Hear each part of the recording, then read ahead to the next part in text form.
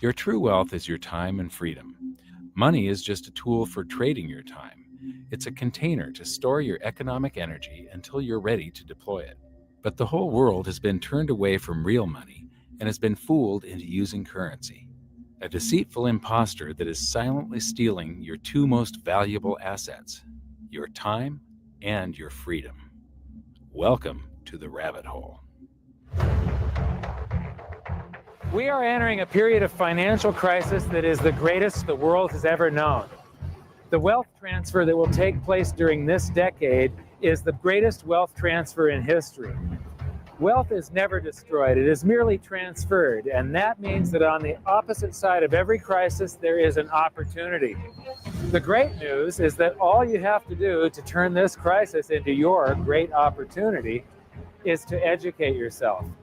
I believe that the best investment that you can make in your lifetime is your own education. Education on the history of money, education on finance, education on how the global economy works, education on how all of these guys, the central bankers, the stock market, how they can cheat you, how they can scam you. If you learn what is going on and how the financial world works, you can put yourself on the correct side of this wealth transfer. Winston Churchill once said that the further you look into the past, the further that you can see into the future. This program is all about creating your own crystal ball, being able to gaze into the future, being able to change this crisis, the greatest crisis in the history of mankind, into your great opportunity.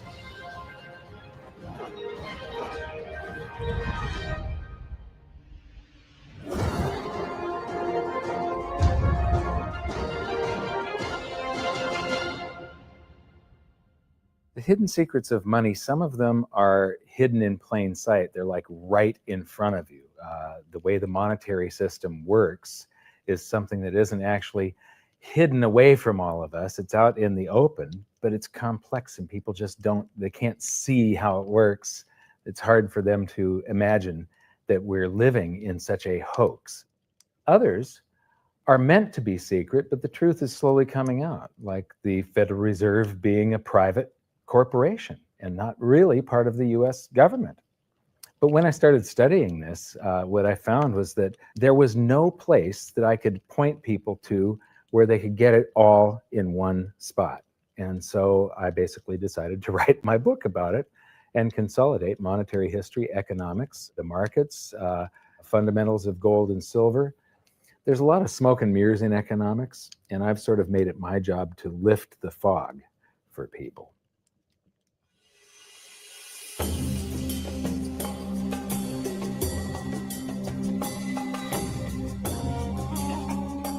Welcome to Egypt. This is where it all began. Roughly 5,000 years ago, the Egyptians started using gold and silver as their predominant form of currency. But it was not yet money. The pieces of gold and silver that they were using were odd sizes and weights, odd purities, so it still was not interchangeable, where each unit is the same as the next. This meant that nothing really had a price yet. You couldn't put a price of so many coins on something because they didn't have coins yet.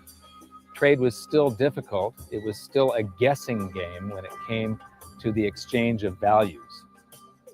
One of the reasons that we are in the financial mess that we are today globally is that people do not understand the difference between currency and money. Currency is a medium of exchange, a unit of account. It is portable, durable, divisible, and something called fungible. Fungible means that each unit is the same as the next unit. $1 in my pocket buys the same amount as $1 in your pocket. Money is all of those things plus a store of value over a long period of time. Even financial planners, bankers, your accountant, they don't understand the difference between currency and money. The currency in your pocket is a medium of exchange. It's a unit of account because it's got numbers on it. It's somewhat durable, it's portable, it's divisible in that you can make change, and it's fungible. $1 in my pocket buys the same amount as $1 in your pocket. But because governments can print more and more and more of it, and dilute the currency supply, it's continually transferring wealth out of your pocket, out of your bank account, to the government and to the banking system. The reason that gold and silver are the optimum form of money is because of their properties. It's an easy medium of exchange because gold and silver store a large amount of value in a very small area.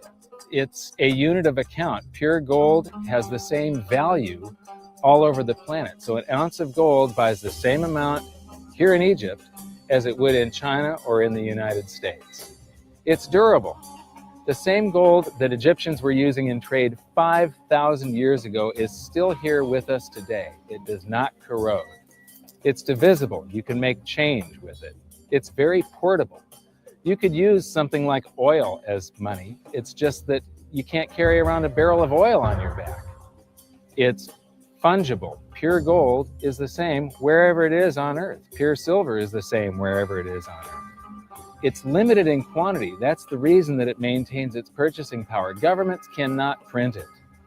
Over the last 5,000 years, only gold and silver have maintained their purchasing power. There have been thousands upon thousands of fiat currencies that are unbacked by gold or silver, and they have all gone to zero. It's a 100% failure rate. Well, fiat currency, of course, is a currency that exists at the dictate or by fiat from a government. You see, they have their printing presses, and the paper money rolls off the printing presses, and then they give it the fiat designation, which makes the currency official. It's just worthless paper. But when Ben Bernanke gives it the special sign, and they have the cult meeting at the Federal Open Market Committee meetings, it suddenly becomes currency. If you look at what's really going on, it's a con game. And so there's confidence. Well, the Federal Reserve is very forthright about what they're doing. If you read their websites, they'll tell you it's a confidence game. They tell you that there's no intrinsic value in their money. They'll tell you that they print it backed by absolutely nothing. They actually display all these facts. But if you tell somebody in the public that this stuff is created out of thin air, there's no backing whatsoever, it's absolutely worthless, it's about as valuable as monopoly money, they'll look at you like you're nuts. Is there an example throughout history of a fiat currency, a piece of paper that's unbacked by anything, surviving? Short answer, no. Long answer, no. And here's why. When Addison Wiggin took over at the Daily Record, when they got cranked up, Bill Warner asked him to catalog all of the fiat currencies throughout history and what happened to each of them.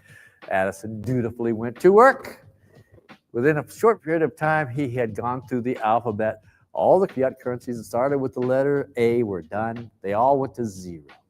He was halfway through the letter B, and all the fiat currencies that started with the letter B, and there were 600 of them in just the first letter and a half of the alphabet, and every single one of them went to zero. Every one. 600 fiat currencies that start with the letter A, and half of the ones that start with the letter B are 600 of these things. Not one ever came close. Do you think this one, the United States dollar, is going to be the first one after all that? I don't think so. No. No currency, fiat currency has ever survived. None. The thing about money is there actually is a fairly well accepted definition of what money is. The question is, as you apply that definition to particular things that people claim to be money, do they fit the definition? We'll just take the paper dollar, for example. How well does it perform those functions? Well, store of value. The dollar has lost 95% of its purchasing power since the creation of the Federal Reserve in 1913. So not very good as a store of value. One of the things I do is just a way to get the audience's attention is I have a slide, and there are three pictures on the slide. One is a pile of monopoly money. The other one is a pile of Federal Reserve notes, what Americans would call paper money. The other one is a solid gold American Eagle 1 ounce coin. And the title of the slide is, which of these is not like the other? And if you know the show Sesame Street, or you have children who watch it, it's one of the favorite vignettes in Sesame Street. And what it really is a kind of IQ test for 5-year-olds. They're supposed to look at the three things and look at characteristics and find the one that's not like the other. Well, I've shown this slide to groups of Ivy League university professors, and I've also shown it to children, kind of 5 years old, my nieces and nephews and so forth. And when the professors look at it, they say, well, clearly the dollars are not like the others because gold has no role as money and monopoly money is junk and the American dollar is a store of value, so that's not like the other. But the children look at it and they say, well, the gold coin is not like the other because the other two are just piles of paper and the gold coin is clearly something different. So my question to the audience is, who's smarter, a 5-year-old or an Ivy League professor? Before World War I, each note that a treasury issued would say that there have been deposited with the United States Treasury $20 in gold coin payable to the bearer upon demand. The money was in the vault. The currency was a note they gave you that was a claim check, only a claim check on the money, the same as if you go to the dry cleaners and you give them your shirt and they give you a claim check for your shirt. The value is that shirt at the dry cleaners, not the piece of paper that says that you own that shirt. So our currency that circulated was the paper US dollars, and they were claim checks on money. The next hidden secret is the difference between currency and money. Money must be a store of value and maintain its purchasing power over long periods of time. As we progress through this series, you'll learn that national currencies are really a tool used by the government and the financial sector to leech away your time and your freedom by stealing your purchasing power. So rather than storing your economic energy, currencies leak. Now compare that to the gold and silver the Egyptians were using. Like I started with, it still wasn't money because it wasn't interchangeable yet, but they were on the right track, as gold and silver have proven over thousands of years to be the ultimate store of value. Gold is only formed when a star explodes, a supernova, and it stays around forever. This is one of the properties that make it the ultimate money.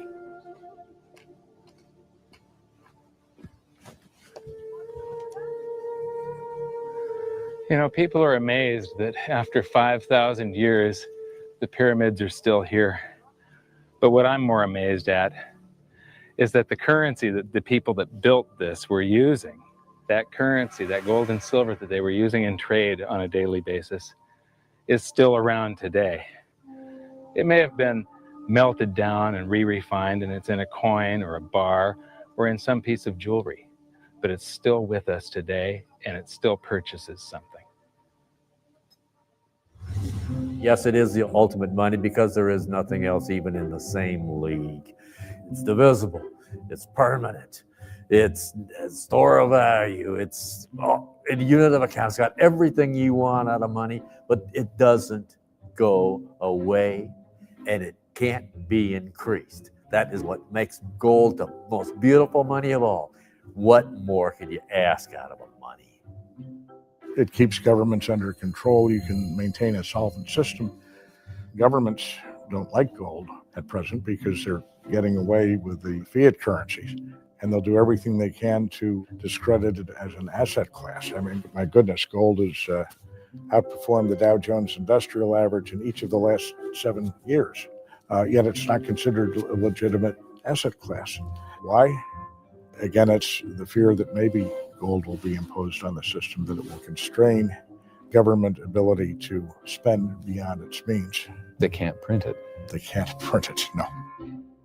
The proper definition of inflation, I use Milton Friedman's definition. Inflation is an expansion of the currency supply. Deflation is a contraction of the currency supply. If you expand the currency supply, eventually prices will rise. And if you contract the currency supply, eventually prices will fall. This is a pool, but it's not a pool of water. This is the currency pool. And these are prices. And if you expand the currency supply, prices like a sponge in water have to rise to suck up the excess currency. Governments never stop printing more currency and adding currency to circulation. Therefore, prices keep on going up, not because the stuff that you're trying to buy is changing. The real estate doesn't change. What has changed is the currency purchases less and less. It's the currency going down, not prices going up. The truth is, what we have that makes our world work right now is a big story. None of it's real. It's all just promises. And if you think about it, that's how currency began to work in the beginning. You know, before we had currency, we had barter. I'll give you 3 coconuts and you give me 4 fish, because that's kind of a fair exchange on coconuts to fish. But that got complicated. So we had to invent this thing called money to be a divisible, portable medium of exchange. And the challenge is that we lost that a long time ago when we lost having things of value be our currency. And now we have this thing called numbers and accounts. But trust me, it is not real. It's a big made-up story. One of the biggest make-believe stories ever is called quantitative easing, which sounds complex, but it's really just a smoke and mirrors term for currency creation. QE started with the banking bailouts back in 2009. This currency was created out of thin air and then given to the banks, who paid themselves record bonuses in reward for crashing the world economy. This is a global phenomenon, but all you have to remember for now is that whether it's QE bailouts or stimulus programs, these are all just voodoo, hocus-pocus terms for increased currency creation. I believe gold and silver will reassert themselves as money. And when they do, there just isn't enough. And their purchasing power is going to go up many, many, many times. Egypt is an amazing place. There's a franticness about it, utter chaos, especially like the traffic. But when it comes to like all of the merchants that are trying to get every last dime out of you, you get fleeced to the point where you come back with an empty wallet. But you know what? They're amateurs compared to Wall Street. In the past several years, I've spoken in many countries about the crisis that's coming. And a lot of people think that they're going to be okay in their country, that it's only going to happen to the United States or maybe the United States in Europe. But what they don't realize is that this is a global phenomenon. I got to show you something here. This is base currency in the United States. This is the number of paper dollars that exist, basically. It took 200 years to go from no dollars in existence to 825 billion. And then we had the bailouts, and then we had QE1, quantitative easing 1, then QE2, and then we had QE3, and then QE4, and then soon we're going to have QE57 and QE382. And it isn't just here. This is what the Canadian currency supply looks like. This is Australia, South Africa, Russia. Now, this starts out in just the year 2001, and this is like 18 times more currency in existence in a little over a decade. Here's Singapore, same story. Look at that, since the crisis, just bam. India, China, every government on the planet is doing this insane deficit spending and expanding their currency supplies, doing bailouts. And history shows that there is no example of this turning out well. It is sometimes amazing that we haven't experienced more inflation than we have. If they keep expanding the money supply so vastly, why aren't our prices growing faster than they really are? And the answer is that a good chunk of the money that the Fed created has been shipped overseas. I remember early in my research, I heard this expression that the Americans have exported their inflation. I thought, what is that? How can you export your inflation? Put it in a box and send it out? What do you do? Well, now I understand. You export your inflation by simply sending all these dollars that you created to these other countries, and then they send you their refrigerators and their cars and whatever, their TV sets. So you get hardware and they get little pieces of paper. It's a great deal for the American people for a while. For a while. Sooner or later, all of those pigeons come home to roost. When the time comes, as it looks like it's now coming, when the rest of the world is saying, we don't want to play this game anymore. Uncle Sam's dollars are just becoming worthless. There are too many of them. We've got to find something else other than American dollars. Then those dollars start to come back to America. People say, we don't want them anymore. What do we do with them? Once this revs up and we've got this little trickle of money coming back that we previously exported, once it becomes a flood and it starts to rush back, now we are getting our former exported inflation brought back to us. And then we'll see the quantity of money inside the United States grow much more rapidly, even than the Federal Reserve can create it, because we're getting a previous money back. And that's when we will really see the tanking of the US dollar in terms of what it will buy. During the second round of quantitative easing, global food prices went up 60%. And this created a humanitarian disaster for the 2 billion people on Earth who live on less than $2 a day. These people were hungry to start with, they became hungrier, and some of them started overthrowing their governments in North Africa and around the Middle East. So quantitative easing was the spark that ignited the Arab Spring. So that's it. When you create money, you get some sort of inflation. It just depends on where the inflation goes. It's all going down, down, down. Peasants are reeling from a game of coins and crowns. Given the premise that you have a permanent underclass or poor class, and how does inflation affect them disproportionately?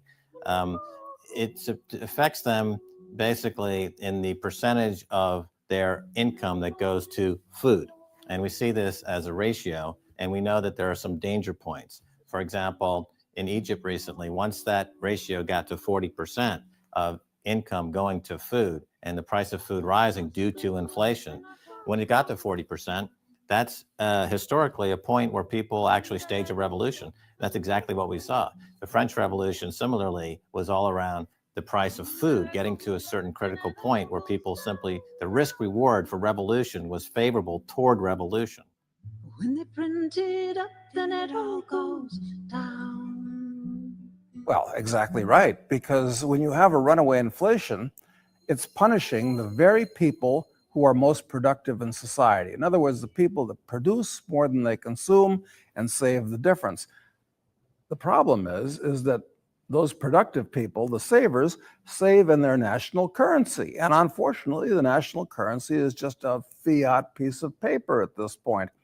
So when it's destroyed through runaway inflation, that $100,000 that you were hoping to retire on doesn't exist. And the things that you were going to buy with it and provide for others don't exist either. Now what are you going to do? So that all seems pretty scary. However, this is going to happen, and you can only play the hand that you're dealt. But the great news is that gold and silver always end up doing an accounting of the expansion of the currency supplies. Basically, the will of the public and the free markets. When governments do this kind of stuff to their currency supply, they debase it. Eventually, it comes back in inflation. People sense the loss of their purchasing power. They rush back to gold and silver, and they bid the value of the gold and silver up in the country until it meets or exceeds the value of all the currency in circulation. This is a process that's been going on over and over again throughout history, except this time it's happening on a global scale. It has never before happened in all countries at once. And that means that this is the greatest wealth transfer in history.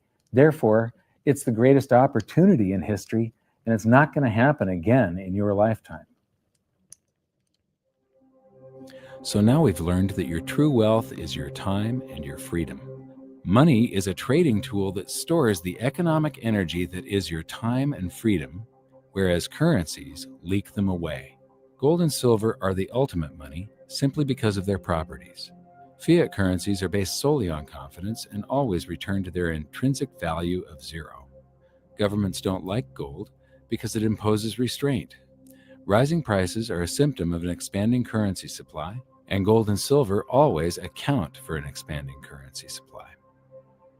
So that's it for this episode. Join me next time as we begin to investigate how monetary history just repeats and repeats, and how gold and silver always win the battle between currency and money. Until then, my challenge to you is to stop calling currency money. It's a crucial first step towards setting your mind free of all this economic voodoo and changing your context. You can learn more by watching the bonus features on our website, and if you have any questions, you can post them there, and we'll answer some of your questions in future bonus features. So good luck, thanks for watching, and we'll see you next time. Morning.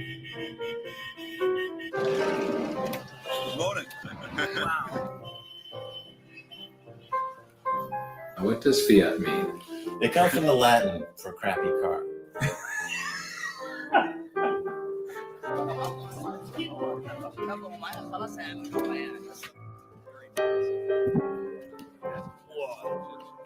The desert in a suit. My camel died. You're not too sure about that, are you? Huh?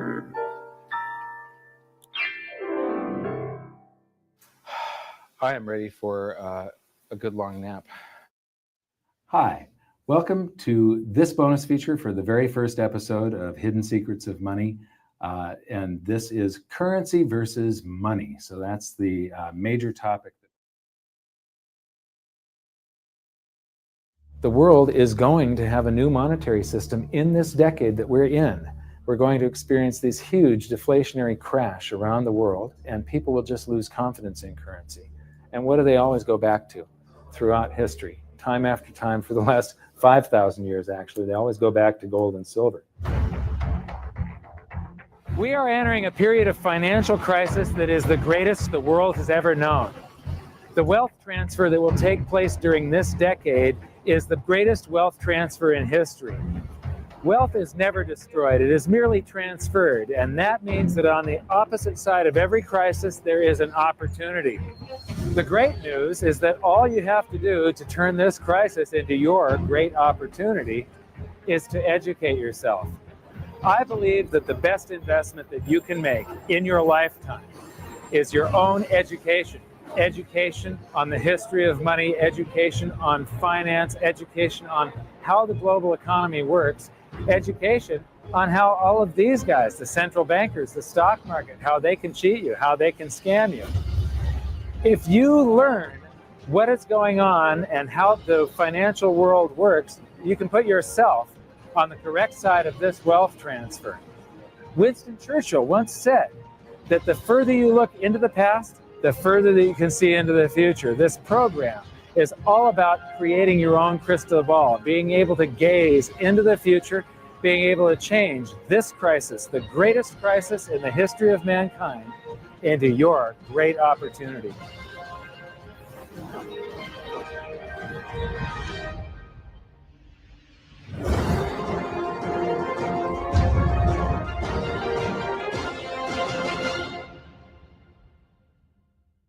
So it all started back in 1999 when my sister and I hired a financial planner to help my mother with her assets. And we gave him control of the family's assets. And in the next year and a half, he lost 50% of what she had. You know, he would come to us every 6 months. We'd have a meeting and he'd have this smile on his face, just ear to ear smile, going, "We did really well. The S&P lost 24% and you only lost 18." And so I fired him and I moved all of her assets to cash, and I dove into studying the financial markets, which led me into studying the economy. And when you start reading about the global economy, the people that are concerned with trade deficits and budget deficits, it's the hard money advocates, the gold community. And once I started reading them, they also write about monetary history, and then I really fell in love. Because monetary history just repeats and repeats over and over again, echoing all the way back to the beginnings of civilization.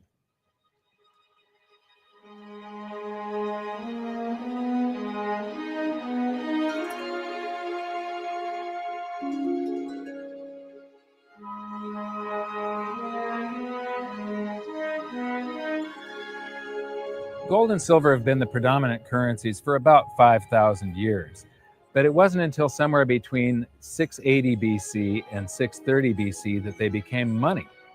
That's when they were minted into coins of equal weights somewhere in Lydia, where each coin was the same size and had the same weight. This made them interchangeable. It's called fungible. At that point, they became useful as a unit of account, a measurement. You could price a good or a service in those gold or silver coins in a certain number of them. And it was always the same for anybody whenever they were buying that good or service.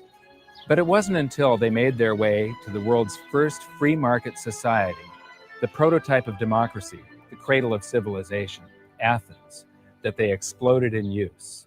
Suddenly, money found its natural home, the free markets. Athens was the first society to have a working tax system and free markets. This enabled them to rise to the pinnacle of civilization. Their prosperity allowed them to create great works of art and achieve a level of architecture and engineering that the world had not yet seen. Here we are 2,500 years later, and people are still in awe of their achievements. It was truly a fantastic period in human history, and the Athens star shone brightly for many years. So this begs the question, what went wrong? How did such a great and powerful civilization fall? The answer lies in the same pattern that we see throughout history: too much greed and too much war. It was when the Athenians got involved in the Peloponnesian Wars, a war with Sparta, that their monetary problems began. First, they lost access to their gold and silver mines. They were also paying armies that were on foot, and they were miles and miles away from Athens. So as they pay their armies to buy goods and services from the local populations, a deflation occurs in Athens because they're sending all of their coinage out of the city. Then they started debasing their coinage to pay for the war. If you take in 1,000 coins in taxes, and then you melt those down, those gold coins, and you mix 50% copper into your gold, now you can mint 2,000 coins. So if you take in only 1,000 coins, but you spend 2,000 coins, what is that called? That is deficit spending. Athens began to do that during this war with Sparta. They also had these great public works, which were very expensive, and they finished the Temple of Athena Nike during the truce in the middle. There was a 6-year truce in the middle of this 27-year war. So they didn't stop their great public works and allow their market economy to heal from the expense of this war. As they debased their coinage, people would take the new debased coins at face value at first, until there were a whole bunch of those. And there's something called Gresham's Law, where people tend to save to keep the thing that's rare, and they spend the thing that's common into circulation first. So all of the gold and silver coins started to disappear from circulation and become quite rare, and it was just these copper coins. Suddenly, it took a whole bunch of copper coins to buy a gold or silver coin, one of those old gold or silver coins. This is the first time that gold or silver ever had a price. Before that, everything was measured in a weight of gold and silver. So a large factor in Athens' downfall was the expense of war, the expansion of empire, the debasement of their currency, the eventual inflation that was caused. You know, they minted these coins until they became nothing but flecks of copper. This was actually the world's first hyperinflation. And what it did was it financially debilitated Athens to the point where in 404 BC, they surrendered to Sparta. And eventually they became nothing but a satellite of Rome.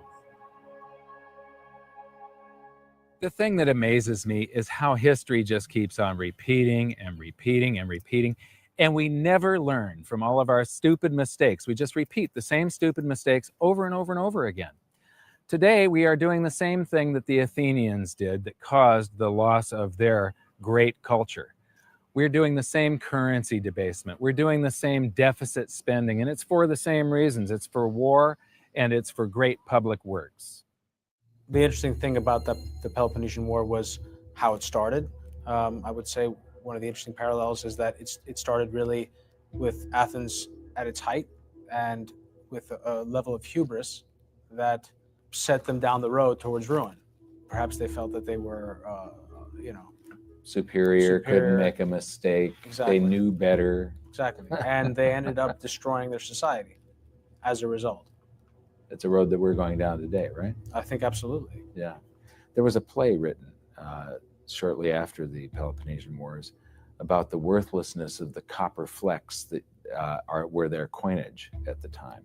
So we go from gold and silver, very high value money, to a currency that has a face value. And it's the first example that I can find in history where a war and great public works were being funded through deficit spending. What you've just seen is the first recorded example of one of the most predictable hidden secrets of money, the 7 stages of empire. It's a long-term cycle that echoes throughout history right to this very day and is basically a societal pendulum that swings from quality money to quantity currency and back again to quality money. It always plays out in 7 stages. It always ends with gold delivering a knockout blow to debased currencies. And it goes like this. Stage 1.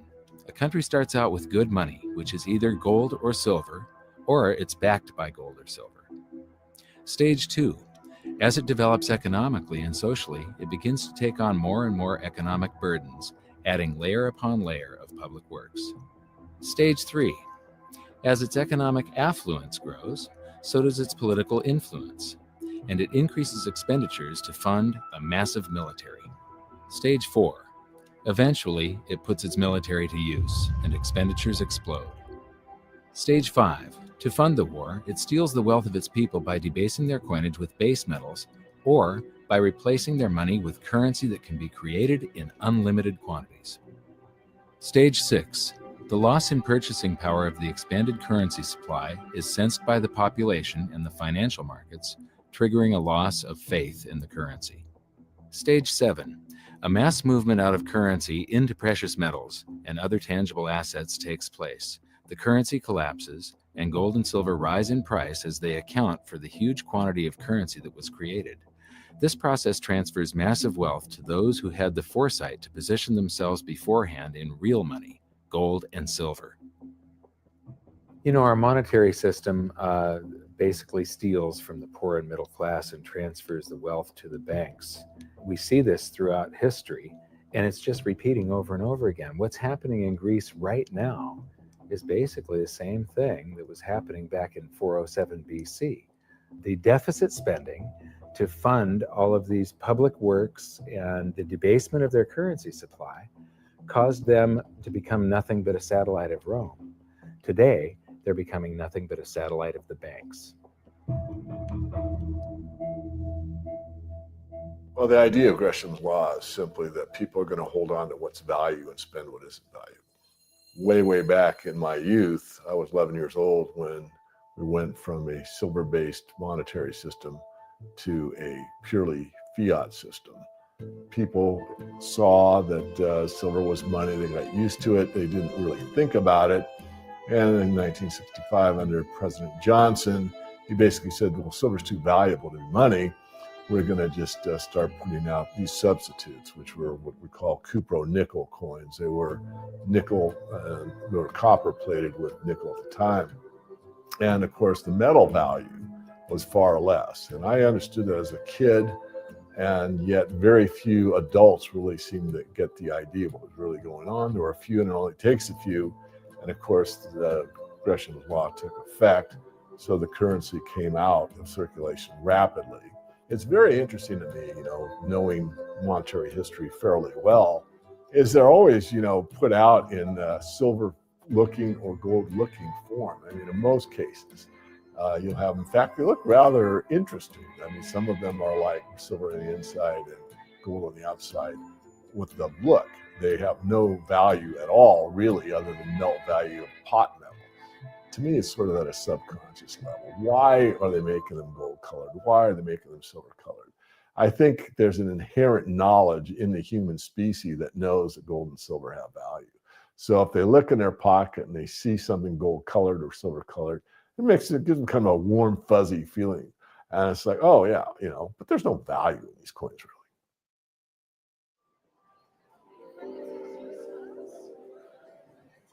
The next question is, how does this affect you?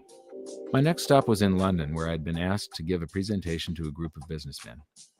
They wanted to understand the reason that gold had surged recently, and I explained to them that to understand gold, you have to understand monetary history.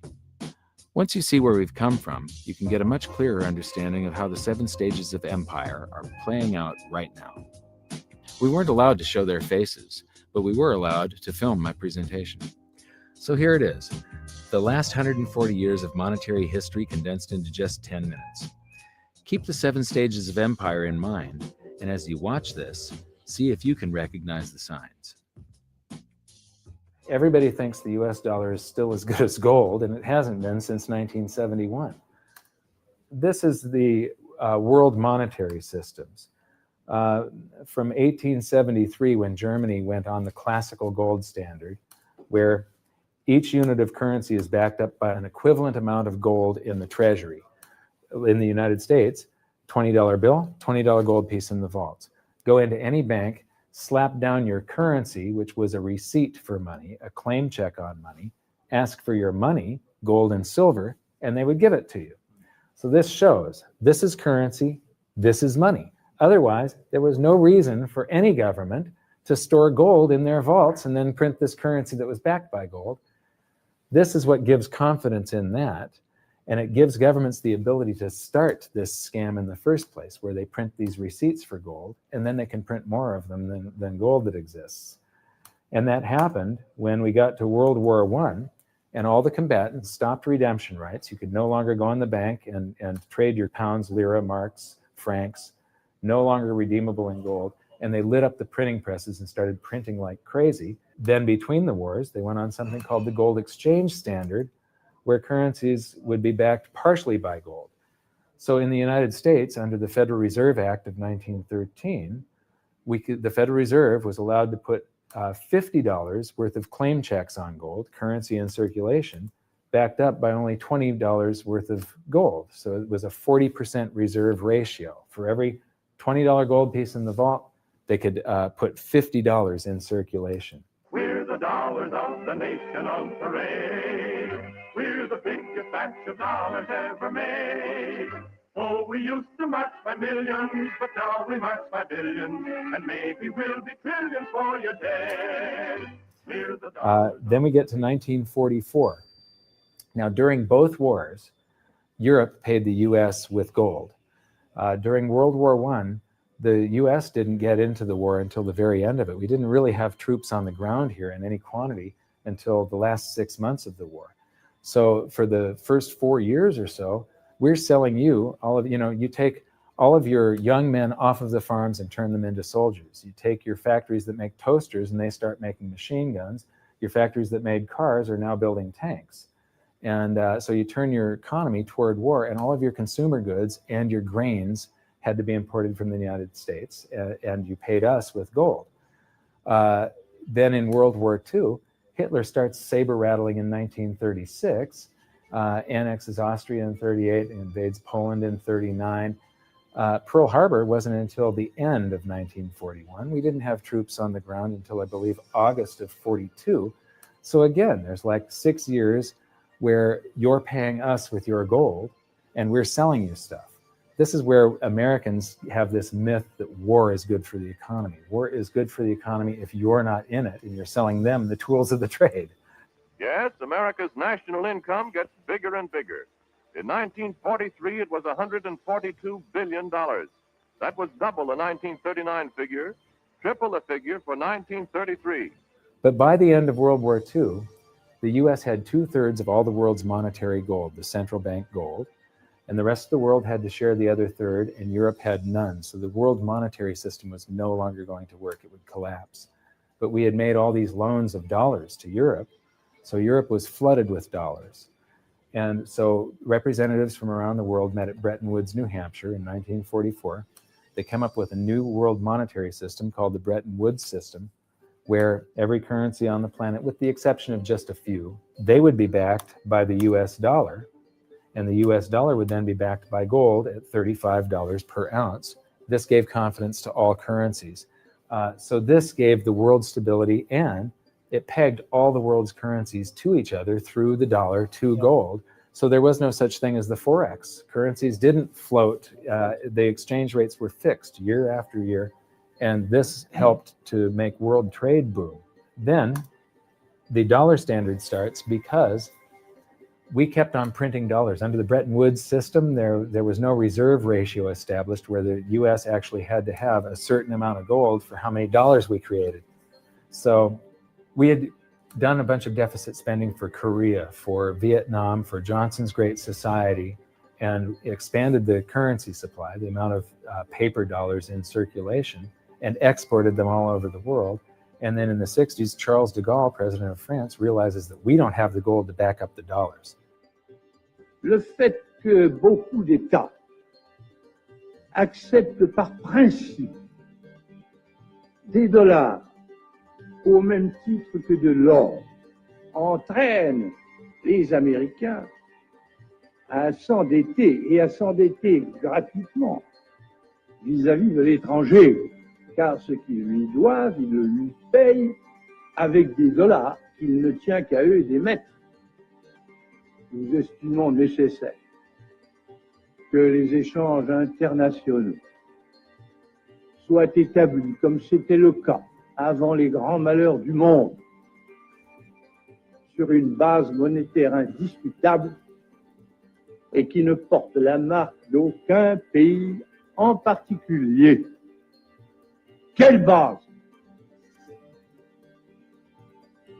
En vérité, on ne voit pas qu'il puisse y avoir réellement de critères, d'étalons autres que l'or. And he starts asking, France asks for their gold and trades in the dollars. And at that point, other countries saw this and start jumping on board. And the US lost 50% of its gold from 1959 to 1971. But we still had in 71 about 12 times more dollars that we had created than there was gold. And this run on the bank, basically, the US now being the bank, this is a giant worldwide bank run, because the US, for the second time, had committed a fraud and created more receipts for gold than there was gold. It's that simple. Then finally, the markets sort of sensed this. And Nixon was forced to take us off the gold standard, because if he had paid out gold until it got to zero, once we couldn't pay on some of those dollars, the entire worldwide monetary system would have collapsed.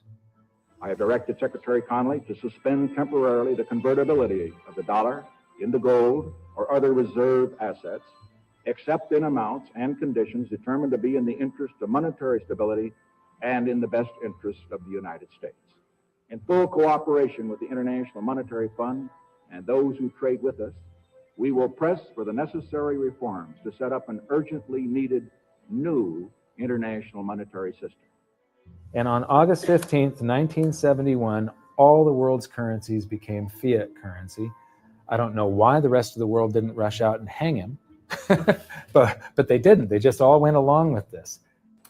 To our friends abroad, I give this assurance.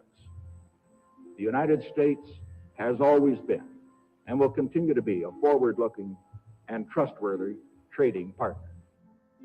There have been thousands upon thousands upon thousands of fiat currencies throughout history, and there isn't one that survived. It is a 100% failure rate. And we started this experiment where all the world's currencies would be fiat currencies simultaneously in 1971. But what we have here, 30 to 40 years, different monetary system, 30 years, 28 years, 39 years plus, what's next? The world is going to have a new monetary system in this decade that we're in. We're going to experience this huge deflationary crash around the world. The world will probably end up on some sort of new monetary system, probably after governments try and print their way out of this and cause hyperinflations of all the currencies, and people will just lose confidence in currency. And what do they always go back to throughout history? Time after time, for the last 5,000 years actually, they always go back to gold and silver. In a world of floating currencies, and that's what all national currencies are today, they bob up and down relative to each other, but they're all sinking relative to gold. That includes the dollar as well as the euro and the British pound and all the others. They're going to continue to lose value, continue to lose purchasing power. Personally, I don't think there's any way of avoiding what is coming. There's no way to fix it right now. There's only a way to either let it wipe you out or to benefit from it. And I want to make sure that it's not just a few of the big investors in the world that are ending up with all the cookies. So I want to make sure that there's as many small investors as possible that are benefiting from it because that's what makes society run. Middle class, small investor. One of the biggest challenges for human beings is that physiologically we are designed to operate in recency. The fight or flight response is literally in my cells, literally. And so that when I'm in the wild, it's about I need to look for something to eat or make sure I don't get eaten. And how that translates into the modern world is that we think only about what's happening immediately in front of us. And so we think a long time is last week. In the world of YouTube and Facebook and instant messaging, we think 3 seconds is a long time. Like, did you get the post already? I already posted it. And the reality is that if you look at history, and I don't mean a week, I don't mean a month, I mean decades, I mean 100 years, I mean a couple of 100 years, I mean more than a couple of 100 years, you can start to see some patterns. You can see some things that are going on because history repeats itself. There are some trends and there are some movements that you can learn from. And you literally have to go outside of your human instincts to look at history because we just want to focus on right now. Because as I said, that's about either eating or being eaten. So we're going to go beyond that. And that means not just focusing on the here and now, but learning some real powerful stuff from what's happened, because there just might be some indicators there as what's going to happen in the future. Now, the 7 stages of empire, just as a reminder, started with sound money. And then a country adds layers of public works and social programs, and then develops a massive military, and then puts that military to use. And to pay for the war, it debases its currency supply, which causes a loss of faith in the currency, which then leads to a currency crisis, and gold does an accounting of the expansion of that fiat currency supply that happened over all those years of the first 5 stages. We are in the 6th and beginning the 7th stage. Gold started the accounting in the year 2001. It was $250 then, but we're still in the very early stages of this. Well, that's right. I think one of the problems with gold is people just don't understand it. I mean, for one thing, it's sort of been banished from the curriculum for 35 years. We have going on 2 generations of academics and scholars who have never studied gold. Unless you're a specialist in economic history, you can go back and look at it. Now, when I was in university and even when I was in graduate school in economics, we were still on the gold standard in some form. It was fairly attenuated, but when you studied the IMF and you looked at how they present the finances of a country and the breakdown of the reserves and the capital accounts, gold was a line item in the capital account, and you had to understand how it, what role it played, and how it could equilibrate in terms of balance of trade. Well, that's gone. The IMF, Nixon went off the gold standard in 1971, and bright young economic students just don't understand gold. They think it's a joke, or they think it's maybe a commodity trade or a momentum trade. They don't understand that it really is money par excellence. So now we've learned that money was born in roughly 630 BC when it became fungible. It was free markets and sound money that led to Athens' great prosperity. But debasement of their money for deficit spending on war and public works played a large role in their demise. Over the past 140 years, we've debased our own currencies to the point where 2 generations of scholars don't even understand gold. We learned about Gresham's law and that bad money drives out good. In recent history, there has been a new monetary system roughly every 40 years. And we've learned that we are in the 6th stage of the 7 stages of empire. So that's it for this episode. Join us next time when we learn more about the chaotic state of the US dollar standard and how it's going to affect you no matter where you live on the planet. When I wrote my book, I said that we're coming into an era that is going to be the greatest wealth transfer in the history of mankind. Therefore, it's the greatest opportunity in the history of mankind. I've made it my mission to help as many people as possible get through this crisis and to come out on the best side of the wealth transfer. I've just finished filming an exclusive presentation titled How the 7th Stage Will Unfold, where I detail what I'm doing personally to prepare for a range of scenarios.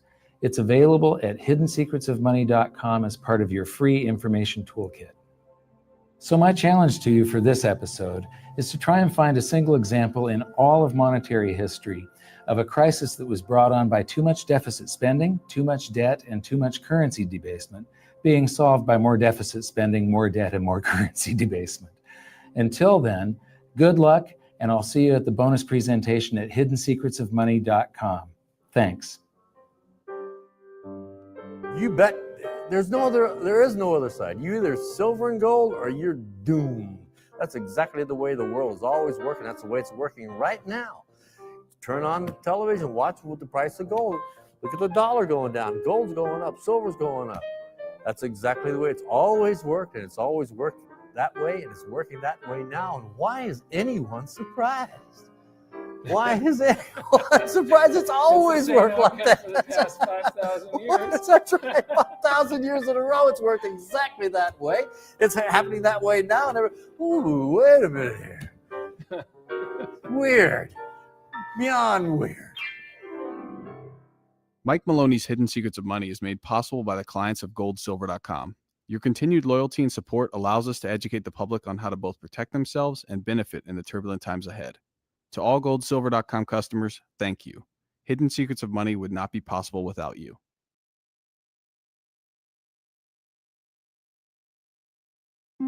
I'm in Singapore, and I'm about to go on stage in just a few minutes. I have not given a presentation for over a year now.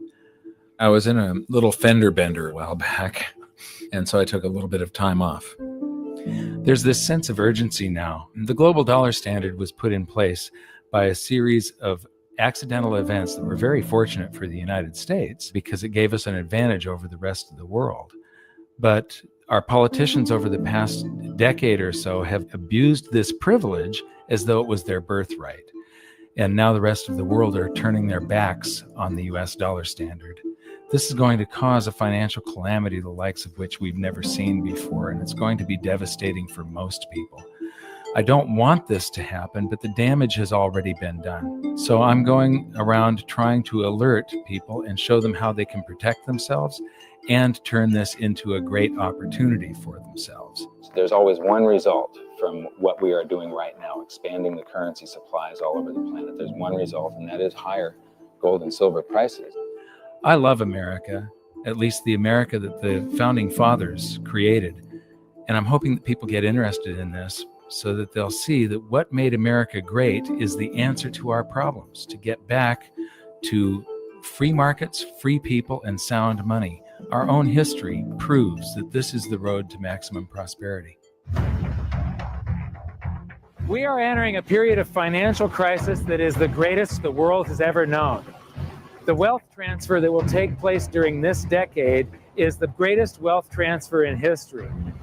Wealth is never destroyed, it is merely transferred, and that means that on the opposite side of every crisis, there is an opportunity. The great news is that all you have to do to turn this crisis into your great opportunity is to educate yourself. I believe that the best investment that you can make in your lifetime is your own education. Education on the history of money, education on finance, education on how the global economy works, education on how all of these guys, the central bankers, the stock market, how they can cheat you, how they can scam you. If you learn what is going on and how the financial world works, you can put yourself on the correct side of this wealth transfer. Winston Churchill once said that the further you look into the past, the further that you can see into the future. This program is all about creating your own crystal ball, being able to gaze into the future, being able to change this crisis, the greatest crisis in the history of mankind, into your great opportunity.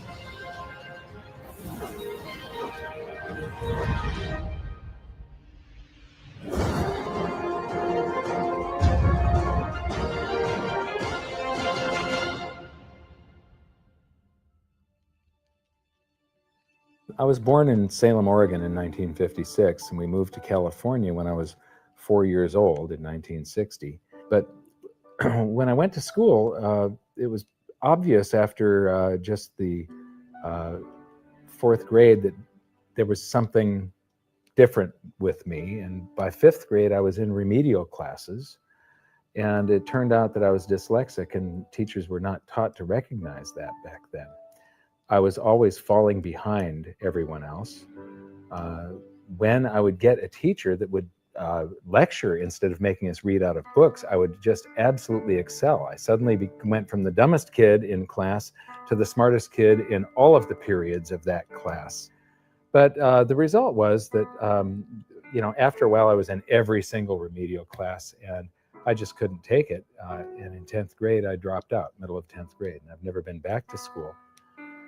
I often say that in every crisis, there's an opportunity. And in this case, the handicap of dyslexia has also been a blessing. Because I couldn't learn out of books and I couldn't take notes, I just had to remember everything. And I have the ability to, my brain's wired a little bit differently. I have the ability to look at a chart today, and I know how it relates to a chart that I saw 10 years ago. But it was back in about the year 2000 when Steve Jobs of Apple introduced OS X. The world of books opened up to me, built right into the operating system, was a text-to-speech program. Now I could just have an assistant slice and scan my books and turn them into text and email me, and then all I have to do is highlight the text, press a button, and the computer reads to me. People are turning to assets that will keep their value if prices rise. So much money has been pumped into the system that people are worried about inflation down the road, said Bruno S. Frey, professor of economics at the University of Zurich. So dyslexia is no longer a problem. But what it's also done for me is I have the ability to explain complex things to people in a simple manner for some reason. And so I sort of made it my mission to try and wake up the middle class, to let them know how the monetary system works, to let them know that there is a major economic calamity coming sometime down the road, and it's most likely within this decade that we're in right now. The US dollar is about 60% of the value of all the currency on the planet, and more than half of the dollars reside outside the United States. The reason every country has US dollars is, first of all, that's what central banks use as a reserve currency. Second of all, oil is priced in dollars. So this is the world, and what you see here is that these are the countries that are avoiding the US dollar in trade. They're doing bilateral agreements where they'll either hold each other's currency and settle that way, or they're establishing, like right now, they're talking about a BRICS bank, Brazil, Russia, India, China, and South Africa, having a bank that will do settlements between the countries directly without using the US dollar. These countries, they tried to avoid using the US dollar, like Iran tried, and we banned them from using SWIFT. How many here have made wire transfers before? So do you know what a SWIFT number is? It's a code that you plug in, and this SWIFT system is what transfers those dollars from one person's account to another person's account. Well, Iran decided that they were going to sell oil only in euros. They got banned from SWIFT. But there's countries right now coming up with a replacement for SWIFT, and it doesn't use the dollar. It's the Sukra system. And Iraq started selling oil for euros. In Libya, they were talking about creating the gold dinar and selling oil for gold. So those are the countries that are trying to use something other than the dollar. Then we've got gold competing with currency. And there's a lot of talk around here about the gold dinar, and there's people that are actually using gold in some of the countries over here. And then in Utah has recognized gold and silver as money again. It's legal tender currency in the state of Utah in the United States. And then you've got physical gold accumulation. I'll show you later that China is accumulating an immense amount of gold, but all the countries with an up arrow, that's gold accumulation. Then we have gold repatriation. Germany has been asking for their gold back, and they're getting it. Venezuela has repatriated their gold from the Bank of England. And then if we put this on a timeline, here's the nails in the coffin for the dollar standard, and you will see that there's not a lot of time left. This is my evidence that I think is proof that the death of the dollar is coming, and it's coming shortly. Nixon ended Bretton Woods, and we went on the dollar standard. Then the first nail in the coffin is Iraq sells oil in euros. The crisis of 2008, and we added 1.25 trillion to our base money in the United States. As we add to the base currency, people get worried about inflation. They start rushing toward gold and silver. Iran ends oil sales in dollars, and they're taking commodities in trade for oil. They're taking, in Turkey, they take the local currency and then buy gold in Turkey and export the gold to Iran. So they're basically selling oil for gold. They do the same thing with India. QE2, quantitative easing, that's more currency printing in the United States. Libya, China and Russia bypassed the dollar. They did a bilateral trade agreement where they hold each other's currency and they do direct debt settlement without having to wire transfer US dollars. Chinese president just recently said that the dollar as the world's reserve currency is a product of the past. Utah recognized silver and gold as money. China and Iran bypassed the US dollar with a bilateral trade agreement. Venezuela repatriates its gold. China and Japan trade directly. India and Japan bypass the US dollar. Russia and Iran trade directly. Iran sells India oil for rupees and commodities. China and Brazil trade directly. Swiss citizens demand gold repatriation. African countries ban the dollar. In Zambia, you can go to jail if you use US dollars. Quantitative easing number 3. They have announced at the Federal Reserve that they're starting with $40 billion of currency that they're creating each month, and now it jumps to $85 billion. That's more than $1 trillion a year. And remember, it took 200 years to go from no dollars to 825 billion, and now they're going to create $1 trillion every year. Iran trading energy for gold. Singapore removes tax on money. Germany repatriates 150 tons of gold from the New York Fed. The citizens of Netherlands demand gold repatriation. Ecuador repatriates part of its gold reserves. Austrian citizens demanding gold repatriation. China acknowledges fundamental market shortage of gold. And now the Fed is increasing the rate of printing. I said from 40 to 85 billion every month, just over $1 trillion per year. So those are the nails in the coffin for the dollar standard. And if you noticed, they're all speeding up and they're all happening right now. You don't have a whole lot of time. And if you wait too long, then the opportunity is gone. It's going to fail. Why is the dollar sacrosanct? Why is it not going to happen to the US dollar? Well, it will. But people think, oh no, it's high technology. We have computers now, or the internet. And these are ridiculous arguments. The truth is, all fiat currencies have failed, and there's no reason why this one won't. What worries me again so much is that it's a global situation. And so it's going to cause problems on a global basis. And it's a trust breaking down. And you're already seeing the trust breaking down, as I said earlier, because you're seeing different countries exchange directly with each other's currencies, circumventing the dollar. You're seeing that in oil. You're going to see it more and more. And people are just going to opt out of the dollar. And you'll probably get to a point before the whole thing collapses entirely where the dollar is more or less used internally in the United States and externally is not used as much, because there'll be a lot of agreements made between nation states outside of the United States that will want to use each other's currency and not the dollar. This isn't going to be pretty when it happens. I am not an end of worlder or a doomsday guy.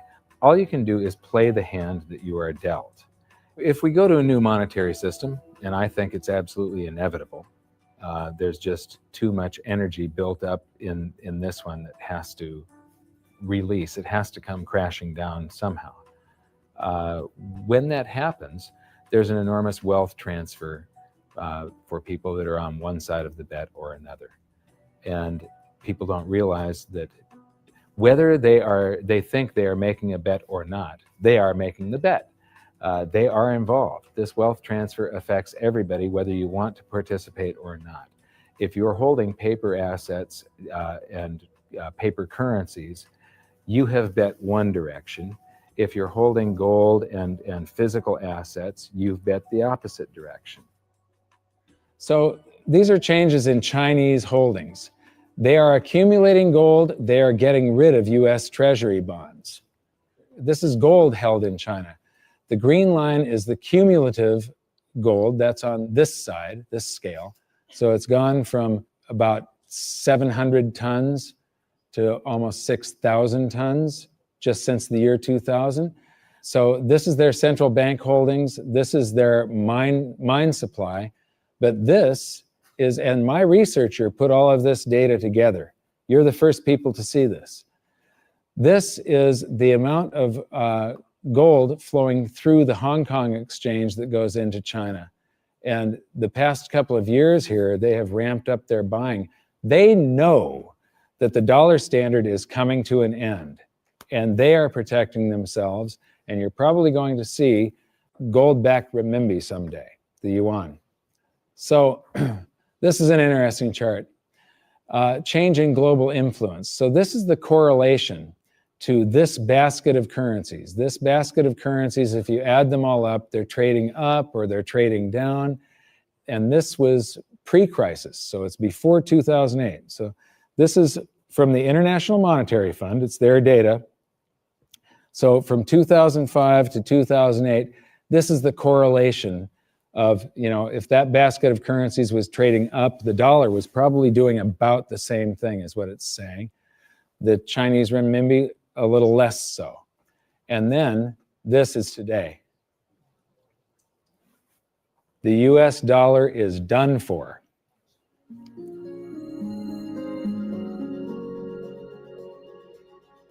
I don't think there's any question we're heading for a new monetary system. The question is what will it consist of?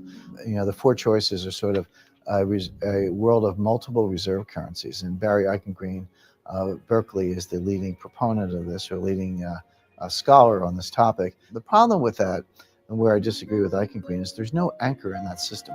We did have multiple reserve currencies before in the 1920s. He's right about that. And it was sterling and the dollar, but they were both anchored to gold. And in the post-Bretton Woods world, since 1944, it's been one reserve currency, which is the anchor, and it was anchored to gold until 1971. Since then, the dollar has been detached from gold, but all the other currencies are still linked to the dollar. So at the end of the day, we've had an anchor of some kind. We've never had a world of multiple reserve currencies with no anchor. I'm not sure that's that stable. The SDR is the second choice. The SDR is a basket currency sponsored by the IMF. At least for the time being, it's also printed money. The IMF literally prints the SDRs and ships them out to the members, and their reserves go up, exactly the way the Fed creates money and bank reserves go up. But it's not backed by anything. Third choice is gold, some variation on the gold standard. And the fourth choice is what I call chaos, which is that nobody does anything. There's a lot of wishful thinking. There's a lot of denial. There's a lot of delay. And we get to the point where people just totally lose faith in paper currencies, go to hard assets, and we have a sequential collapse of paper currencies around the world, at which point governments will have to react with emergency measures. And that could include coercion, confiscation, various sorts of freezes on paper assets. Could be a lot of things in that scenario. So to me, it's multiple reserve currencies, SDRs, gold, or chaos. I favor gold, but I fear that we may get chaos. I've talked about every 30 to 40 years, the world has a new monetary system. And the thing is that over the years, governments and the banks have basically screwed us more and more and more. And these new currency systems are always created by the same idiots that created the last one that fell apart. It's the big banks, it's the central banks, and it's governments that are creating these new systems each time. And each time, the system they come up with is a system that cheats the population more and enriches the government and the banks more. It's a system that transfers wealth at greater and greater speeds. You know, this one is going to fall apart just like all of the others. There's a difference this time, though. There's the internet. People are connected all over the world. Information is spreading, and people are getting educated. So I'm hoping that we go back to gold. Not a gold standard. Gold standards suck. I did a video on that. With a gold standard, there's supposed to be a certain amount of gold in the vaults for each unit of currency. In other words, it's a 1-to-1 ratio is the way it started. And then they print more receipts than gold that exists. So If we have gold standards, we're going to get scammed again. If we used gold and silver, if the public gets educated enough before all of this happens, if we went back to gold and silver, then governments can't scam us. It limits their ability to transfer wealth from the population to the government and to the banks. A lot of people say that you can't use gold and silver today because they're too heavy and bulky, and it's completely wrong. You could put gold and silver in a vault, and you could make payments to somebody by transferring ownership of nanograms, grams, or ounces of gold and silver from one person's account to another by means of a check, a credit card, or even your cell phone. If we go back to a gold-backed currency, gold-backed US dollar, at that point, I think the minimum scam that the US could get away with, which means the minimum number of dollars in existence that they could make convertible into gold, would be the dollars that are held in foreign central banks. That would be similar to the Bretton Woods system that we had from 1944 to 71. Well, I did some analysis on this when I was writing the book back in 2005, and back then it required $20,000 an ounce gold for the Treasury to have enough gold to cover those dollars, or the New York Fed, actually. And if they were going to back all of the dollars, you're talking gold measured in the hundreds of thousands of dollars per ounce. There just isn't that much gold, and there's a whole lot of currency. We keep on printing it every minute of every day.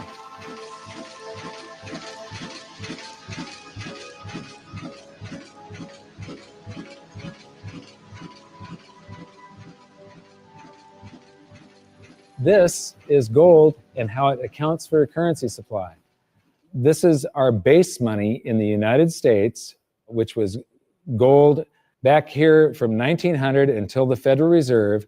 The amount of currency in circulation in gold were the same. And then we established the Federal Reserve, and we inflated for World War I, and we had more currency in circulation than we had gold to back it. There were some bank runs in the 30s. Then Roosevelt unpegged the dollar from gold, and gold's value rose from $20 an ounce to $35 an ounce. And when it did, the value of the gold held at the US Treasury rose to meet the value of all the currency that was printed in the meantime. Here's the same chart again, but now I'm taking it out to 1971. And what you see is these gold inflows during World War I. During World War II, it's another 117% gold increase. This is what made the United States a superpower. It's all financial. It isn't our war machine necessarily. It's all the gold inflows that we got because everybody else was at war and we were isolated from it. And they had to pay us for all their consumer goods and so on. And then we jumped into the war and we inflated. And then in about 1959, countries started figuring out that we didn't have all the gold. You know, we were printing more dollars than gold that we had to back it. And under the Bretton Woods system, they could go to the New York Fed and turn in their dollars for gold at $35 per ounce. Only foreign central banks. Individuals couldn't do that. So gold started flowing out, and the US lost 50% of its gold from 59 to 71. And in the meantime, we kept on printing currency. If this had continued until it got down to zero, if there was one more dollar out there that laid claim to gold, that came in and said, we want our gold for a currency, and there was no gold to back it up, the entire world monetary system would have come crashing down. So Nixon had to take us off of the Bretton Woods system, the last vestiges of the gold standard in August 15th of 71. So here's the same chart again. There's the first chart and the second chart to 71, and now I'm taking it out to 85, and I'm adding a second line here. How many people would agree that credit cards are replacing cash in circulation? Yeah, credit cards, you use your credit card more and more every year, right? You use cash less and less. Well, this is outstanding credit card balances. It's called revolving credit outstanding is the name of the chart that you get from the Federal Reserve. When you charge something on a credit card, you create currency. The bank didn't actually loan you anything. They invented numbers, and then they have the gall to charge you interest if you don't pay those numbers back on time. But so the thing is that the merchant that you're paying, the restaurant or the grocery store, that merchant's checking account can't tell the difference between the credit dollars that you created or the cash dollars that you pay them. So to that merchant's checking account, it all looks the same. And those dollars that you created stay in circulation until somebody saves them up and pays down credit card debt. So unpaid credit card balances I include as part of the cash in circulation. And in 1971, Nixon took us off the gold standard and gold became a freely traded separate commodity / money, and it did an accounting of the currency supply. There was quite a while here where we could have gone back on the gold standard. The value of the gold at the Treasury exceeded all the dollars printed from George Washington to Jimmy Carter. And for a week or so, a couple of weeks, it exceeded base money plus outstanding revolving credit. So here's the same chart again. That was to 1985, and now I'm going to take it out to today. And so there's that 1980 peak where it shot past base money and base money plus outstanding revolving credit. And then we get to the crisis of 08. And Ben Bernanke, oh, by the way, instead of billions, we're now measuring in trillions. So we started in millions, and then it went to billions, and now it's trillions. So we did the bailouts and all the quantitative easings, and that's what the currency supply looks like today. And then they announced quantitative easing 3, which is that 85 billion a month that they're creating, and they think they're going to have to do it until about 2015. So here's the projection for gold covering the currency supply today would be $13,400 per ounce gold, for history to repeat and for gold to do the same thing that it did in 1934 and in 1980. And believe me, it shocked people in the 1970s. When gold was $35 an ounce and Nixon took us off the Bretton Woods system, all the economists were predicting that gold was going to go down because now there was going to be no more monetary demand for it. Anybody that said gold was going to go to $100 was considered an absolute lunatic. And it went to 850. It rose 24 times its price. Well, when I wrote my book, we were right here with base money. So base money plus outstanding revolving credit. It took about $6,000 an ounce for history to repeat. Today it takes $13,400. And if you include the same overshoot, remember in 1980, it didn't just cover base money, but it shot past it. $24,000 an ounce gold is what it would require to meet that. Except the Fed has announced that they're going to keep on printing currency until there's lower unemployment and the economy gets back on track. And they think till 2015. So the projected price, according to the Fed and history repeating, if the Fed does this and then history repeats and gold, the public gets afraid of what the Federal Reserve is doing, and they rush toward gold and silver to protect their purchasing power, gold would have to rise from there to way up here, and that is $26,000 per ounce gold to cover. If it does the same overshoot, we're talking about $47,000 an ounce gold. Now, I don't even like to measure gold in dollars. If you measure it in a price doesn't mean anything. It's the value. How much can you buy with the proceeds? If we have deflation and some of this currency evaporates, because it's all just numbers that they type into a computer these days, if we have deflation, maybe gold peaks at $3,000 an ounce and the currency supply collapses to way down here somewhere, and the Dow is at 1,500. That means gold will still be double the Dow. You're still going to get 14 times more paper assets one day than you can buy today with them. And it's probably only a couple of years left that this is going to take, as you saw by how the nails in the coffin of the dollar standard, how they're speeding up. If we have big inflation and the Dow goes to 30,000, maybe gold will be 60,000 an ounce. And if we have hyperinflation, the Dow would be 30 trillion and gold would be 60 trillion. It doesn't matter. In any case, gold would buy you 14 times more paper assets than it does today. So these are the global assets. Here's the bond market. Here's the stock market. This is the value of real estate on the planet. And these are bank deposits, and there's gold. Now, that little slice of the pie is going to get a lot bigger in just the next few years, and it's not going to do it by a whole bunch more gold just appearing. It's going to do it by the price of other assets going down, or at least their value going down, and the value of gold going up. So the price of gold will change. That piece of the pie is going to grow. It was a lot bigger back in 1980 when gold was at $850. It's going to get a lot bigger today again, but today, as you've seen, it requires far, far higher prices. So the death of the dollar standard. How many people here believe that I'm sort of predicting what's going on in the future here? You can see that there's a new world monetary system coming. It happens every 30 to 40 years, except this time, instead of a baby step off of gold, we've got to go from nothing back to something. It's going to be a worldwide convulsion, the scale of which has never been seen before.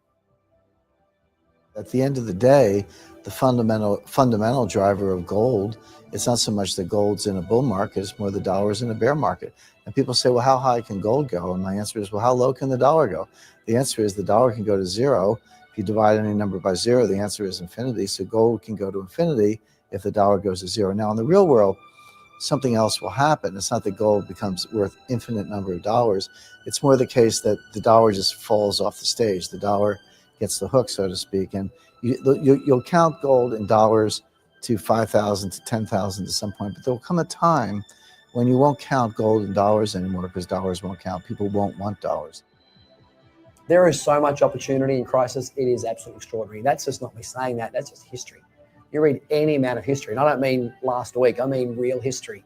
You know, in times of crisis, it's when huge fortunes were made. In times of crisis, it's when human beings create and develop newest technologies and newest science and new medicines. In times of crisis, there's so much opportunity as long as you can remain calm, get educated, be resourceful. The challenge for most people is that in crisis, they go into crisis mode, which means they go into scarcity, they go into lack, they go into blame, and none of those emotions are resourceful for helping you solve whatever challenge is in front of you.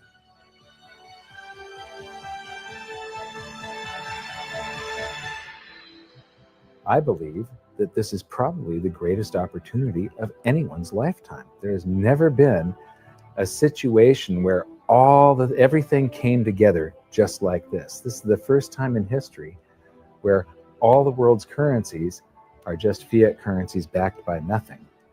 And if what I think is going to happen happens, this is the greatest wealth transfer in history. It's the greatest opportunity, and it'll never happen in our lifetimes again. So now we've learned the following hidden secrets of money. There is a global loss of confidence in the US dollar that is accelerating rapidly. The change to a new monetary system is inevitable and will most likely be chaotic. Gold standards do not work over long periods of time, but gold itself does. The public contributes to the massive amounts of currency creation by using credit cards and signing loans. Gold has already accounted for the expansion of US dollars twice in the last century and may likely do so again. So that's it for this episode. I thank you for watching, and I hope you enjoyed it. I know I threw around a bunch of astronomical prices for gold someday in the future, but it isn't the price measured in dollars. It's how much is its value. What is it worth? How much stuff can it purchase?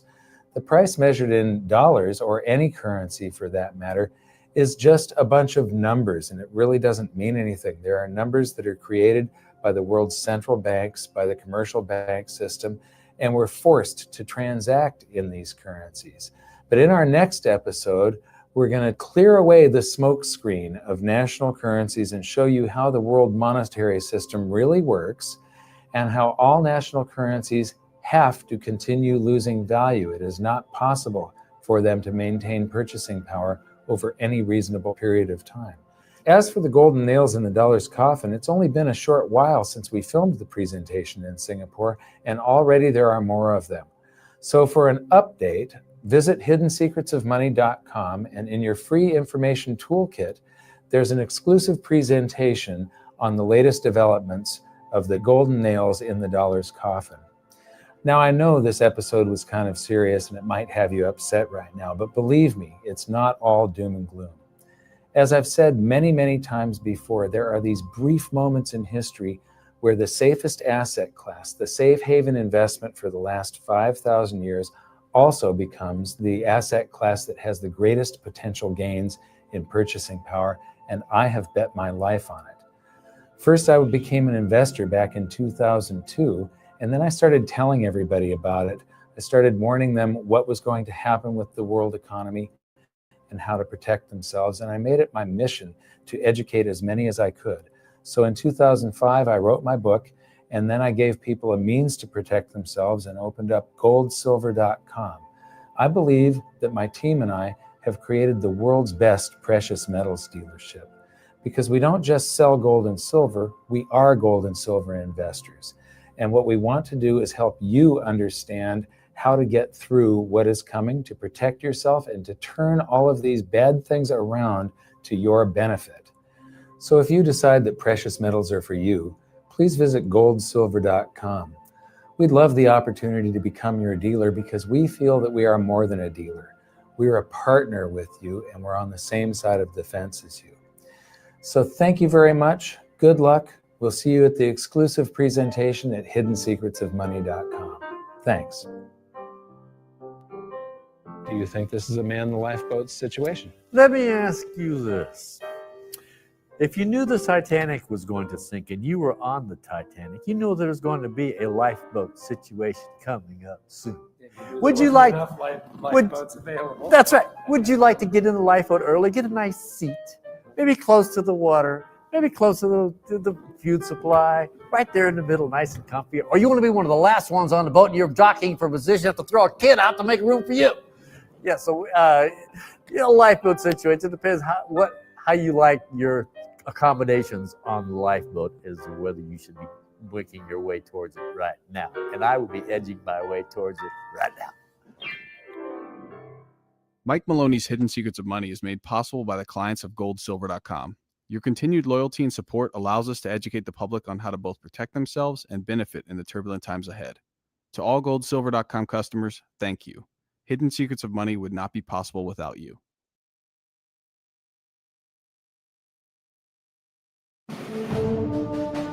You are about to learn one of the biggest secrets in the history of the world.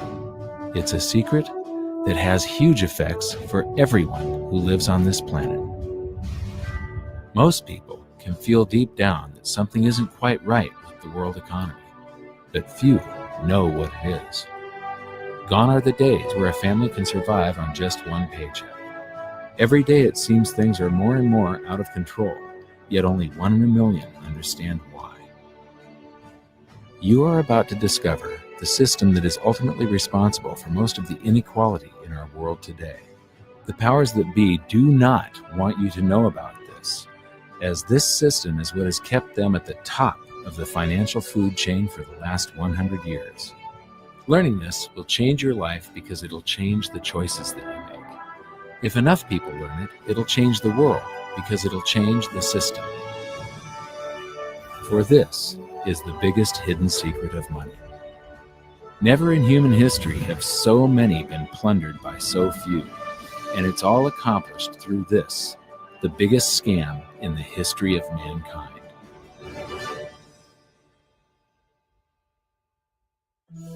They say that money doesn't grow on trees, but the truth is that the modern banking system creates currency far faster than trees can grow. Most people don't have a clue how currency is created.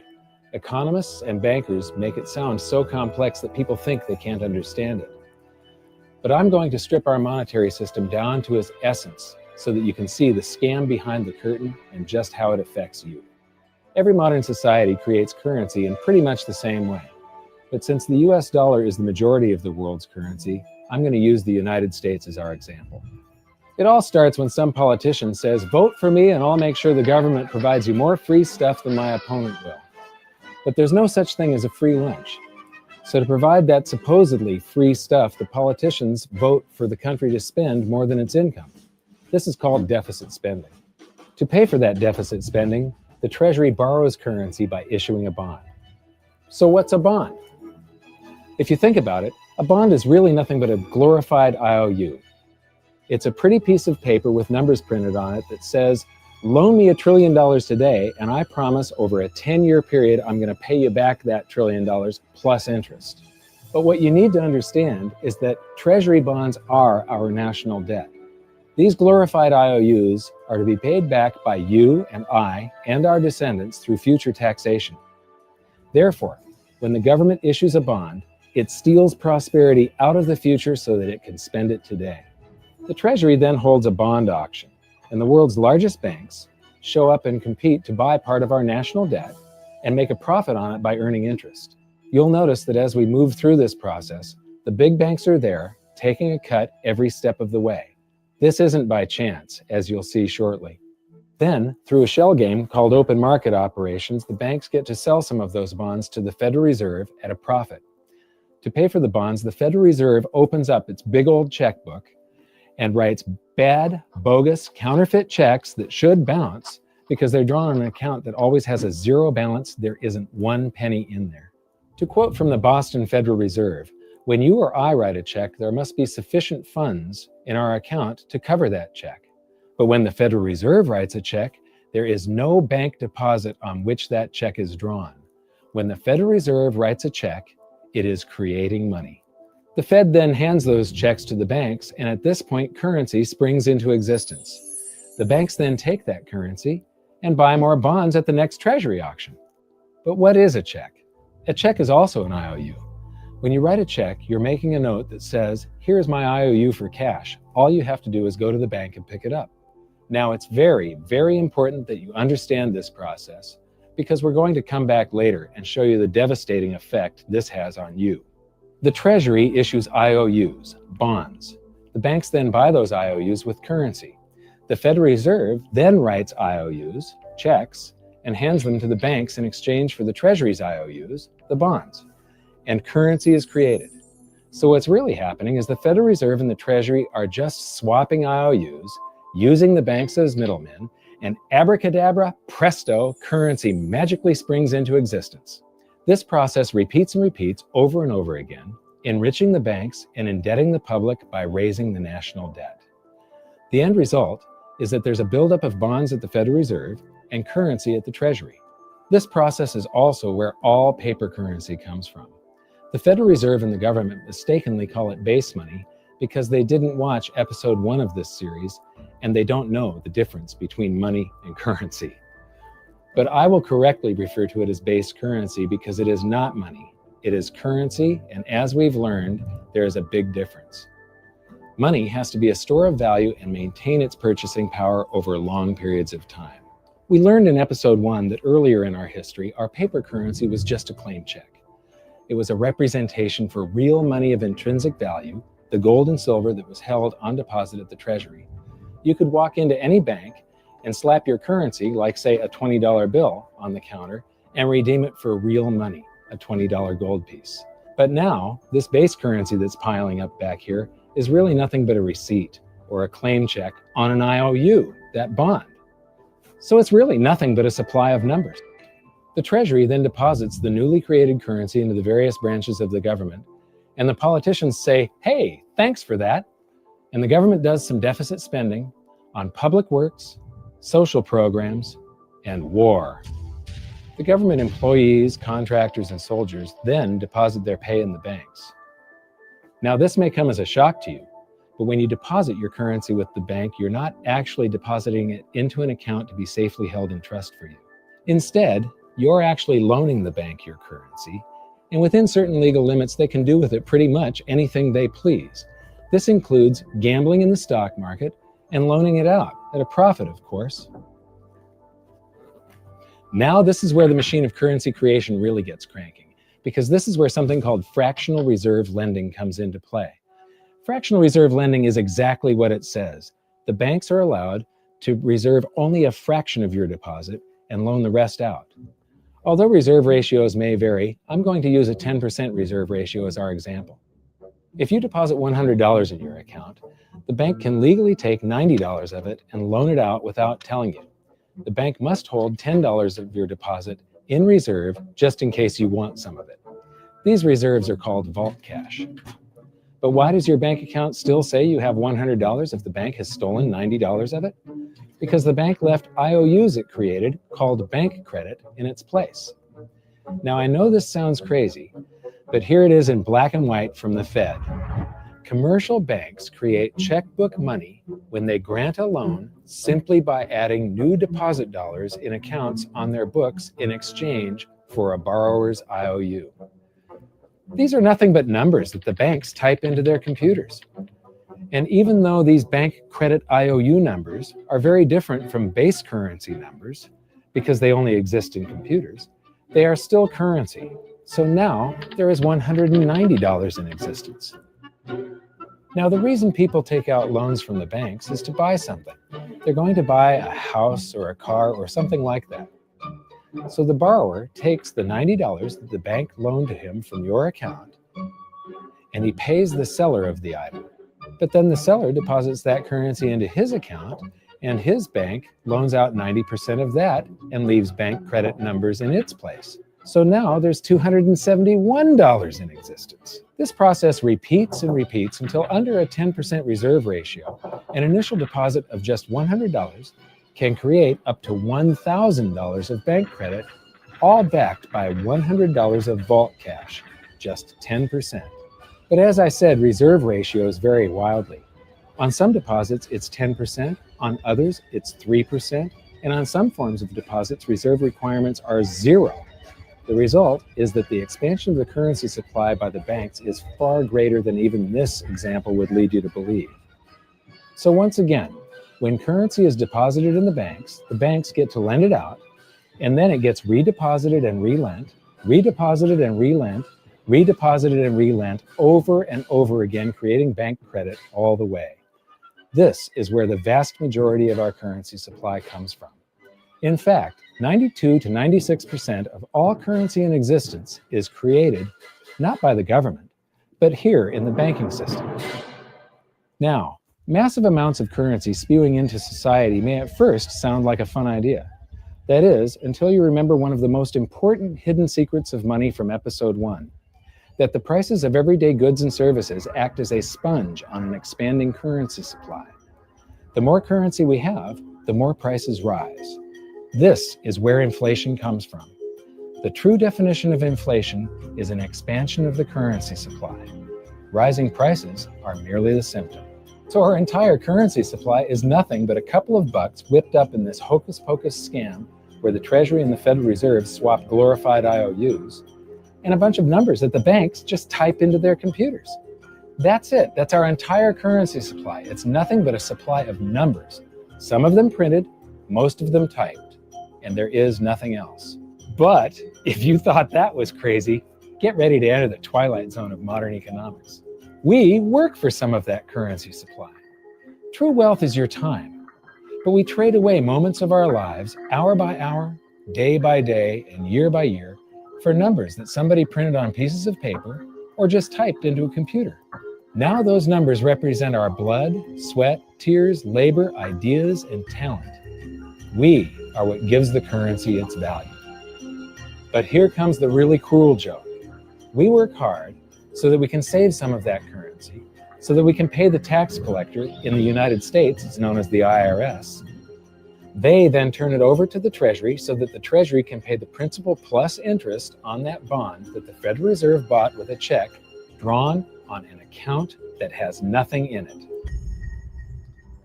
Now let's do a recap on this section because this is where the system begins to rob you and I on a massive scale. Much of our taxes are not used for schools, roads, and public services, but to pay interest on bonds that the Federal Reserve bought with a check drawn on an account that has nothing in it. The Federal Reserve is committing fraud. But here's one of the biggest secrets of them all. Before the establishment of the Federal Reserve, there was no need for personal income tax. The Federal Reserve was created in 1913, and that very same year, the Constitution was amended to allow income tax. Do you really think this was just a coincidence? Ask yourself how much income tax you've paid over your lifetime. Much of it has been silently siphoned away into the hands of those who own the system. Yes, this system has owners. Who they are is an even bigger secret that we'll get to shortly. But first, we need to understand the mumbo-jumbo of the so-called debt ceiling. It's all based on a huge paradox. There was interest due on that bond, and there was interest due on every one of those loans that the banks made. That means that there is interest due on every dollar in existence. Let me ask you something. If you borrow the very first dollar into existence, and that's the only dollar that exists on the planet, but you promise to pay it back plus another dollar's worth of interest, where do you get the second dollar to pay the interest? The answer is that you have to borrow that one into existence and promise to pay it back with interest as well. So now there are $2 in existence, but you owe $4, and so on and so on. The result is there's never enough currency to pay the debt. There is always more debt in the system than there is currency in existence to pay the debt. Therefore, the whole system is impossible. It is finite. It will come to an end one day. What would happen if the government stopped borrowing to do deficit spending? Are the payments on those treasury bonds going to stop? What would happen if the public stopped borrowing and going deeper into debt? Are your house and car payments going to stop? No. There is a payment due every month on the principal plus the interest on every dollar in existence, and those payments do not stop. If we stop borrowing, then no new currency is created to replace the currency that we used to make those payments. Whether you're making a payment on a loan or paying tax to make a payment on a bond, the portion of the payment that goes to pay off the principal extinguishes that portion of the debt. But the debt also extinguishes the currency. Currency and debt are like matter and antimatter. When they meet, they annihilate each other.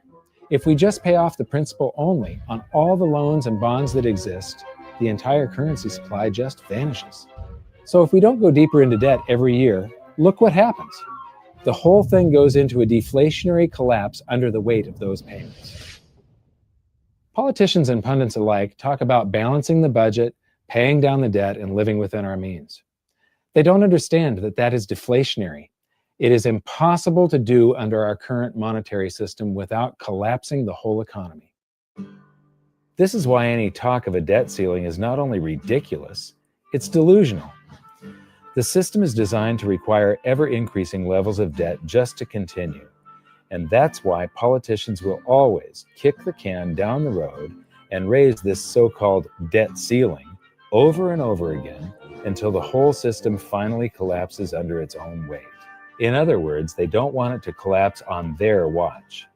The founding fathers of the United States knew the dangers of central banking and fought to free themselves from this very thing.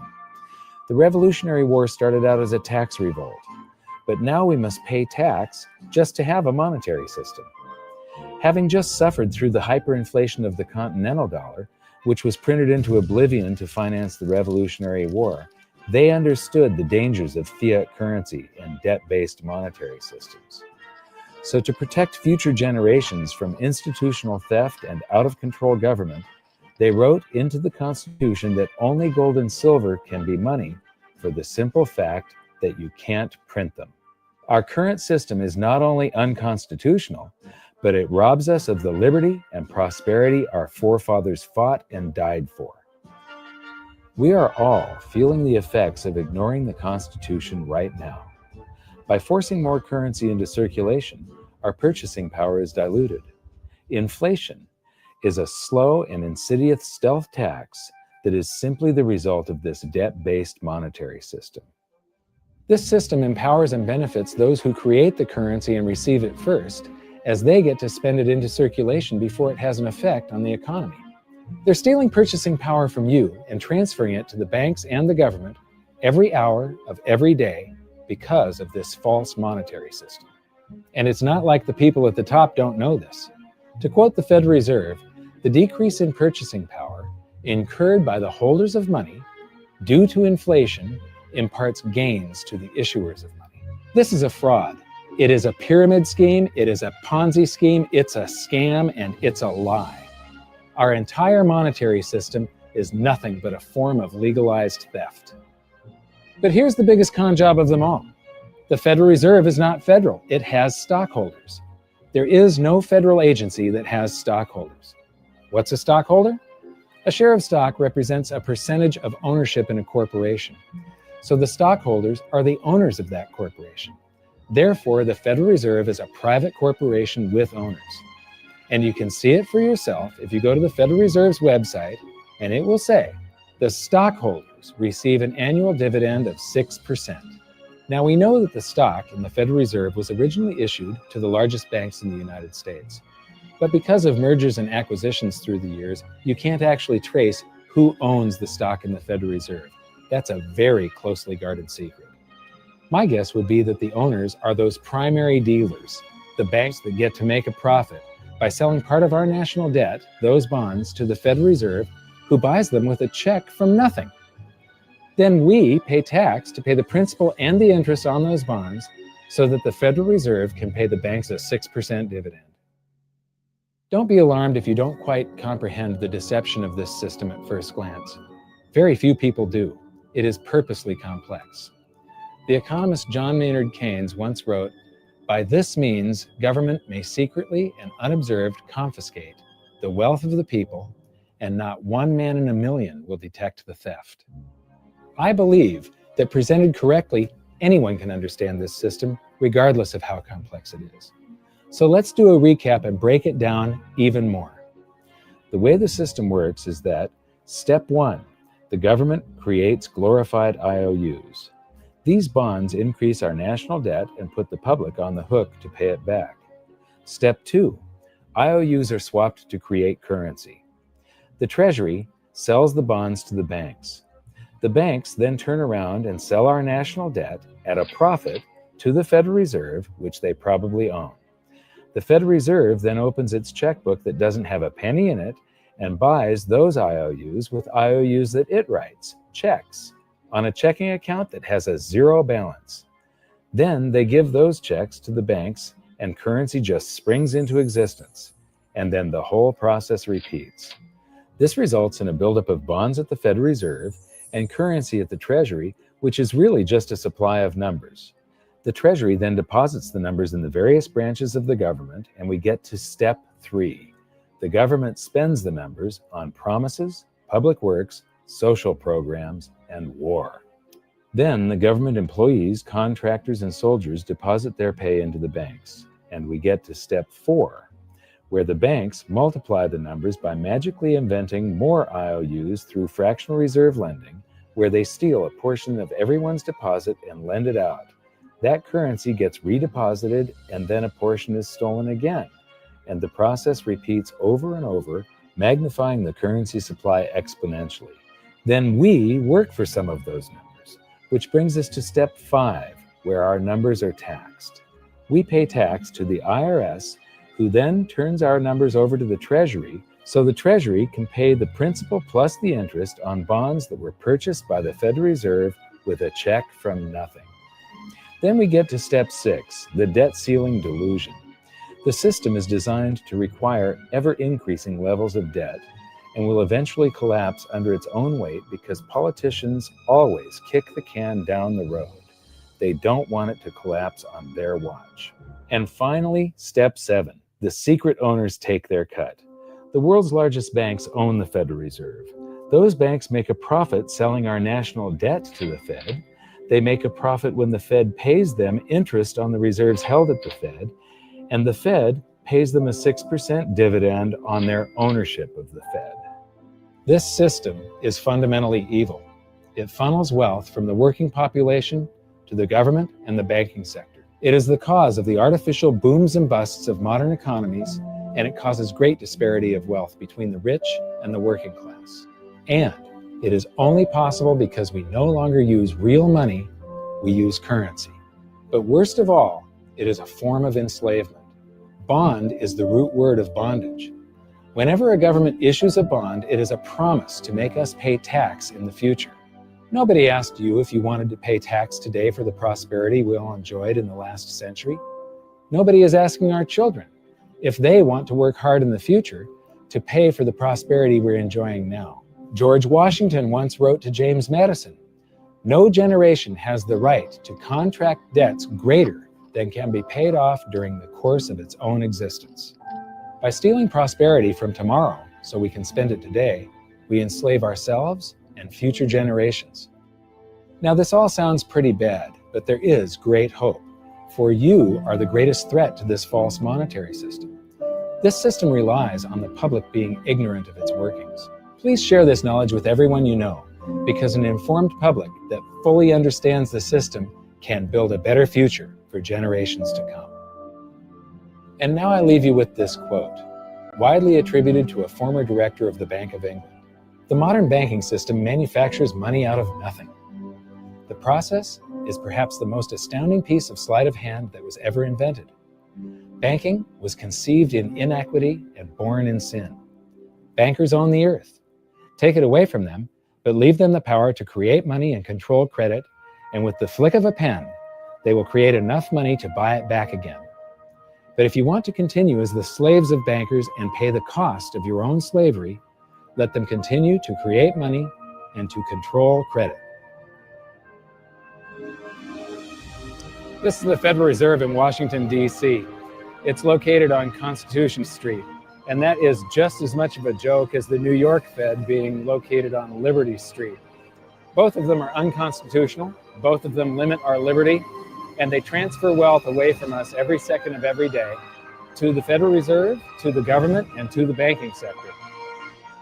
You are now among the 1 in a million who can detect the theft of your prosperity. So the big question is, what can you do about it? 1. Watch this video until you can describe and teach it to others. Those who understand this system can make preparations for its unavoidable collapse and protect themselves. History shows that those who don't will probably be wiped out. 2. Share this video with everyone, especially those you care about. All it takes is a mouse click or two to get this message in front of millions. Post this video on Facebook, tweet it, email it to loved ones. Please share it wherever you can. 3. Join the conversation.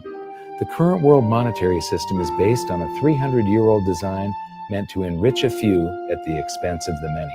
There must be a better way.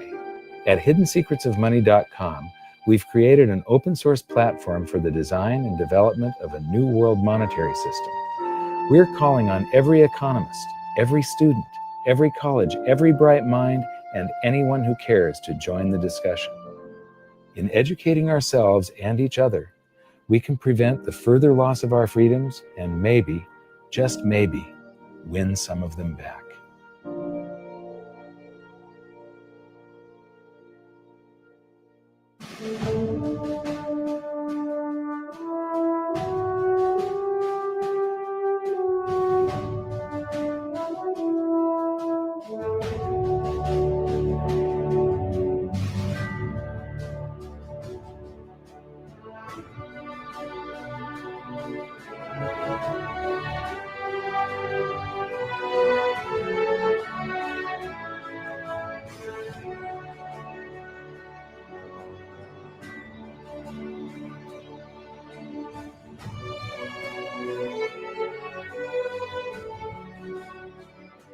I think your episode 4 is very beneficial, very helpful. It's going to introduce these ideas to a lot of people. And like I've just been talking about, we have to change people's mind. And the more they understand it, the better.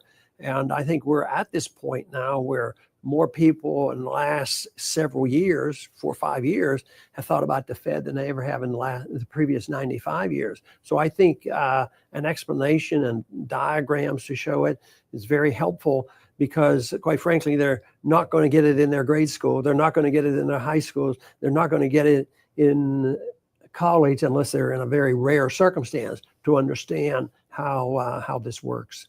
You know, for years before I got involved in really studying gold and some of the things I write and talk about today, I was a monetary economist for decades. You know, in your video, you talk about the primary dealers. I was chief counsel and chief credit officer, one of the largest primary dealers for 10 years. So I had an inside seat on the Treasury market and have the privilege of working with several former vice chairmen of the Board of Governors, Manley Johnson and David Mullins, going back to the 80s and 90s. So I'm very immersed in what you were talking about. I thought it was extremely accurate, extremely clear, I didn't think you were stretching on any points. It was really like something out of a PhD course, except that it was very easy to understand. I think it's accessible. I think we're seeing a little bit of a revolution in communications in the following sense. As you point out, the Fed was created in 1913. Well, in 1913, there was no web, there was no YouTube, no Twitter. There was really no one to kind of stand up and oppose the Fed or call them out, if you will, or really get into a discussion that everyday Americans could follow. That's not true now with social media and everything else. You can reach out to millions and tens of millions of people and tell them what's going on. I think you've done that. You've done it successfully. I applaud it. I think this is a great video. I look forward to seeing it again. I know millions of people will enjoy it. Well, as we know, the Federal Reserve believes it can create money out of thin air, not realize money is supposed to represent real products and services. And what people don't realize is when the Fed does that, in effect, as Keynes pointed out, it's a form of taxation. It's a form of confiscation. And because people don't see it, the politicos get away with it, but it also undermines social trust. It just is corrosive throughout society. We're going to have a lot of turmoil in the coming years, but it's going to be the kind of turmoil that leads to positive things. So don't despair. Get out there and fight, because the tide is going to turn. This is going to be the status last stand. Thank you. This episode of Mike Maloney's Hidden Secrets of Money was brought to you by goldsilver.com and the new Silver Pegasus round.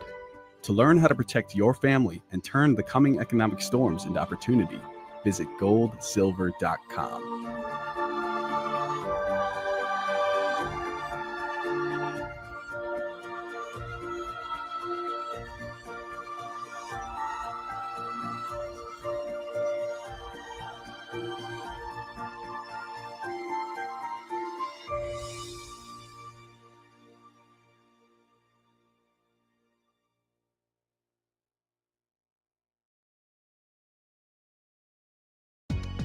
This episode is brought to you by the new Gold Silver Vault app.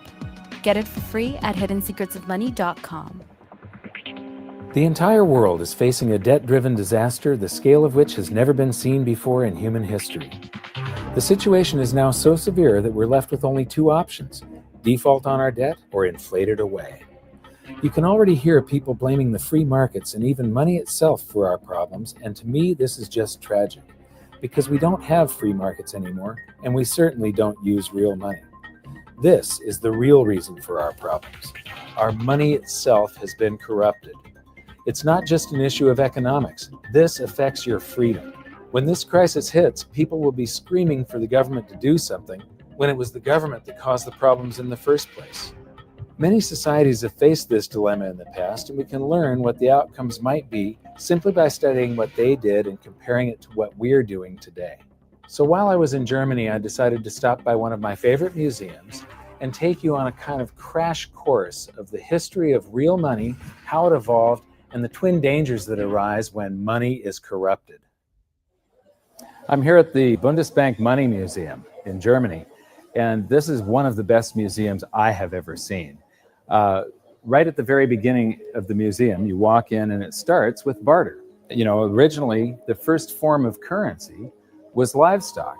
The problem with livestock, though, like for instance, this cow, if I traded this cow to you for something and somebody else wants to trade you something else that's of much lower value, you can't make change. A system that relies on barter is very inefficient because you not only suffer from the problems of divisibility, you also rely on the hope that you will find someone who has a good or service that you need, who wants something that you have at the same place and at the same time. In economics, this is called the coincidence of wants. Now add the fact that most goods have a shelf life before they perish, and you can see why barter systems held mankind back for so long. So what was it that solved the coincidence of wants and propelled us out of the Stone Age and into space? It was the invention of money. Money is not evil. It is a magnificent tool that allows us to trade our specialized skills and to store our economic energy. Without it, we'd be struggling to feed ourselves each day, and our average lifespan would still be 30. In episode 1, we learned that real money has to fulfill certain properties in order to function. But 2,600 years after its emergence, people still confuse money with currency, even the so-called experts. So they've got here some of the things about what money is. The first example here is money is whatever goes. So in earlier cultures, commodities such as cattle, stones, or metals were used as money. Buyers took the value of the goods on trust when making their purchase. Today, too, money is a question of confidence. So the currency today isn't money. Today we're using currency, but the only reason it has any purchasing power whatsoever is because yesterday your experience was that it purchased something. So you have faith that it's going to purchase something tomorrow. Otherwise, it has no value. Whatever form it takes, reliable money has two characteristics. It is genuine and it is stable. People can rely on its value. Well, what fiat currency around the planet has maintained its value? They all fall in value. So right away, you can see the different, they're talking about currency here. And when they say it's genuine, I mean, what is genuine? A counterfeiter, somebody that's running their own printing press in their basement, is making genuine notes as far as he's concerned. I mean, they're genuine counterfeits. These things that just come off of a printing press, well, yeah, it's a genuine lie from a central bank or a government that you've got something that's going to store value for you, because it doesn't over long periods of time. It loses value.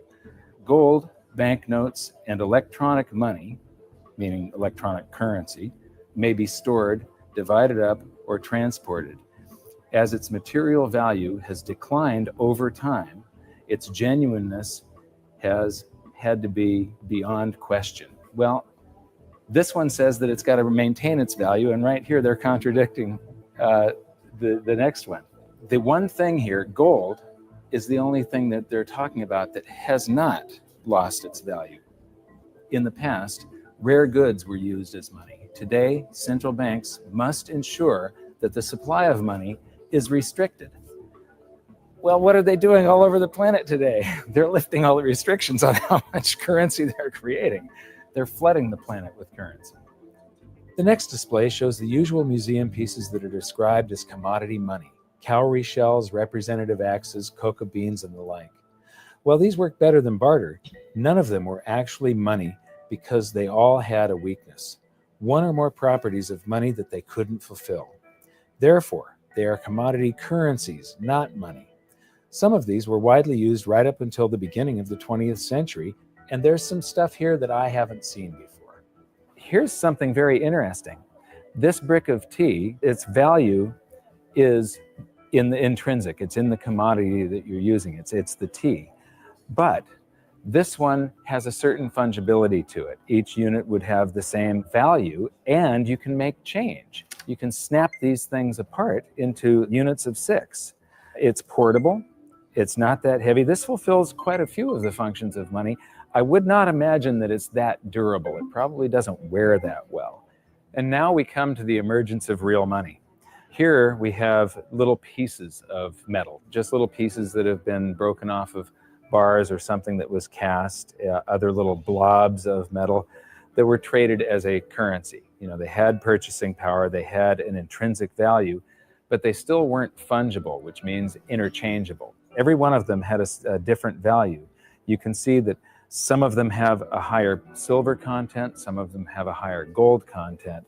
These are called electrum. It's a mixture of gold and silver, naturally occurring. What you notice is that this is from the 7th century BC, and then between the 7th and the 6th century, we're talking about somewhere between 680 and 630 BC, the emergence of true money. Here we've got 4 coins. The large one is a 1/3 stater coin, and the other 3 are 1/6 stater coins. Each unit is interchangeable. It's now a unit of account. You can take so many of these in trade for so many of loaves of bread, and you don't have to break out your little scale and weigh them any longer. With the little chunks of metal, you had to weigh every transaction that was going on. You had to weigh whatever your payment was and then take a guess as to what the purity was. Here you have some standards that were set by mints and guaranteed by those mints.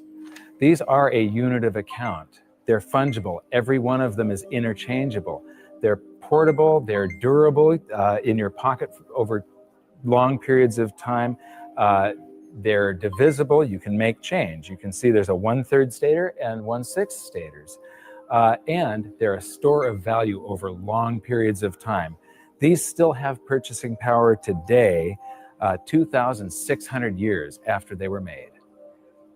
Another thing that I find really interesting is between maybe 680 BC and 300 BC, cultures all around the world, they all gravitated toward gold and silver coinage as money. The entire world sort of decided all together that gold and silver were money. Why? Because the free markets keep on selecting gold and silver as money because of the properties that it has. So now we get to the room of real money. This is a vault door, and this is where they've got all the great examples of the real gold and silver coins. So come on in and join me. So here we get to the first, this is gold and silver, what they're using to make money. And here we have some very early representations of gold and silver coins. And I love these displays. They start with coins in Lydia. So these coins go back to the very first minting of true coinage. So here we have the starting of the 6th century BC, and then it goes up to the 3rd century, and then from the 5th to the 11th century, and the 13th to the 15th century. And these displays just go on with the history of real money, gold and silver. Here is 17th and 18th century. Here we come to the 19th century, and now we're all the way up to the 20th century here. And here we come to our first example of government-issued fiat currency. This is from China. This is from 1375. And what's interesting is I have a chart that compares the value of the paper currency in China compared to silver. And there was a hyperinflation of this currency. It wasn't backed by anything. It wasn't backed by taxes. It wasn't backed by anything in the treasury. They could just print this. And so this went into a hyperinflation because the government was just running its budget by just doing deficit spending by printing. And then I'm going to skip to some of the colonial currency. This is the United States, and each one of these currencies is printed by a different state. We've got Maryland, South Carolina, North Carolina, Connecticut, New York. This one here is particularly interesting. It's printed in the 14th year of the reign of King George III. It's dated March 25th, 1776. So this is just a few months before the Declaration of Independence. It says, "'Tis death to counterfeit." But this was printed just before we started coming out with the continental dollar, which went into a hyperinflation because of pure deficit spending on the Revolutionary War. And so this is the wall where real money gets corrupted. This is where it all turns to paper, which sometimes is backed by something, but it can be a lie. They can print more than they have of the stuff to back it. As we learned in episode 2, one of the first things a country does at the outbreak of war is to suspend redemption rights so that their currency is no longer redeemable in gold. This is exactly what Germany did before World War I. After losing the war, they suffered through one of the worst hyperinflations on record when they were burdened with massive reparation payments to France and the Allies. These heavy penalties stifled the German economy and brought it to a standstill, leaving the country with the same two choices all indebted nations have faced throughout history: default on their debt or inflate it away. Defaulting was not a viable option, as they were completely impoverished, weakened, and surrounded by armed forces ready to take their land. Since their currency was no longer tied to gold, it was decided to light up the printing presses and inflate their way out, paying the debts with new currency created out of thin air. This had drastic consequences. Check out some of this Weimar currency. The display starts with one mark that actually purchased something, but soon the notes rise to the thousands, then the millions, then the billions, and finally the trillions. It's mind-blowing. You'll notice that I'm laughing a little bit as we move through the museum, but I'm not laughing at the people. I'm laughing at the stupidity of central banks and of governments and how we never seem to learn from history. Okay, this is an example of different currencies used during the hyperinflation, and they call some of it inflation money and emergency money. This is interesting. They figured the way out of hyperinflation was to print more. So in 1923, the value of money fell by 50% or more per day. So that means prices are doubling every day if it's falling by 50%. Nearly everyone spent their money as quickly as possible on bread, shares, and other safe assets. Well, I don't consider shares safe assets. Actually, the stock market did not keep up with the inflation. However, this rapid circulation only served to stoke inflation even further. That's the function of velocity of money. It's just when velocity picks up, it's just like expanding the quantity. It's got the same effect. At the end, even 144 printing companies working for the Reichsbank could not keep up with the demand for banknotes. Emergency money issued by cities, local authorities, as well as banks and other enterprises started being circulated. So everybody was issuing currency to add to the currency that the government was printing like crazy. Although banknotes with face values of trillions of marks were issued, the vast demand for money, that's not correct, the vast demand for currency led to a paper shortage. Printers used anything that could be found, including wool, wood, and silk. So here's some example of wood, wool, and silk currencies over here. So this is a great example of how even here, in a museum of what they call money, this is the Bundesbank, one of the world's great central banks, if you can call any central bank great. They don't understand the difference between money and currency. They're calling all of this money, and it has nothing to do with money. This is just a promise. It was a promise to pay money at one point, and then it was a broken promise. People will have faith in these government-created currencies, and it allows governments to basically rob their own people. The government erased the debts that they had left over from World War I by just hyperinflating the currency, and basically that transfers all the wealth of the middle class to the government. The government inflated away the debts, but they also inflated away the prosperity of their entire population. When we were in Germany, we got a chance to shoot in front of the Bundestag, which used to be called the Reichstag. And it's very, very significant in that out of monetary crisis, you very often see the political landscape change dramatically. It's the middle class of a country that defines the country with their vote. They're the largest sector of any country, about 70%. And a currency crisis like a hyperinflation wipes out and impoverishes the middle class. And they become filled with fear. And it's very easy for somebody to come in and prey on that fear. And dictators arise out of hyperinflation. And this is one of my greatest fears as far as the United States goes. I think that we all have to be very, very careful and very watchful for what happens in the future. A few years ago, I was interviewing Congressman Ron Paul, and he said, I think that there's going to be a financial collapse before they come around to thinking seriously about monetary policy. But the real thing we have to worry about is not the loss of our wealth.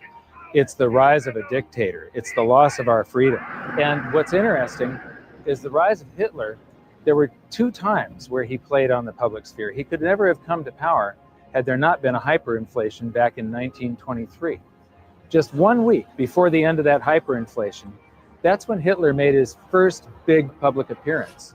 Playing to the public fear, Hitler and his stormtroopers took over a beer hall called the Bürgerbrau Keller that seats around 3,000 people. And he took the stage by gunpoint and to this literally captive audience, he gave the speech that would change the world. Because of the hyperinflation, the audience had been recently impoverished. Their wealth had been stolen by the government running the printing presses. And so they're all scared. He offers them a scapegoat and tells them he's got the way out. He became very popular after that, and the very next day, the people that were listening to him followed him in an attempt to overthrow the government. He was arrested, tried, and convicted of high treason and served time. While he was in jail, he was provided with a private secretary, Rudolf Hess, and he actually wrote about half of Mein Kampf while he was serving time. But once the economy started to recover, Hitler lost that leverage, that power. He could no longer play on the fear of the public once the economic situation had changed. By the middle of the Roaring '20s, he had become a joke. The Nazi Party had gone to less than 2% of the vote. Then along came the Great Depression, and Hitler seized this opportunity again. He was the first politician to actually campaign by aircraft, hitting multiple cities in a single day. And the Nazi Party went from 2% of the vote to the second largest party in Germany. So playing on the public's fear, Hitler was able to take away the rights of Germans. He was able to, all these guaranteed rights in the Weimar Constitution, private property rights, the right to assemble, public assembly, the right to privacy in the mail, the telephone system. He just took away all of their rights and seized power. So these are some of the things that we have to be concerned about and be very mindful of. Economic crisis very often leads to the rise of a dictator. Yeah, the fact that this was just 70 to 80 years ago, basically there are still people alive today that experienced this, but enough of them have died off to where the warnings fall on deaf ears. Berlin is a great example of another massive danger to individual freedom that economic crisis can bring, the swing from capitalism to collectivism. After World War II, the city was basically divided in half, the West being capitalist and the East communist. Germany was reunified in 1990, but even this short period of separation showed the vastly different levels of prosperity that the two systems achieved. So this is the famous Checkpoint Charlie, and what's interesting is how quickly an economy can heal. Just 20 years ago, you would have seen a tremendous difference between the East and the West. You'd have one side that has tall buildings and is much more industrialized and new, and then one side that's very old and gray. It was one of the best examples of what a state-run society does to an economy. How the more the public relies on government, the worse the general economy gets. What happens, in capitalism, you have the greatest disparity between the poorest and the richest individuals. And there's a backlash against that. And you see this happen in waves and cycles, this cycle that goes from capitalism to collectivism. Here, the example, you had this line going right through a city, and one side of the city that was very poor, and the other side prosperous by comparison. Now, when we go toward collectivism, they want to eliminate this great disparity between the poorest and the richest individuals. But what happens isn't that they raise the standard of living for the poor up here. They drag the whole economy down so that everybody ends up living down here, except for the people that are running the government. Collectivism is a danger because we've proven time and time again that it doesn't work. The evidence is in. If you look at history, it's clear that maximum prosperity can only be achieved through individual freedom, free markets, and sound money. You'd think that we'd learn from history, but I'm going to show you a few more displays from the museum that prove conclusively we haven't. And this is where we are today. This is a sheet of 50-euro notes, and these come out of the printing press, bam, bam, bam, bam, bam, just like those notes did. And the entire world today is sort of, every central bank across the planet is creating currency like crazy right now. I think we're going into a deflation, so they're trying to stave off deflation right now by printing their way out of it. So here we've got some examples of the technology that governments around the world are putting into their counterfeit currency so that the public can't counterfeit the currency that the governments are now counterfeiting. So you've got all these holograms and watermarks and different threads and different types of paper. And then here's this big old printing plate where they pop these things out a mile a minute. And right now they are hyperinflating the base money around the world, the paper money. We're going into a deflation though of the credit money, the voodoo hocus pocus currency that the banks just type into the computer. That's starting to collapse, where this stuff is expanding. So we learned in episode 4 that modern currency creation is a complete scam, but a whole lot of people had trouble believing that it could be true. The European Central Bank has this awesome display that shows you exactly how it's done, and it's basically the same as our episode 4. So here's a quick recap thanks to the ECB.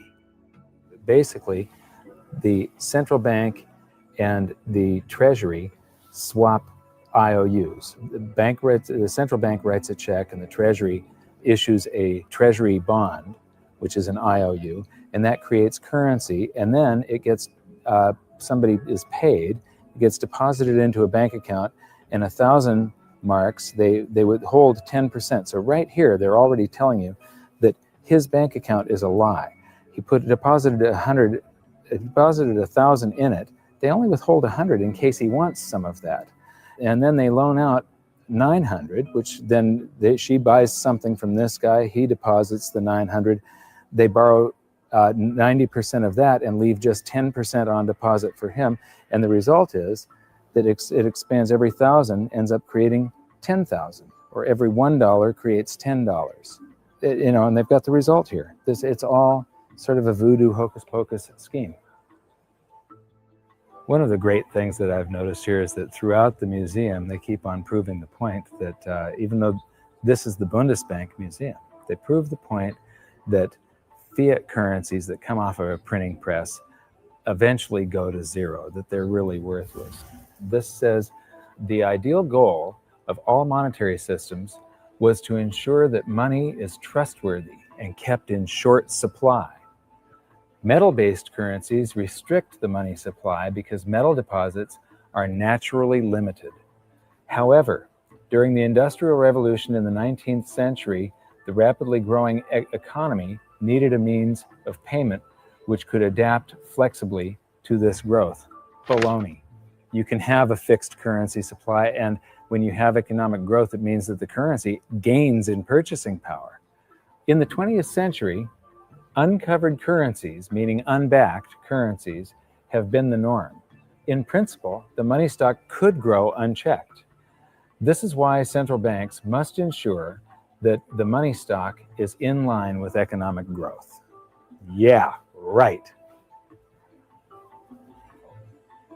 So here we've got my buddy Milton. Actually, Milton was sort of a semi-free market economist. He won the Nobel Prize. So he's considered the dean of the Chicago School of Monetary Thought, which are monetarists. They believe that we should have a Federal Reserve and it should expand and contract the currency supply to achieve stable prices. One of the problems with Keynesians and monetarists and so on is that they think you should expand it and contract it, but they never contract it. They just, Keynesian, you're supposed to spend when the economy is bad. The government's supposed to spend and stimulate and then withdraw currency from circulation to keep us from going into a bubble caused by the expansion of credit and the spending that they did during the bad portion of the economy. So they take this rubber band and they stretch it, and it's supposed to come back, but they never do that. They just keep on stretching it to infinity. And here we are right now. Where we are in the world is that rubber band is about to snap with every currency on the planet. And so I'm instability, I'm in deflation, inflation. Let me see, I'm going to cause a hyperinflation. Oh, it just went off the inflation scale. I guess I did cause a hyperinflation. Oops. And now the whole thing is collapsing. This game of inflation and deflation has never worked.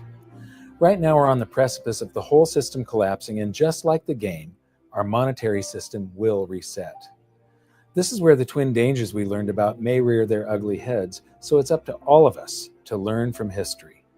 I mentioned earlier that it was the invention of money that allowed humans to prosper and rise out of the Stone Age. But money is only part of the equation. What use is money if you don't have freedom?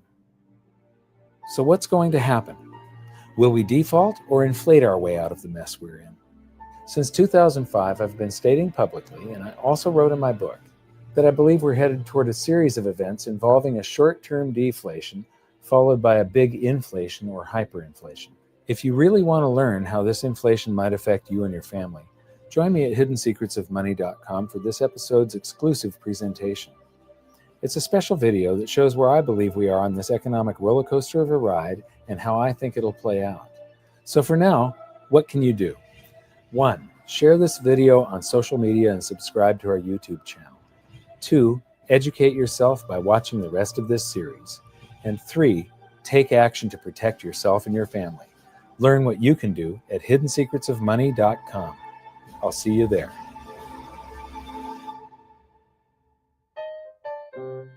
Should I buy $500,000 or $1 million? Let me see how much. This is not going to travel well in the suitcase, but it would be good to have €1 million, wouldn't it? Tough decision. So, okay, I'm going to buy €250,000. So here's €50 for your €250,000. And yeah. And I get change back. This is about €8 to buy €250,000.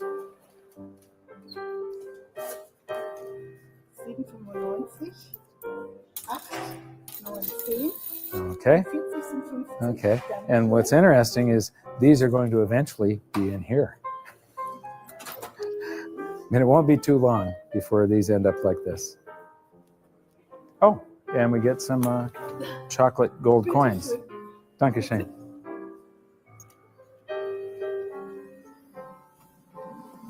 So that's our tour of one of the best monetary museums I've seen so far. But what amazes me is that they still just don't get it. This episode was brought to you by the new Gold Silver Vault app. Get the latest silver and gold prices, news, videos, and track your holdings using the virtual vault feature all in the palm of your hand. Get it for free at hiddensecretsofmoney.com.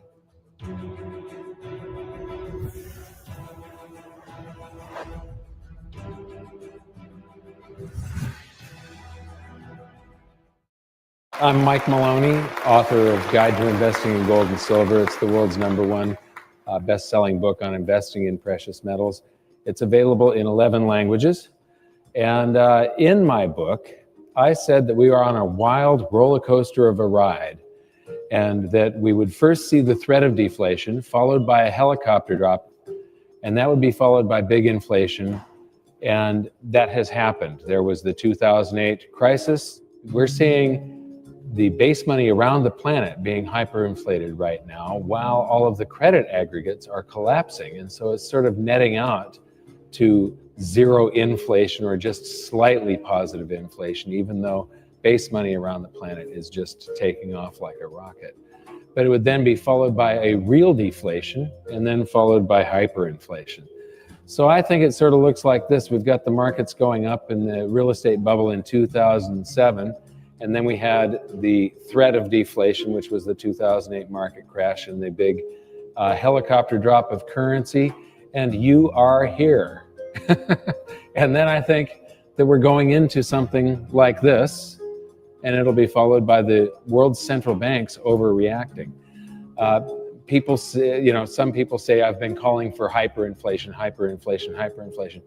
There isn't any time that I can find in all of history where a population that's all on one side of the boat, when you have a nation of debtors, what has to happen is that you go into a deflation first, allowing the banks to foreclose, and the public in general is on the losing side of the bet.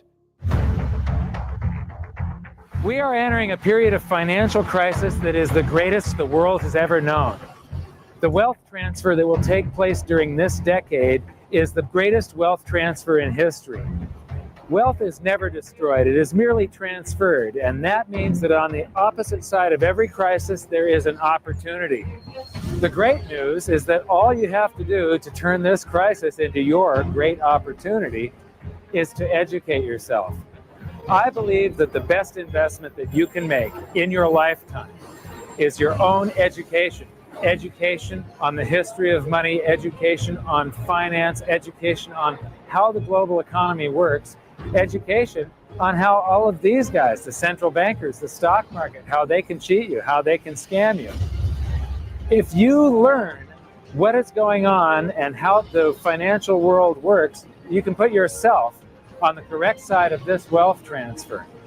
Winston Churchill once said that the further you look into the past, the further that you can see into the future. This program is all about creating your own crystal ball, being able to gaze into the future, being able to change this crisis, the greatest crisis in the history of mankind, into your great opportunity.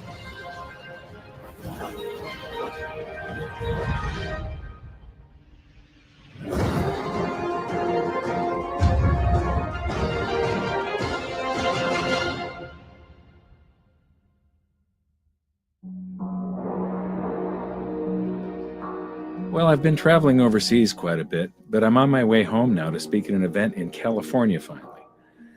What I've been trying to make clear is the fact that this roller coaster crash that I was talking about in my book and that I've been predicting since 2005 is playing out right before our eyes. One of the things I really like about speaking at live events is the chance to interact with people and sort of get my finger on the pulse of what they're thinking. And lately it's become pretty obvious that for a lot of people, it's difficult to grasp why I think deflation is coming before big inflation or even hyperinflation. So here I'm going to break down 4 of the biggest reasons that I see deflation coming first. The first one is simple. The overreaction to the 2008 crisis has caused a credit debt bubble, and all bubbles pop. So I talked about hyperinflating base money. This is hyperinflation right here. Inflation and deflation is either an expansion or a contraction of the currency supply, and prices follow the inflation or deflation eventually. Now, most of this currency does not circulate. It's sitting on banks' balance sheets in what's called excess reserves. You know, if you look at the years leading up to this crisis, this red line is reserve balances. The white line is how much of it is excess. And here we have Alan Greenspan's response to 9/11. Look at the scale of how big this emergency is compared to 9/11. But what is Ben Bernanke afraid of? And now Janet Yellen has inherited this legacy. Well, one of the things that happened in the 2008 crisis is that banks froze up and wouldn't lend to each other. They were all scared to lend to each other. And our system is such a fraud that at the end of each day, they all have to be able to borrow digits from each other that were created from nothing just to keep the whole smoke and mirrors game going. They all have to do this interbank lending to keep things balanced.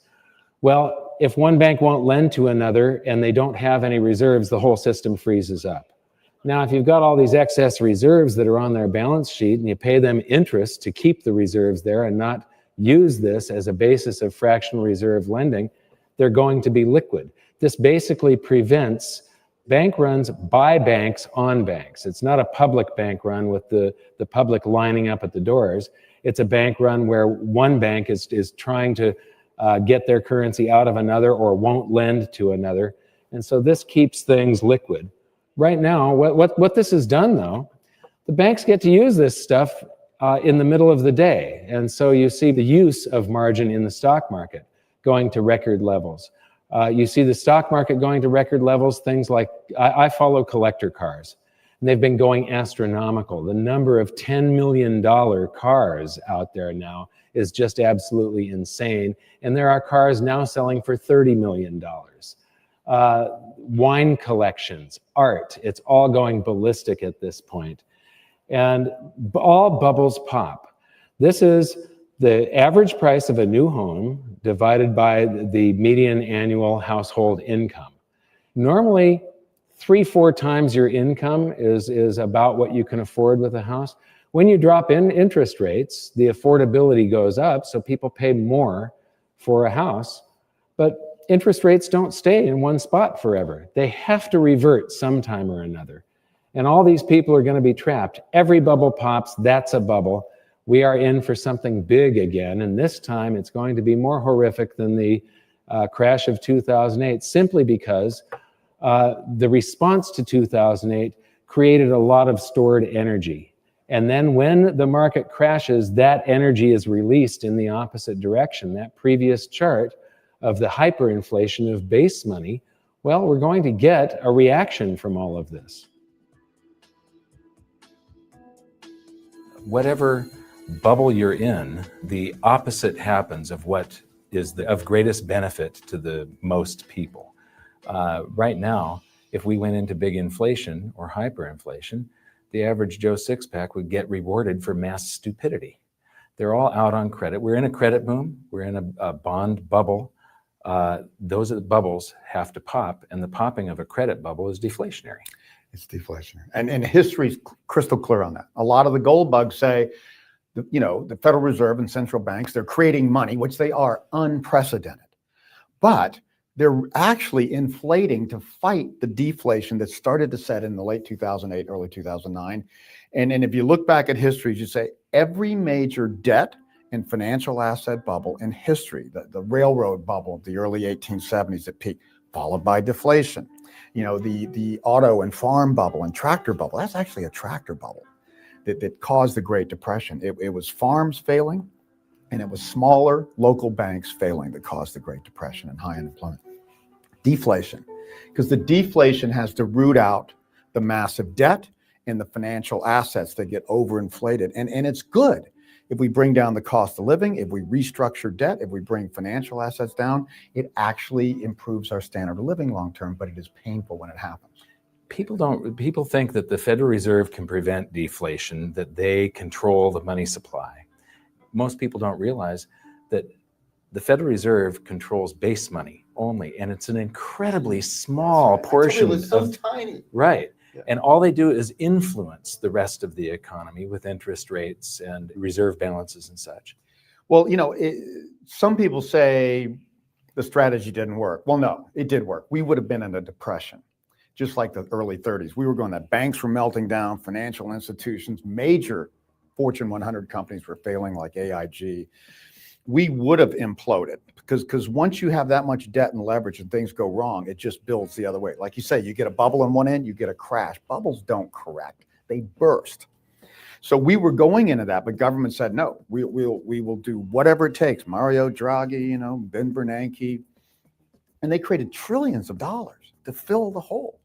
Well, all that does, it's like taking more drugs to keep from coming down. I mean, a drug addict can keep taking more drugs until it kills them, or until they just fall down and get dragged into detox. It's the exact same thing.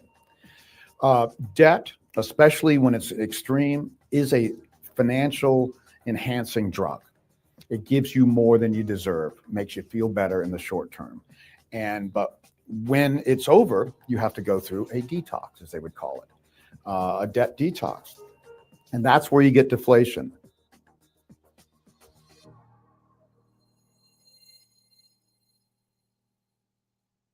This is the demographics of the United States back in the year 1940.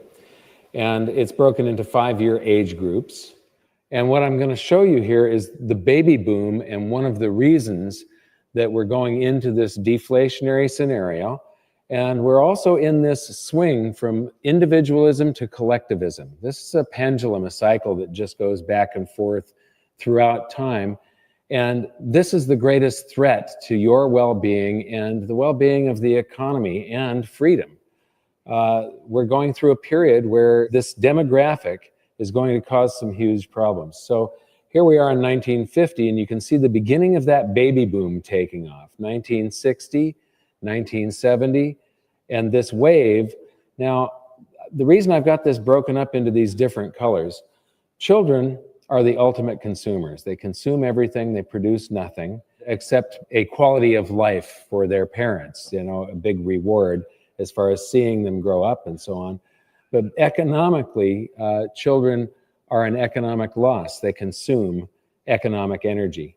What you're seeing here is this wave coming into working age. The green area is sort of a break-even area.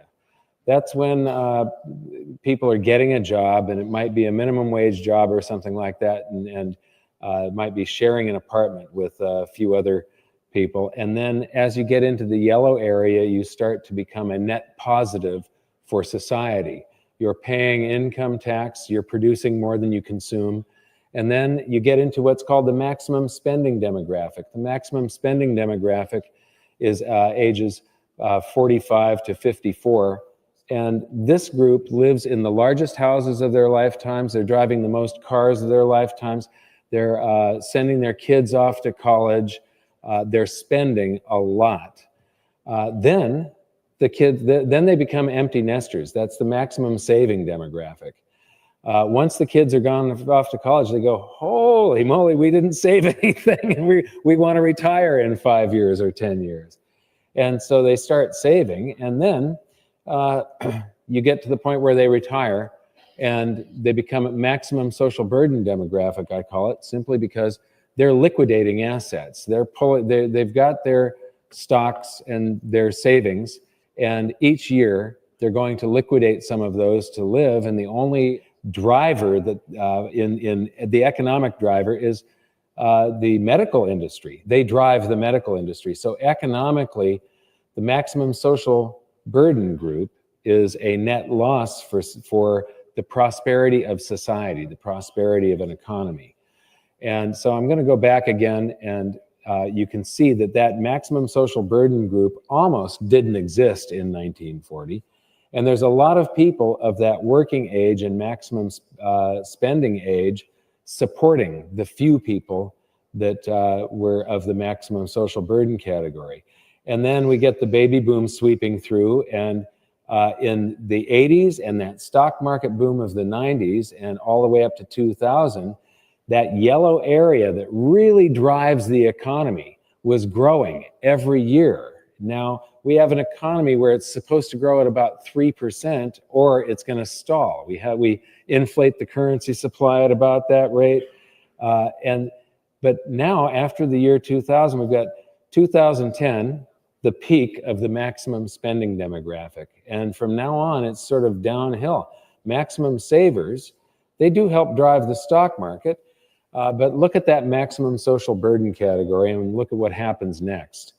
So we are going into this time period right now. Now, the reason there's no children on there is they haven't been born yet. But if you look at, when I first presented this a couple of years ago, birth rates have been falling for quite a while now. And they've been falling even at an even greater speed since the crash of 2008. And if you look at the data from the Great Depression, birth rates just fell off a cliff in the Great Depression. And so you have less people of the younger age coming into this demographic to support the people that are retiring. They didn't have the pill during the Great Depression. Contraception was something that was not within most people's reach. So here it is automated, and you can see that big wave sweeping through there.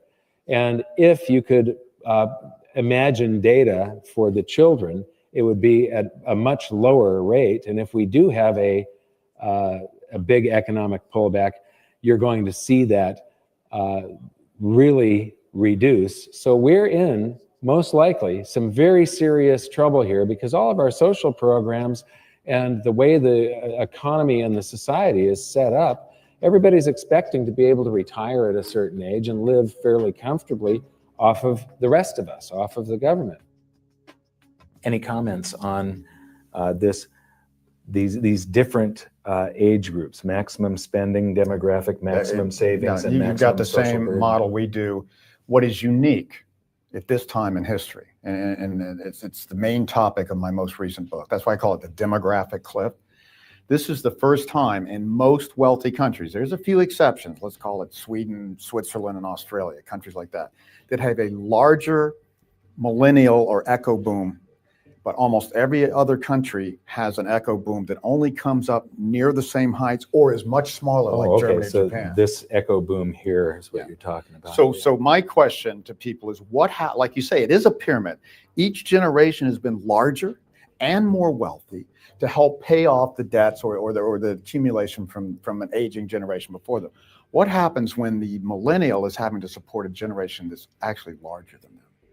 And what happens when there's not enough for them to drive house prices back? I've got a model now for housing that says people spend the most on housing at age 41, but then when they die at age 79 or 80 on average, they become sellers. So I have to subtract the dyers from the buyers. And when I do that, Baby boomers are going to be dying at higher rates than the millennials are going to be buying at some point. There's going to be net negative demand for housing. Everybody's thinking, oh, we're going to need more housing forever. No, not when a smaller generation follows a larger. So for entitlements, that's huge.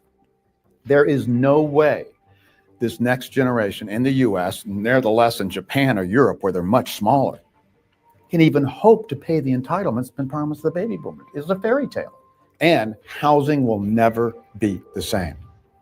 We saw the Bob Hope generation come out of World War II, the first middle-class generation in history, where the average person could buy a house on a mortgage. That was not the case in the Roaring '20s even. Only the affluent could do that. So that was a big boon for housing. Housing went up, the depression went away. Then the baby boom comes, unprecedented numbers. All of our lifetimes, housing's gone up with a few exceptions here and there. Housing is going to do well to go sideways for the coming decades, nevertheless go up much again because of this generational shift. We've never seen this in history.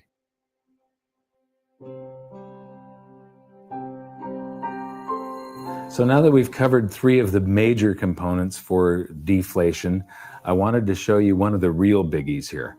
And this one is the convergence of cycles. There's a whole bunch of cycles. The first one is the wealth distribution cycle. And I want to use my own family as a part of a demonstration of this. This is my father. He's right here. He's about the age where he enlisted in the army to fight in World War II. He fought in the Battle of the Bulge. He was among the troops that liberated Dachau. Here he is in the mid-50s. He was manager of an auto parts store that sold high-performance equipment. And here's his tax return from 1955. He would have been filing this about a month and a half after I was born. And so what you see here is that he's a store manager in Salem, Oregon, and his income was about $9,600, and he paid about $1,160 in tax for an effective tax rate of about 12%.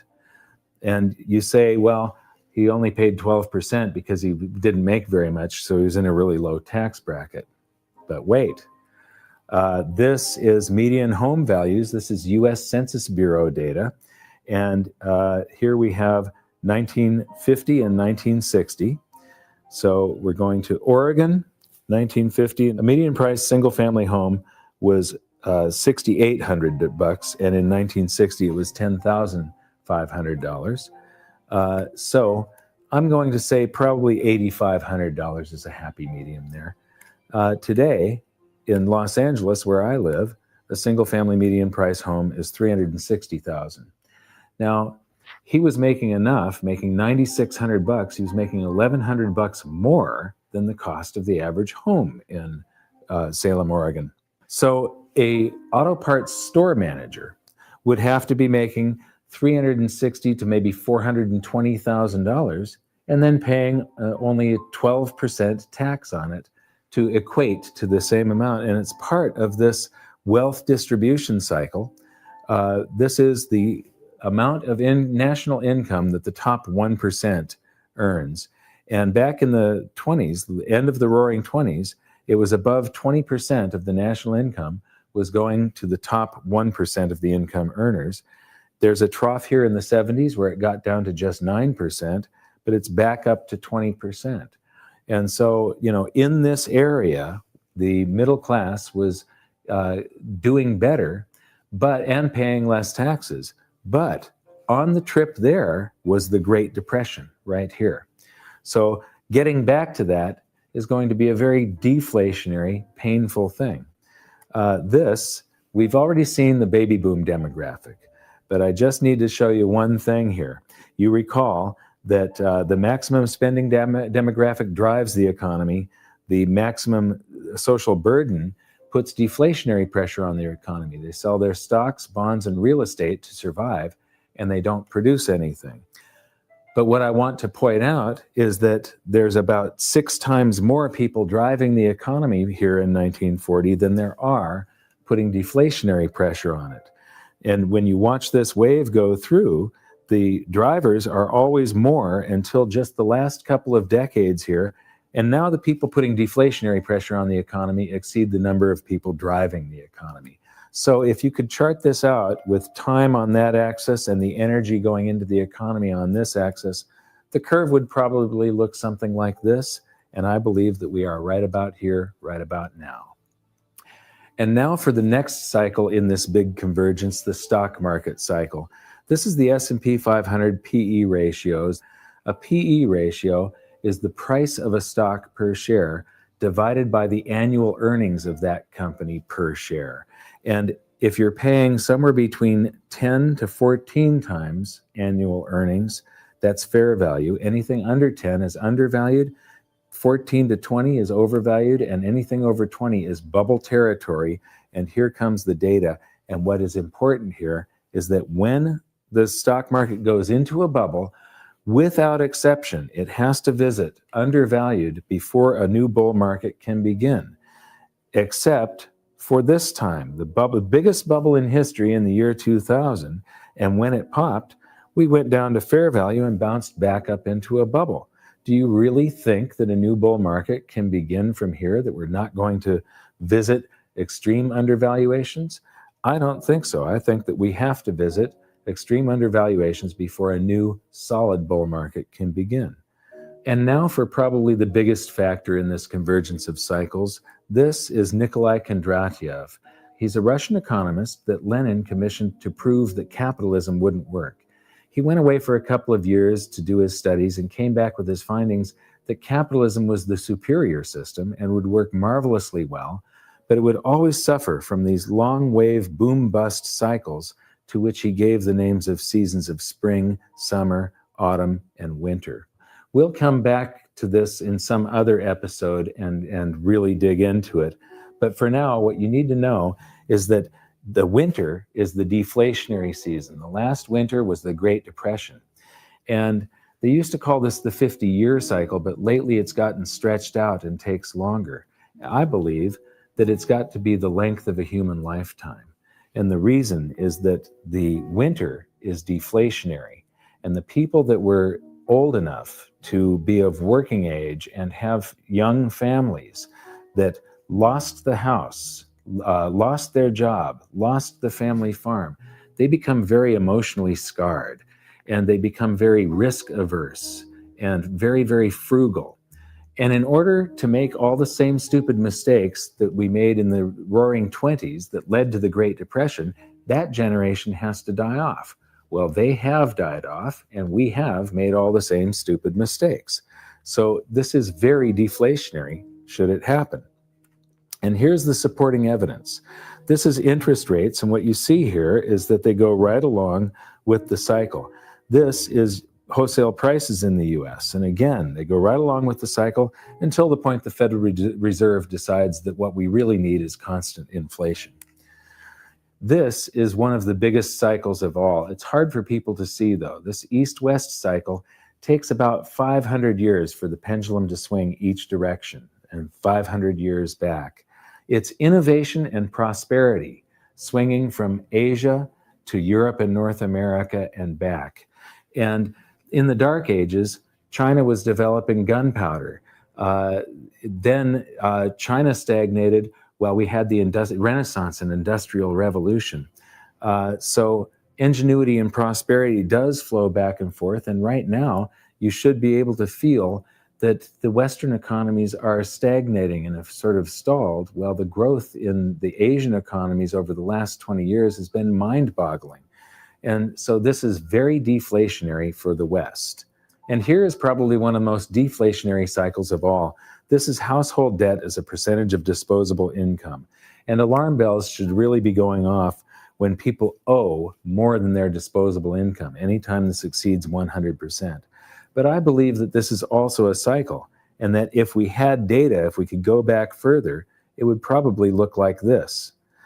And what's interesting is that this reflects the seasons of the Kondratyev wave of spring, summer, autumn, winter. Spring, summer, autumn, winter. And we're going into a winter, and that's very deflationary. The next cycle you've seen before, we learned about this in episode 2, but it's the shift in world monetary systems, the classical gold standard, the gold exchange standard, the Bretton Woods system, the US dollar standard, and there's something that's coming next. These usually coincide with major wars, But whatever this next shift is, it's going to be chaotic, and it's probably going to be a little painful. It's not going to be pretty. Right now, we learned in episode 3 how countries are abandoning the US dollar standard at a blazing rate right now. It's developing stress cracks, and it's going to implode. And here's the thing, is that is going to be happening with the convergence of all of these cycles. We have the East-West cycle. We have the baby boom demographic.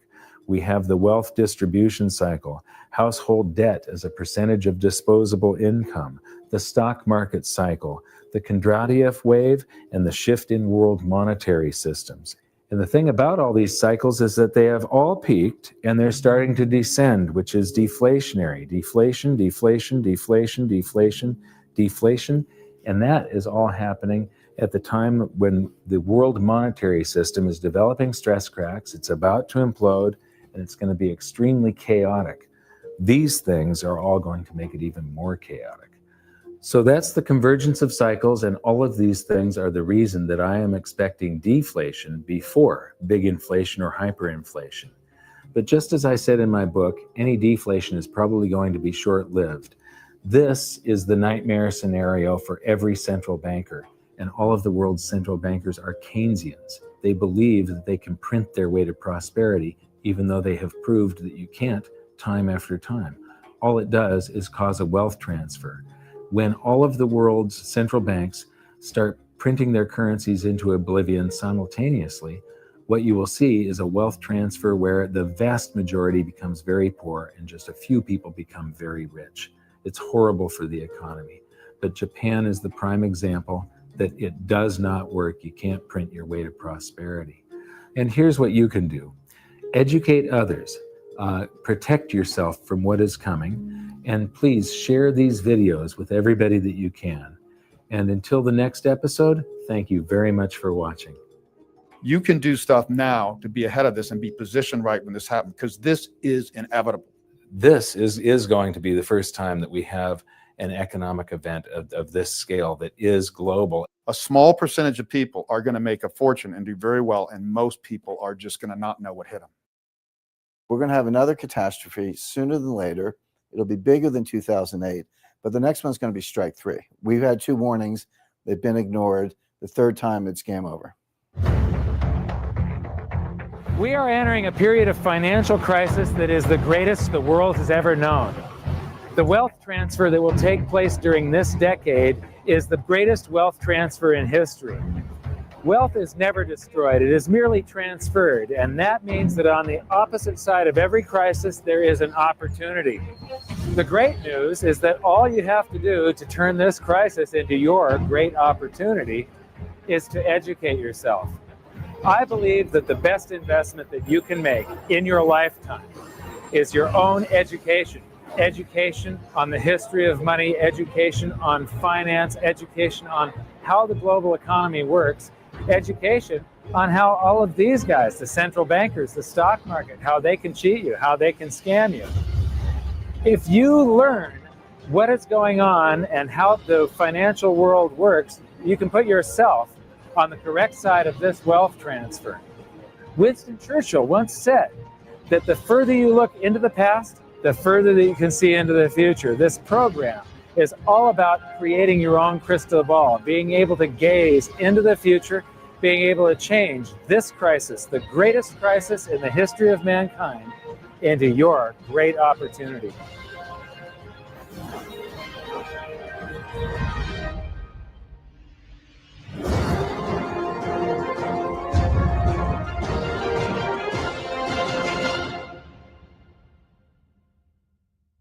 Hi.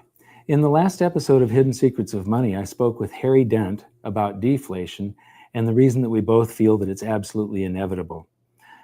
In the bonus feature, I talked with Harry about some of our differences, and he believes that it's going to be a long, drawn-out deflation. I believe it's going to be a very short-lived deflation, followed by potentially a hyperinflation. And the reason is something we're going to talk about in this episode, and it's velocity of currency. And that is all controlled by psychology. I'm very fond of saying that the economy is both psychological and psychological. It runs in waves and cycles, and those waves and cycles are very logical because of the psychology that's going on behind it. And that psychology controls the velocity of currency. Now, I like to teach through the looking glass of history. So I'm going to read you a little bit of my book because there's a perfect example of this in the Weimar hyperinflation. And after I'm done with the book, we're going to come back and we're going to look at some data so that you get a full understanding of what velocity of currency is and how it affects you. So on page 16, we have, at the beginning of World War I, Germany went off the gold standard and suspended the right of its citizens to redeem their currency, the mark, for gold and silver. Like all wars, World War I was a war of and by the printing press.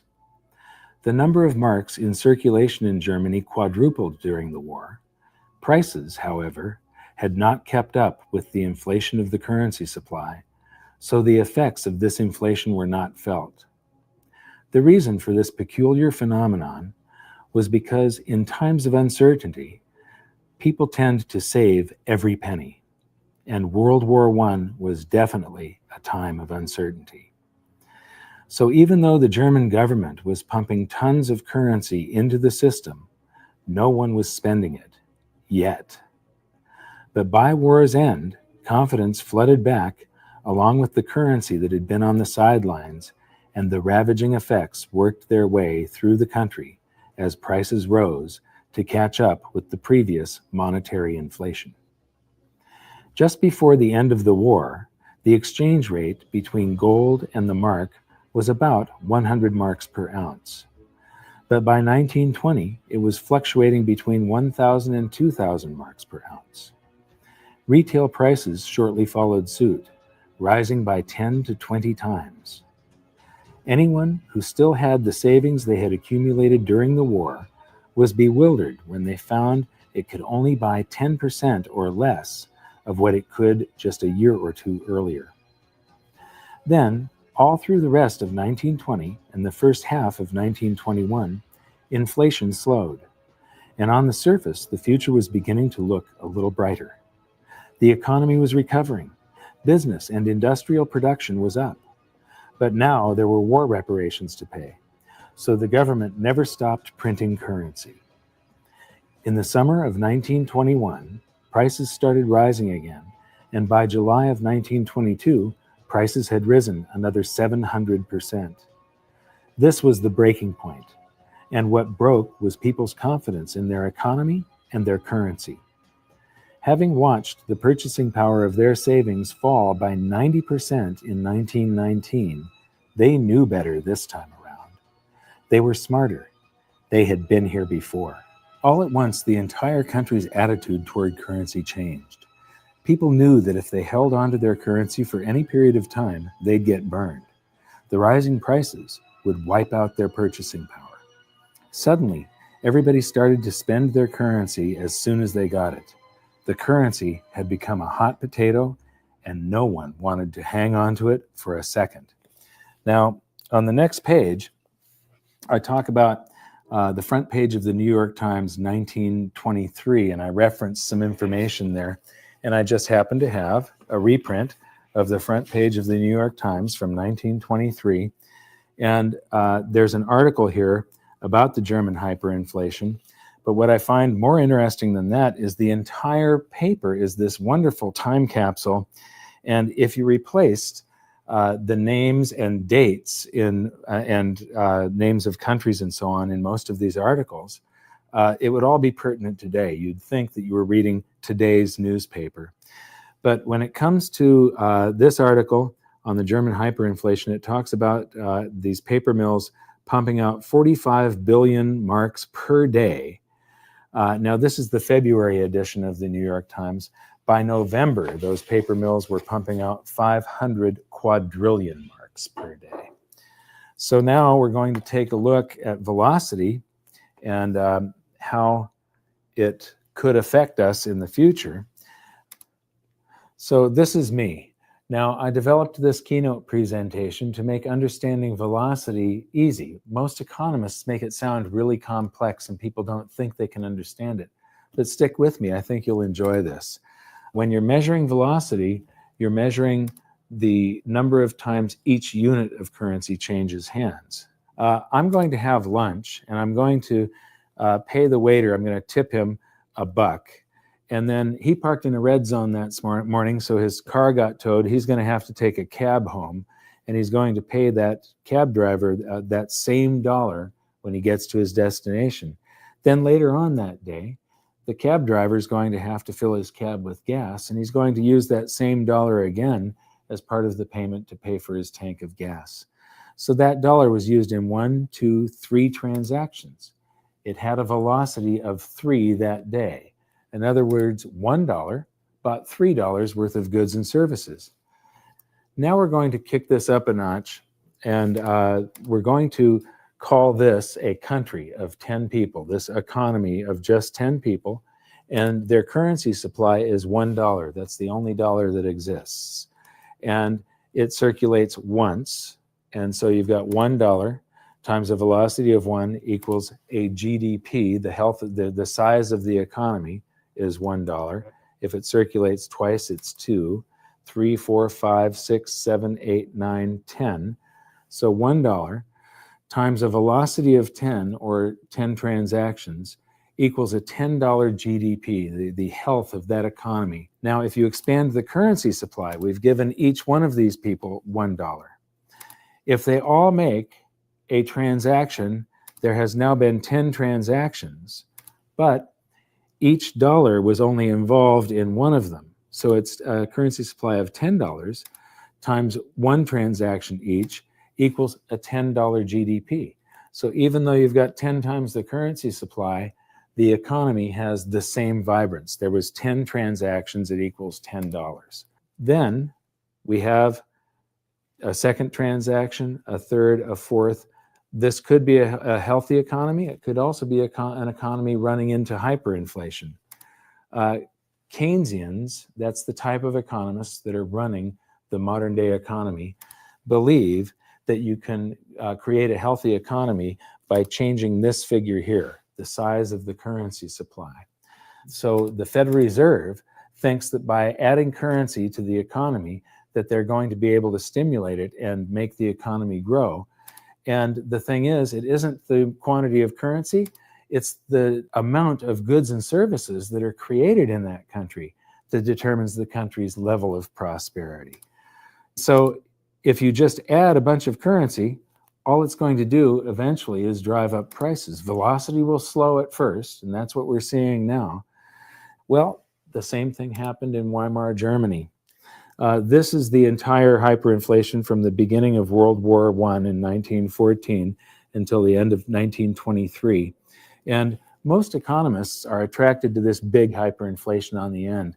But one thing I discovered when I was writing my book is that there's almost always a pre-hyperinflation hyperinflation. And we see one here, where there's this rise of prices and quantity of currency, and then it levels off for a little while, and then rises again. And this has to do with the psychology. This is the time where I said those people had been there before and experienced that. I'm going to zoom up on it.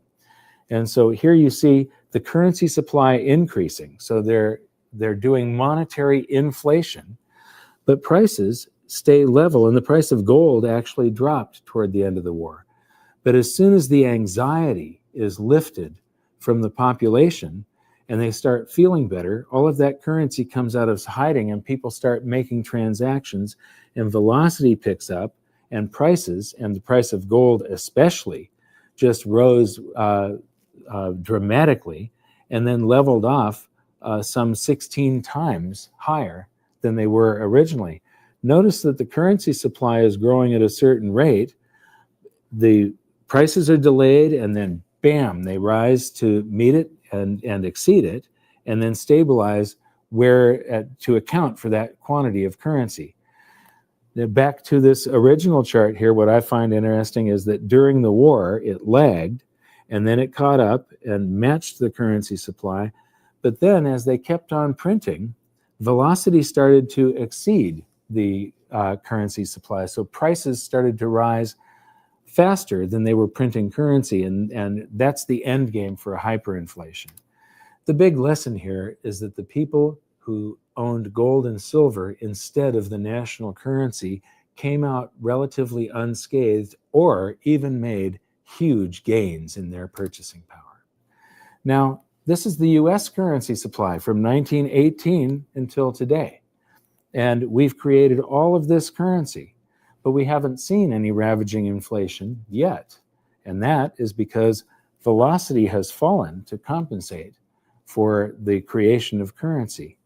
But there will come a time when the psychology of the country changes, and you will see, after this short-term deflation, where velocity falls even further, you will then see the velocity pick up and prices will rise. And I believe that we will go into a hyperinflation because they're going to create more currency than this. And that currency is going to be sitting there, and velocity will have slowed and slowed and slowed to compensate it until something changes psychologically. The beginning of every hyperinflation looks like everything is okay again. The economy gets better, velocity picks up, and that's the really danger point, and nobody can see it as velocity starts picking up. Right. Well, of course, there's a name for that. It's called money illusion, which is before the inflation really kicks in and either gets extreme or turns into hyperinflation. There is this feel-good period where, you know, there's more money around and, you know, unemployment's dropping and people feel more prosperous. The prices haven't quite skyrocketed yet. It's all illusory because it'll go away once the price level adjusts. But there is that kind of, you know, period in between, and it is a feel-good period, but it doesn't last very long. But you're making a very good point, which is a lot of people assume that inflation is a function of money supply or money printing. And that's not right. It's a partial function of money supply, but the other part of the function is behavioral. It has to do with velocity, which is just a psychological phenomena. You know, do you feel good? Do you want to go out for dinner? Do you want to take your friends? You know, do you want to take a vacation, or do you want to stay home, leave your money in the bank and watch TV? Those are two different states of the world based a lot on your confidence and how you feel. Both things have to come together to get the kind of inflation the Fed wants. Now, here's the problem. They can make the money supply whatever they want. And they're certainly printing trillions of dollars. We understand that. So far, they have not been able to bend the velocity curve. They have not been able to get you and me and everyone else in America and around the world to spend more money. But let's say they do. They change the psychology. They change the behavior. Once you change it, it's very hard to change it back. It's not like throwing an on-off switch. I mean, it's taken years for the Fed to, you know, kind of try to inject an inflation scare, try to get some inflation. But what if it actually comes? What if inflation goes from 1% to 3% in a matter of 6 months and stays there and looks like it's going to 3.5%? Well, the next stop is 10%. It's not, the Fed thinks they can dial it back down to 2.5%, which is what they say they want. But what they'll find is once that velocity, once that behavioral genie is out of the bottle, they won't be able to get it back in. It'll take off. It'll take on a life of its own. What's the Fed going to do? You know, raise interest rates to 10% with unemployment of 7%? I mean, people go down and burn down the Fed. I mean, there are limits on what they can do. But the point is, once it starts, and you're exactly right, it's a feedback loop. It feeds on itself. The Fed thinks they can control it. They're wrong. The behavioral aspect of it will be out of control. And like I say, we'll be on our way to 10%, if not worse. It seems like all of these bright minds that want to run things, none of them trust the free market mechanism. Well, I think that's right. They will talk to you ad nauseum about the failures of the free markets without realizing that most of the so-called failures are actually the result of misguided government policies from prior times. I'll give you a classic example. 1998 was a warning. That's, you know, started in 1997. Capital outflows from emerging markets started in Thailand. There was blood in the streets in Jakarta and Seoul. Made its way to Russia. Russia imploded, took down the hedge fund long-term capital management. I was associated with that, so I had a front row seat on that disaster. And finally, the world built a firewall around Brazil, and Brazil did not collapse, although it would have been the next domino to fall. Now, there was a clear-cut lesson. Capital markets came within hours of complete closure. And I was there. I sat with Peter Fisher, who was head of open market operations at the Fed, his associate, Dino Koss. We were on the phone with Bill McDonough, president of the Federal Reserve Bank of New York.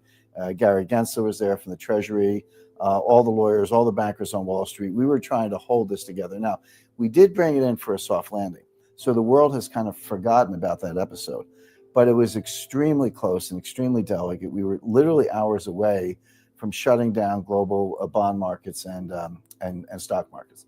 Now, what lessons were learned? Well, the lessons Well, that cascades into the credit card not working and the gas not coming out correct. of the pump. That's right. There would have been a global bank holiday. We were Yes. hours away from that. Now, it didn't happen. So everyone's like, oh, no big deal. It's fine, but there were some lessons that should have been learned. Banks should have been broken into smaller units. Derivatives should have been banned, et cetera. There were things that should have been learned from that. Instead, what did we do? We did the opposite. We repealed Glass-Steagall, which allowed banks to be hedge funds. We repealed swaps regulation, which allowed them to create swaps and derivatives on all kinds of other things that had never been done before. We repealed the net capital rule for broker-dealers. So instead of 15-to-1 leverage, you were allowed to have 30-to-1 leverage, which Lehman had on the day it went down.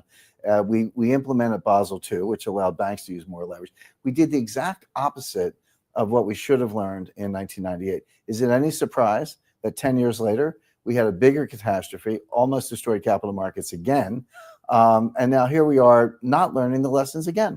We haven't done anything we need to do. So therefore, we're going to have another catastrophe sooner than later. It'll be bigger than 2008, but the next one's going to be strike three. We've had 2 warnings. They've been ignored. The third time, it's game over. I don't see any particular difference between my outlook and yours. Certainly a situation where society owes more than it can pay and where it has to default, either honestly or dishonestly, is deflationary. Debt liquidation. Honestly being just a default. We are bankrupt. We can't pay you. Dishonestly inflating the debt away. Exactly. Honestly would be to say to the bondholders, yeah, that's right. We say we're going to pay you back. And we say we're going to pay you back with interest. Well, too bad. So sad. Times are tough. We lied. Strong letter to follow, right? Say to guys like me, you're 60. Yep. I know you're supposed to get Social Security when you're 62 or 65. The truth is we don't have the money. So you're not going to get it. Right. That's the honest way. I think the yield to politician is very low with regards to the honest way. So I think that we're going to have deflationary scares, and I think we're going to have deflationary events. I think we're going to have asynchronous events like long-term capital management and things like that will initially have deflationary outcomes. But I suspect, like you, that the demand for the public will be for the big thinkers to solve that problem and solve it in the only way they know how, which is to fill every crack, even the Grand Canyon, with currency. So how is this all going to play out? I don't know exactly, but what I do know is that the longer this goes on, the bigger it's going to be. And I wrote about some of the possibilities in my book. And this was written before the crisis of 2008. And so in here, I refer to Ben Bernanke, but I'm going to change that to just the Federal Reserve or central banks for you right now. So the day of reckoning will come when millions of baby boomers reach the age where they have to take mandatory distributions from their IRAs. As they find that the investments they were counting on for their retirement, their homes and their IRAs full of mutual funds, have actually lost value, that the amount of stuff that they can buy from the proceeds if they sell their home is actually less than when they bought their home. And as they realize that their dream of a comfortable retirement was just that, a dream, all those boomers will get scared and pull in their horns. They will stop spending. They will start selling off their assets, and the greatest stock market crash in history will unfold as more and more boomers panic and sell. I believe this will also be accompanied by the greatest real estate crash the world has ever known. This perfect storm of bankruptcies and foreclosures will cause the currency supply to contract as the giant credit bubble pops, and all those big spenders become big savers. When people save their currency, it stops circulating. The economic engine runs out of oil, and the whole thing locks up. This is every central banker's worst nightmare. This is real deflation. And the world's central bankers are about to discover the true scale of the horrors of a credit bubble implosion. When this happens, the Federal Reserve will once again send out its armada of money bomb dropping helicopters, but this time something will be different. Something will have gone horribly wrong. The bombs will have been defused. The Fed will try pumping the banking sector by buying up every kind of debt they can get their hands on, but to no avail. They will go to the extraordinary measures that they had said they were prepared to go to. They will buy every mortgage, mortgage-backed security, and any other type of debt that panicky investors and banks are trying to sell, but nothing good will come of it. They will start buying stocks to buoy the stock market, but retail sales will continue to plunge.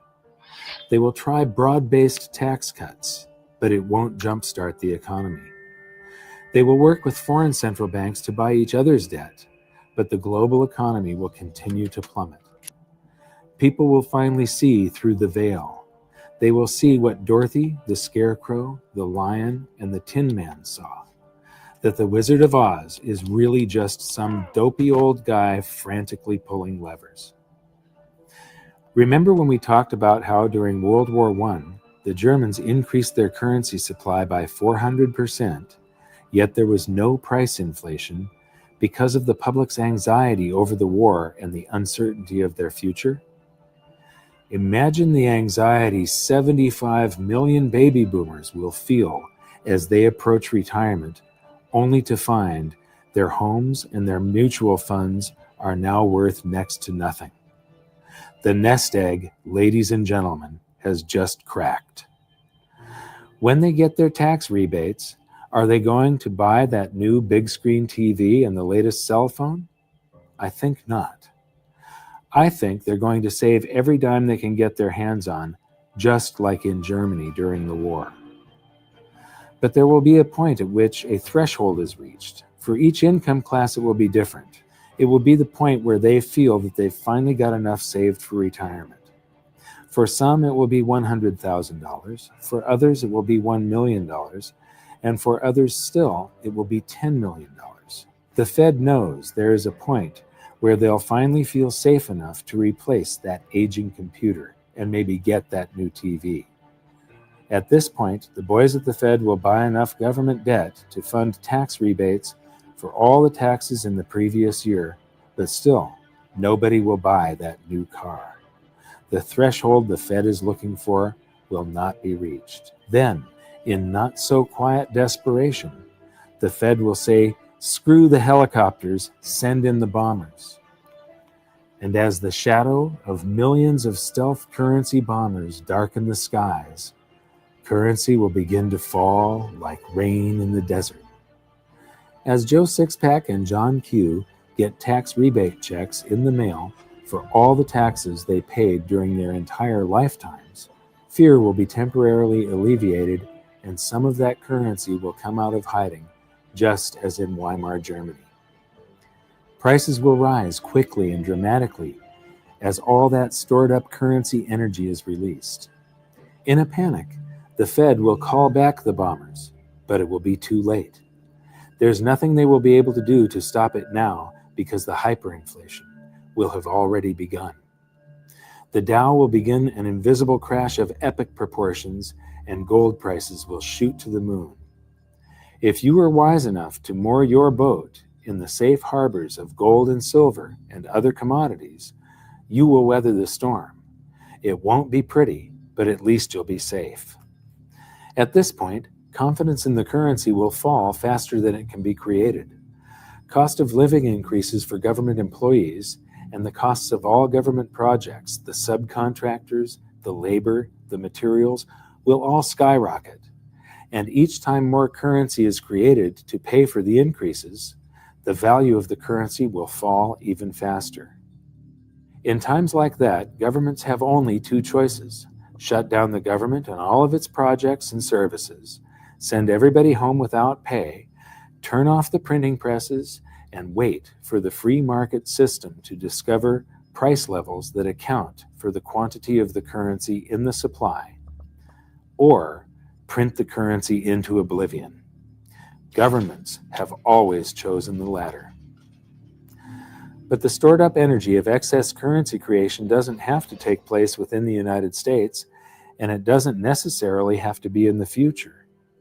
In fact, there is an abundance of stored up currency just waiting to be released right now. As I mentioned earlier, all the dollars we sent overseas to other countries to buy their goods and services are now sitting in their bank accounts, just waiting to be spent. Eventually, the world economy will lose faith in the US dollar and will want to dump it by buying up goods. And as all those dollars come flooding back into the US, it will, of course, cause the prices of those goods and services to rise, and could, and probably will, trigger a scenario much like the one I have just finished describing. Throughout history, economists have suffered from what I like to call this time syndrome. This time, they've become masters of the economic universe. This time, they've figured it out. This time, they've tamed the economy. This time, they've mastered the art of infinite currency amplification. This time, a fiat currency will work. History gives this a probability of 0. Each time we sailed toward economic doom, the greatest financial minds in the world were at the helm. Do you really think we should continue letting them steer the ship? I think not. It would be nice if we started listening to people that have been right rather than the people that have theories. And it would be great if they would allow the free market to work, but that's not the way it's going to happen. The people that have the theories will continue to rule, and we will vote for people that don't know what they're doing. And so the best that we can do is try to protect ourselves and even, potentially benefit from government and economists' stupidity. And so the way you do that is by learning as much as you can about what's happening and developing your own opinions on what is coming at you rather than being reactionary. And you can do that by watching some of the bonus feature. Just click the info button and we'll see you in the bonus feature. And until next time, until the next episode, see you there. One of the most important things is how to prepare for all of this so that you can be able to see through that economic veil and understand what's going on when things start to shift. Today, mankind stands at a crossroads, and the path that humanity chooses may have a greater impact on our freedom and prosperity than any event in history. In 2008, a new technology was introduced that is so important that its destiny and the destiny of mankind are inextricably interlinked. It is so powerful that if captured and controlled, it could enslave all of humanity. But if allowed to remain free and flourish, it could foster unimaginable levels of peace and prosperity. It has the power to replace all financial systems globally, to supplant 90% of Wall Street, and to provide some functions of government. It has no agenda. It's always fair and impartial. It cannot be manipulated, subverted, corrupted, or cheated. And it inverts the power structure and places control of one's destiny in the hands of the individual. In the future, when we look back at the 2.6 million year timeline of human development and the major turning points that led to modern civilization, the creation of farming, the domestication of animals, the invention of the wheel, the harnessing of electricity, and the splitting of the atom, the 60-year development of computers, the internet, and this new technology will be looked upon as a single event, a turning point that will change the course of human history. It's called Full Consensus Distributed Ledger Technology, and so far, its major use has been for cryptocurrencies such as Bitcoin, but its potential goes far, far beyond that.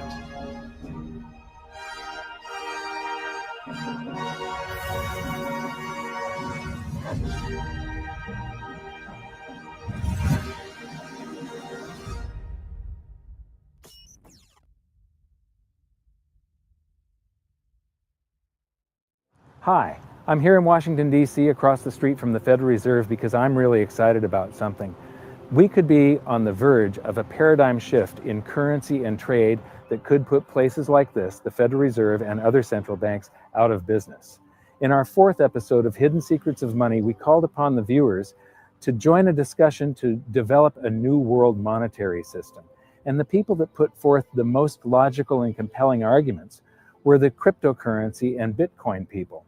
So I'm here at a massive Bitcoin conference that has drawn experts from all over the world.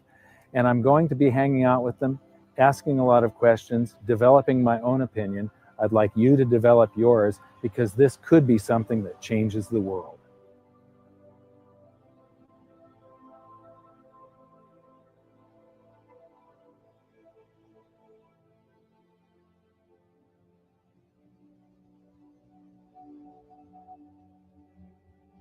The most common question I get lately is, when are you going to make an episode of Hidden Secrets of Money about cryptocurrencies?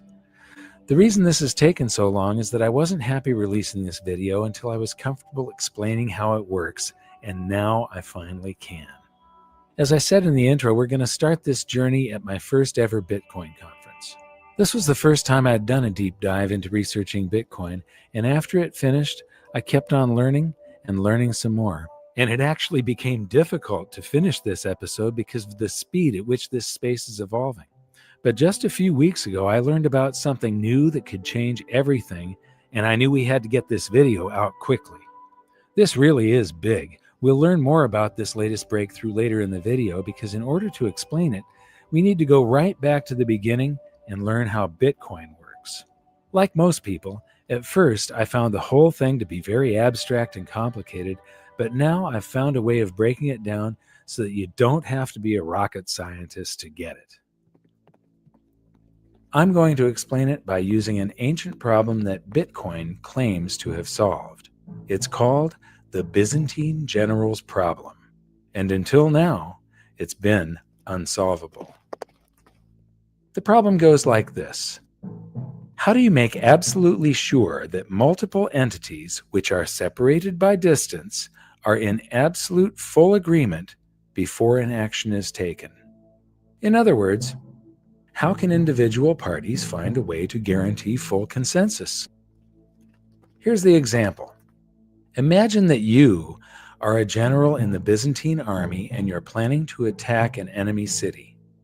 You have the city surrounded by several battalions, each of them camped several miles from the other, and each of them led by another general. A coordinated attack on the city from all sides at the same time will be successful, but an uncoordinated attack will likely end in defeat. You have decided to attack at dawn, but you have no walkie-talkies or cell phones, and signals from flags, torches, or smoke could be seen by the enemy. How do you make sure with absolute certainty that all of the other generals reach consensus and all attack together at dawn? You could send messengers on horseback, but what if one of them is captured or killed before delivering the message? You would need to have a reply from each of your generals confirming that they have received your message, which means that they would have to send messengers to you on horseback, but what if they are captured or killed? What if a messenger is captured by the enemy and an imposter messenger with a fake reply is sent back to you? And how do the other generals know that the messages that they received from you are genuine and haven't been intercepted and altered by the enemy? Worse yet, what if some of the other generals are traitors and they send messages back to you confirming that they will attack at dawn when their true intention is to retreat? How can you ever be absolutely certain that all of your battalions will reach consensus and attack simultaneously? Like I said, this problem has remained unsolved for thousands of years, and at its core, it's all about individual parties being able to trust each other directly, no strings attached. Bitcoin claims to have conquered this problem. Now imagine that the battalions are actually computers on a network, and that the generals are copies of a computer program running a ledger. A ledger that, via some very complex math, records transactions and events in the exact order that they happened. The key here is that all of these ledgers are exactly the same for everyone. As soon as a change is made on one copy of a ledger, if it is proven to be true by the math, all other copies of the ledger are updated to match. What we have here is a distributed ledger that is also always in consensus. This is one of the first things to understand about Bitcoin. It is the first full consensus distributed ledger mankind has ever seen. This network can be expanded across the entire planet. It means that individual parties on opposite sides of the world can come to consensus on an event without requiring any third party as an intermediary for trust. Whether it's an order from a general to his troops or an order from you for a pizza, a distributed ledger confirms via math whether an event is true and records it permanently. Bitcoin, the first full consensus distributed ledger, is a trust machine. But is it 100% reliable? That's a question for later in the episode. But for now, where did Bitcoin come from and who invented it? Well, Bitcoin was originally developed by a pseudonymous developer, Satoshi Nakamoto. There's a lot of speculation about who he is, and frankly, I work directly with him, but I have no idea. But that never really worried me because Bitcoin itself is open source. And so any engineer can evaluate the Bitcoin source code, evaluate the Bitcoin cryptography, and understand and trust the software. So you don't have to trust who wrote it, you trust the software itself. And so that was one of the big reasons why Satoshi chose open source for Bitcoin, is so you can have trust in the system. You don't have to trust who he is. I don't know who Satoshi Nakamoto is. I also don't know who Euclid was. Might have been some dude in Sicily a few years BC, but we don't really know. We have some historical records that tell us that Euclid was someone who invented geometry in the ancient world, but it doesn't matter. Euclidean geometry works whether I know who Euclid is or not, whether Euclid was a nice guy or an evil person. Euclidean geometry simply works. It's completely independent of its creator. And if we didn't know who invented the electric motor or the radio or any of these core technology developments, electricity, so what? They still work. You don't have to have any appeal to authority. We don't have to worry about the motives. Now, in a centralized system where someone is in control, it matters who is behind the curtains. It really matters who is in control. It matters who invented it because they remain in control, or they might have a secret way of controlling it. Bitcoin is wide open and no one is in control, and everyone can see exactly how it works. So how does it work and what's the point? Cryptocurrencies like Bitcoin allow people to transact with each other using the internet anywhere on Earth. Instead of having an account number like a checking account or a credit card, cryptocurrencies are much more secure because they have a public key and a private key. It's like having two account numbers, one for deposits and another for withdrawals. You'll often see them displayed as a string of characters or a scannable code. This level of security means that you could put your public key on a billboard if you wanted to, and your funds would still be secure. The only thing other people can do with your public key is send funds to you. It's your private key that gives you access to your funds. As long as you keep control of your private key, your funds are absolutely safe, and theft and fraud are virtually impossible. But just like cash in your wallet, you need to keep it safe to prevent it from being stolen. Its security is entirely your responsibility. Cryptocurrencies can also give you privacy. Just like cash, you don't have to disclose any personal information when you spend them. By contrast, a credit card has your name, account number, and expiration date. These act like a public key. But the equivalent of your private key, your signature and security code, are displayed in plain sight. This is just plain stupid. I've toured 5 national money museums, and while I was at one of them, I saw a group of young students on a school outing. I can just imagine that someday in the future, a group of kids will be standing around the credit card display, pointing and laughing at the incredible stupidity of the system we once used. And this is the point. Cryptocurrencies are light years ahead of our current technology. Since Bitcoin was the first cryptocurrency, I'm going to use it as our example, and I'll expand on our earlier description of a distributed ledger. But first, where does Bitcoin get its value? Bitcoin is brand new to mankind in that it's both a currency and a payment network simultaneously. And this is where Bitcoin gets its value. The immense network of computers all around the world running the Bitcoin distributed ledger. Every second of every day, these computers are keeping the ledger updated and in full consensus via a system that incentivizes them to process and confirm transactions. The system that Bitcoin runs on is called blockchain. Think of it as a modern version of an old-fashioned bookkeeping ledger, but instead of a handwritten list of entries and calculations, a blockchain is a digital list of entries and calculations. A block is simply a bundle of transactions. Think of a block as a whole page of transactions in the old-fashioned ledger. A blockchain is just a chain of blocks. It's the same as a whole series of pages in the old-fashioned ledger. Easy, huh? Here's how it works. The Bitcoin blockchain actually exists in every one of the millions of computers on the network as exact copies of each other. However, for this example, so that we can zoom in and you can really see just how a blockchain works, I'm going to show it as one giant blockchain in the middle of a small network of computers. Let's follow a pizza transaction with Bitcoin. When the transaction occurs, it first appears on the network in a pool of unconfirmed transactions, along with thousands of others from all around the world. Millions of different computers from the network then gather some of these transactions and place them in their own blocks.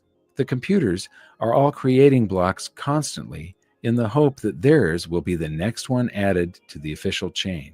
A new block is added to the chain every 10 minutes or so when one of the computers wins the right to have its block recognized as the next in the chain and is rewarded with a prize of newly created Bitcoins. The way a computer wins the prize is by trying to guess the answer to an extremely difficult math problem. In fact, the problem is so difficult that even with millions of computers making guesses billions or even trillions of times per second, it still takes roughly 10 minutes to find the answer. Once one of the computers guesses the correct answer and wins, all of the millions of computers on the network that did not win are instructed to throw away all the work they have done, update their ledgers with the block from the winning computer, and start again with a new math problem. In doing so, the computers use an immense amount of power and cost a literal fortune to run. So why do they do it? Because it can be very profitable. This is where the term mining for Bitcoins comes from. Instead of striking gold by mining for precious metals in the wilderness, these computers are hoping to strike Bitcoin by mining precious numbers on the blockchain.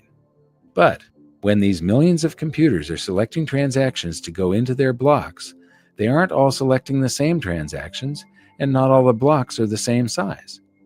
Some contain more transactions, some contain less. When blocks are thrown away, the transactions they contain go back into the pool of unconfirmed transactions. This means that the probability of a transaction being confirmed and staying in the order it was confirmed in is not absolute, but it becomes more of a certainty every 10 minutes as new blocks are added. In fact, for very large transactions, it's suggested that you wait for 6 or more blocks, about 60 minutes, to be absolutely certain that a payment is permanent. So why is it so slow? Why is your pizza cold before you own it? Interestingly, the system is slowed down on purpose, and here's why. With the insane difficulty of guessing the answer to the math problem, you would think that the odds of 2 or more computers winning at the same time are extremely improbable, but it actually happens quite often. This is called a soft fork, and when it occurs, all the computers in the network receive both of the winning blocks and are instructed to create a new block that will chain to the block they received first.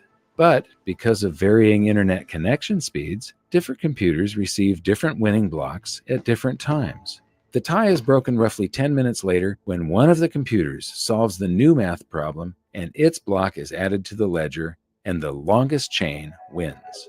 But what happens to all of the blocks on the other side of the fork?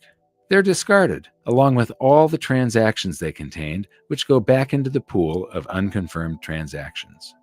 This soft forking is the main reason the system must be slowed down on purpose via the math problem. If the system was instant, it would be forking everywhere, all the time, and there would be no consensus. No one would have any idea of which ledger was the correct one, and every computer would be busy building a different block to create yet another fork. The slowness and immense amount of computing power is required to keep the Bitcoin ledger in full consensus. Therefore, as more and more computing power is added to the network, the system automatically adjusts to increase the difficulty of solving the math problem, which then requires even more power. If Bitcoin is ever going to be widely used, it will be using a massive amount of the world's energy. There are other systems for reaching consensus, but we'll look at those later in the episode. For now, Bitcoin is working as intended and allows people to transact with each other using the internet anywhere on Earth. Bitcoin, it's the first full consensus distributed ledger that mankind has ever seen, but it's not the last. I'm here at the conference with Eric Grill of Coin Outlet, and I'm going to buy some of my very first Bitcoins right now. And so Eric's going to show me how to do this. He's going to tell me this is a paper wallet. That's correct. So I can load this paper currency that's inside this little Ziploc here with Bitcoins. And so I'm going to take a $100 bill and hold that for a second. So what am I supposed to do with this now? You'll scan your public address into the In QR there? code, yes. Okay. And pull it out when it beeps. Okay. Okay, it beeped. Awesome. It'll show your balance. And okay. Now you can deposit your money. And okay.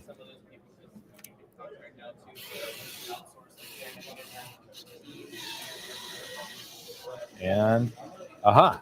So I've got 0.1607329 Bitcoins. And I just finished this session. And now it's sent it and It's done. And so basically in the blockchain, the $100 that I just put in gave me that 0.16 something Bitcoins in the blockchain. It's been assigned to my account code. And behind here, I can peel this open, and there's a code that is my private key. That purchasing power is now protected in the blockchain that is mirrored around the world millions of times. So thank you very much, Eric. Great. It was Thank you great very much. meeting you. Yep. Wonderful machine and a great advancement forward for when it comes to convenience for people. They'll start understanding cryptocurrencies more when they get an exposure that's very similar to an ATM. That's what we're mirroring. Yes. Okay, thanks. Thank you.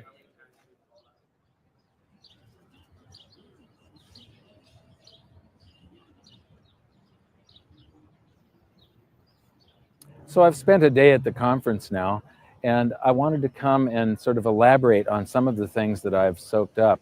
And I came here to Washington Circle in Washington, D.C.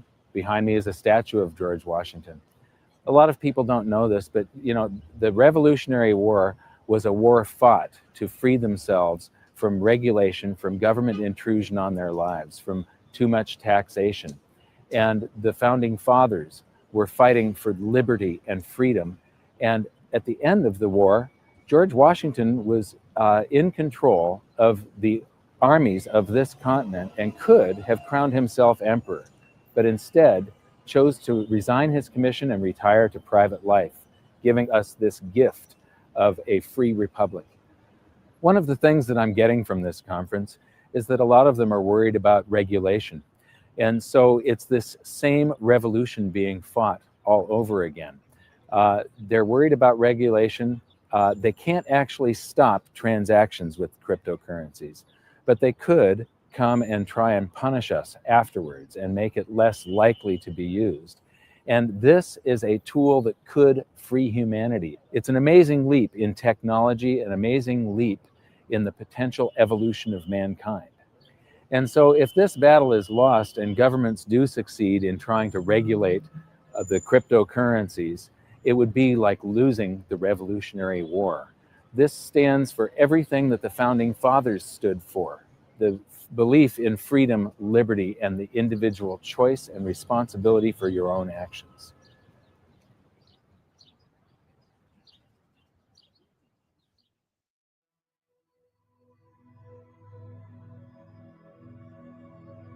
On day 2, I listened to more of the experts, and the more I learned, the more I realized just how much I needed to know. Even once you know all the technical details about Bitcoin, there's still a lot to learn about keeping your funds secure in the real world. One of the most interesting things I found out is in the early days of the internet, they were actually paving the way for something like Bitcoin before they even knew what it would be. So when the first web browser was built, there was a 404 error, page not found, and there's also a 402 error, payment method not specified. So back when they originally built the web browser, they were thinking about the time when they would eventually discover the technology, create the technology to transfer value over the internet. They didn't have the technology back then, but they still had the foresight that eventually we would get there. Well, now we're here. Bitcoin is a solution to that. You know, it's hard to isolate what in particular about Bitcoin is so amazing, but if I had to name one thing, I would say it was the distributed network. This is kind of an amazing thing because it's essentially immortal. It can exist, you know, in trillions of copies all over the world. What that means essentially is that it can't be destroyed. I mean, you could apply every regulator, every bureaucrat, every politician, every central banker in the world, assign it to destroy the blockchain. And they could spend, you know, 24/7 doing this, smashing copy after copy after copy, and destroy trillions of copies. But so long as there's one left somewhere, and there always will be, it can reproduce itself instantly and come into existence of billions and trillions of times over again, virtually instantly. What this means is that the blockchain itself is more powerful than all the governments in the world combined many times over. This is huge. We've never had a tool this powerful to beat back the despots of the world. Throughout most of the convention, I couldn't find anybody that shared a few of the concerns that I have about Bitcoin, such as being a deflationary currency. That was until I met Chris Ellis. Chris, tell me about the concerns that you have. So Bitcoin right now is still an experiment, as are most cryptocurrencies, and the price is mostly supported by a speculative sentiment. And that's because markets are forward pricing mechanisms. People are looking at the information and they're buying on the basis of what they believe other people will do in the future with that information. And I think that a lot of people, having spoken to a lot of merchants as well, they are telling me anecdotally that people are not spending their Bitcoins. So I am concerned. I think the economic side of Bitcoin is probably the weakest. That's why we need a lot of these alternative cryptocurrencies to play around with some of the parameters. But we should consider this an experiment for now. Mm-hmm. One of my concerns is that in a deflation, velocity slows down because your currency is going to be worth more tomorrow than it is today. And so people have a tendency to hoard currency in a deflation, like the Great Depression, for instance. Bitcoin is going to have so many coins per month released, and then that level drops every year or 4 years? 4 years, yeah. Until it gets to a level where it reaches 21 million coins and it stops. Mm-hmm. When it stops, I have two concerns. One, the Bitcoin mining that people are doing is what encourages them to leave computers running all over the planet, and that's what makes Bitcoin work. Now, I know there's a small transaction fee, and if velocity, the number of transactions, picks up enough, then the transaction fee is a reason to leave your computer on. Mm-hmm. But you have a deflationary currency that encourages hoarding and not spending it on transactions. And so when it reaches the 21 million, what is the reward for leaving the computers running if velocity slows and people tend to hoard it, and there's no new coins to be mined anymore. So, and plus, the cost of power is probably going to go up in the future. Yeah. Have you got any other concerns? Yeah, one of my concerns in this space is that most people here are communications and marketing. They're in the business of persuading people. And I think we need more developers. We need to inspire younger people. There are probably fewer than 1,000 people on the planet that actually know how to code a cryptocurrency. And that is a huge form of centralization. They become like Congress.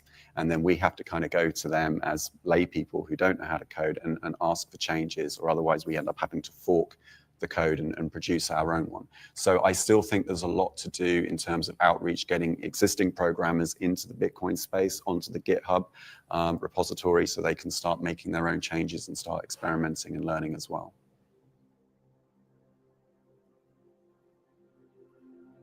So what have I learned in the past few days about Bitcoin and other cryptocurrencies? I've learned that they're a simple mathematical formula that is fair, honest, and impartial. I've learned that this is more than just a digital currency. I thought that this was just for sending value from one person to another. This is a revolution that will change the world. It will tear down borders. It will connect the globe. It is as important as the internet was. But because it connects people, because it frees people, there will come a day where there is a call to regulate it, to stop it, to shut it down possibly. The people that are calling for those things, their motives need to be questioned, because what they are trying to prevent is freedom. It's that simple. One of the things that cryptocurrency does is it provides freedom, and the people that will be calling for its regulation or its abandonment will be the financial sector, central banks, governments, because it provides for a lot of the things that government does very poorly, it will do very well. That the financial system currently does very poorly, it will do well. It's fair, honest, impartial, instant, and cannot be subverted. The only caveats are that Bitcoin has first mover advantage. It's the largest one, but it may not be the one that succeeds. It's an experiment at this point. But the important thing is that the genie is out of the bottle. Freedom is on its way to us right now. We can all support it, or we can let it languish. And I think that this cannot be stopped. So am I going to sell my gold and silver and convert it all to Bitcoin? Absolutely not. Bitcoin, as I said, is an experiment. There is a possibility that these things could go to zero before they're fully developed. There's a possibility of some sort of catastrophic failure. Right now, it has proved very robust and unhackable. You don't know what is going to happen in the future. So one thing to keep in mind, the Germans came up with the Enigma machine in World War II, and it was supposedly uncrackable. And then we broke the code. And then they added another dial to it to increase the complexity manyfold. And it was supposed to be uncrackable, and we cracked the code. So Bitcoin has not been completely proven. It's got 5 years of existence now and robustness. This may be the answer to all of mankind's problems when it comes to a simple medium of exchange, but it's more than that. You can make these smart contracts that settle with a set of rules, so somebody doesn't get paid until all of the rules that you have established are fulfilled. You can create escrow with yourself, where there's a third party that has to sign off that a transaction has been completed before the payment goes through. They're working on things where you can take delivery of something continuously and pay for it as you use it. It would be like paying for the internet for every second that you're using it only, or paying for the gas that's delivered to your house. Instead of monthly, you're being billed per thermal unit, and with no frictional costs involved. So this adds up to efficiency.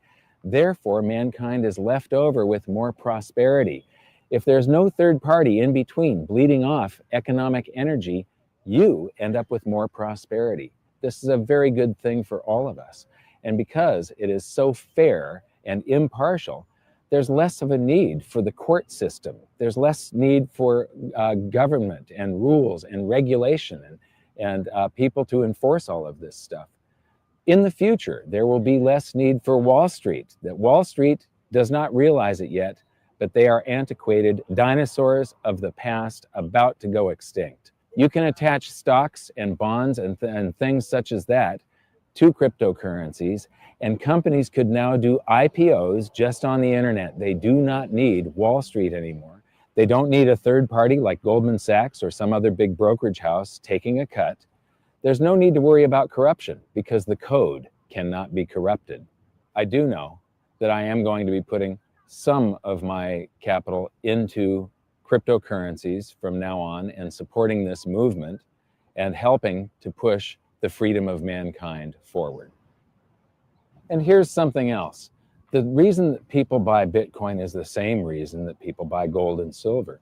It's an alternative to all of the other currencies, the fiat currencies that are being printed into oblivion on this planet right now, and they eliminate the need for third-party trust. You don't have to trust somebody else with your Bitcoins. You only have to trust yourself.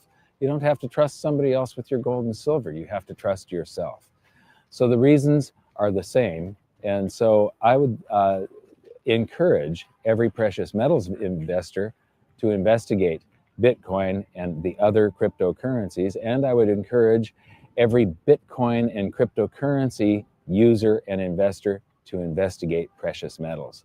I'm going to hold both. I look at the cryptocurrencies as a very speculative, volatile, and potentially risky play. I look at gold and silver just like savings. I see them as something that has never failed in 5,000 years. They are proven, and I see them as extremely undervalued compared to the morass of fiat currencies on this planet at this point. So when I came here, I expected to find nothing but a digital payment system. And what I found is a technology that can revolutionize the planet. If the founding fathers of America were standing here beside me, they would be fighting for this revolution.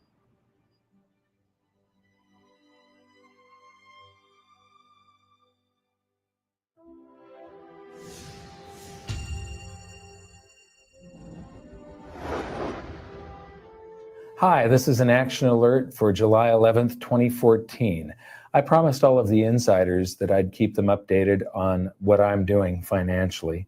And recently I've done something quite unusual. Up until now, my portfolio is entirely precious metals, gold and silver, physical. But I've been investigating Bitcoin quite a bit. I was in Washington, D.C. recently at a Bitcoin conference, and I learned a lot about it. I became convinced that this has a tremendous upside potential. The downside potential, it would be short term, and there is a downside risk that it could entirely fail. So I'm not going to put a lot of my portfolio into it, but someday I will probably be up to around 10% of my portfolio going into Bitcoin, believe it or not. The other thing that I'm doing is I'm buying a bunch of Pegasus 1 ounce rounds because they're a bargain, and I recently cut a video about how silver is a game of ounces. One of the things I didn't get around to during the conference was talking to retailers about their experience of accepting Bitcoin as payment. I'd become interested in accepting Bitcoin at my own business, but I still had some questions, so I made a trip to Salt Lake City to see Patrick Barron. Now, this is a guy I've really got respect for because he understands monetary history, economics, and the frictional nature of our current monetary system and Wall Street. So I know that you're in a fairly low profit margin business, being an online retailer of discount goods. I too am in a very low profit margin business. You've been taking Bitcoin. You're one of the first large businesses to adopt Bitcoin. The first. The first. Large business. Excellent. What is your recommendation for me?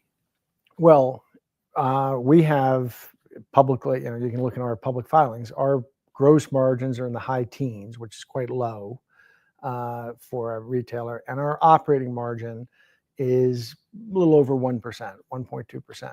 And of course, to take people's credit cards costs about 2 or 3 or 4% for most businesses.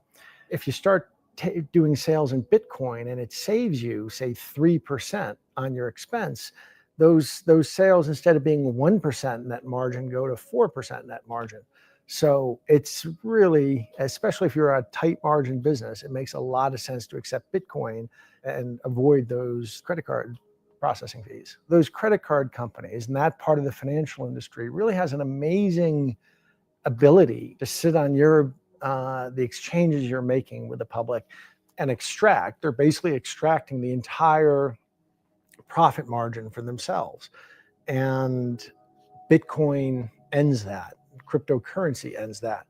So it's a frictionless system. But you can, the empire is going to strike back no matter what they're saying.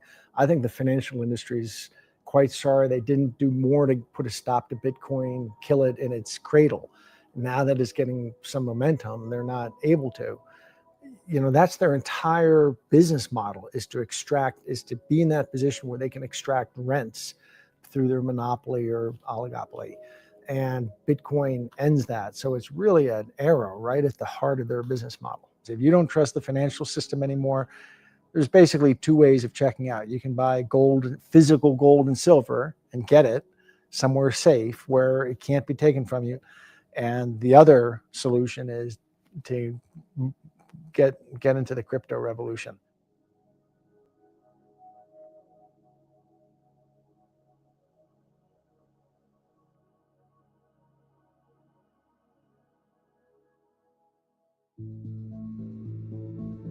Since starting this episode, we've seen a blockchain boom.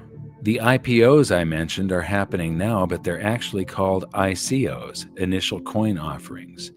And the early nonchalance of the financial industry has been replaced by a race to develop their own blockchain payment systems. Because of its rate of growth, Bitcoin has been stressed to the limits. Where it was once fast and cheap, it is now slow and expensive. In fact, the issues Bitcoin has suffered from have led to political infighting, Bitcoin forking into multiple versions, and alternative cryptocurrencies gaining market share every day. Distributed ledger technology has caught fire, and there's a speculative mania occurring. While the speculation can't go on forever, one thing is for sure: blockchain is here to stay. Or is it? Last week, I was in New York City for a meeting that we had scheduled that I thought was going to take a couple of days, and it ended up only taking a couple of hours. So with all the leftover time, I decided to go visit an old friend, Dimitri Kofinas. He used to have one of the best financial shows on television called Capital Account. You might remember him from episode 2 of Hidden Secrets of Money, where he talked about Greece and the hubris of leaders and empires and how history repeats. Anyway, he has a new podcast called Hidden Forces. And when we visited him, he was all fired up about this new technology. And this podcast, when I listened to it, I got all fired up. And he invited us to attend an event. So we went home to Los Angeles, there for 2 days, and right back to New York again, and to the event that he hosted about hash graph technology created by Lyman Baird that is probably going to end up replacing blockchain technology. I mean, this is big. We went to the event, we listened to some of the people that are involved with this, and we were just absolutely blown away. So I'm going back to visit with Dimitri now and get his take on how the event went last night and where the future of this thing is going. Since the advent of Bitcoin, there have been many thousands of blockchain-based cryptocurrencies created, and now there are more of them being created every single day. So what's different about Hashgraph? Well, it isn't blockchain. It's totally different. In fact, the way it works is a real mind bender and not very easy for me to explain, but I'm going to give it a try. Instead of a block in a blockchain, Hashgraph calls their packages of information events. Your computer takes a transaction like a payment, or anything else for that matter, such as an action in a video game, an offer to sell merchandise or even sell stocks or bonds, a bid on that item, a contract, or even a law. Pretty much any information or transaction you want to record, and it puts it in the event. For transmitting information quickly, Hashgraph uses a technology that has been the gold standard in computer science for decades. It's super fast, and it's called Gossip Protocol. Your computer randomly tells another computer in the network about the event you've created, and that computer responds by telling your computer about any events it heard about. Then that computer tells another computer about your event and the other events it heard about, and the computer it's talking to responds by telling all the events it knows about. It's absolutely the best, most efficient way to spread information, and it's exponentially fast. But here's the twist. Each time a computer tells another computer about an event, it also includes the information of the time it heard it and who it heard it from, and the time they heard it and who they heard it from, and so on and so on. It's called gossip about gossip, and it lets everyone know what everyone else knows and exactly when they knew it in just fractions of a second. The other major component is an even older technology, and it's the most robust, secure, and certain way of coming to absolute consensus. It's called voting protocol. But until now, it was so slow that nobody ever used it. And the twist that Hashgraph has given it is that there's no voting. Instead, because everyone already knows what everyone else knows, you can mathematically calculate with 100% certainty how they would vote. It's virtual voting, and it allows Hashgraph to come to consensus almost instantly. So instead of recording things on a block and then adding it to the blockchain once every 10 minutes, Hashgraph events are added to the system instantly the moment they're created, so they don't have 10 minutes worth of information in them. This means that they're small and they contain far less data, so they use very little bandwidth and are much easier to transmit. And because it's not trying to guess the answer to an incredibly complex math problem trillions of times per second, Hashgraph uses just a minuscule amount of power. From what I've seen so far, compared to blockchain, Hashgraph is lightning fast, more secure, and provably fair. All events are time-stamped the moment they're woven into the system, so the record of whose event came first and whose came second is instant, and there's no such thing as soft forking or unconfirmed events.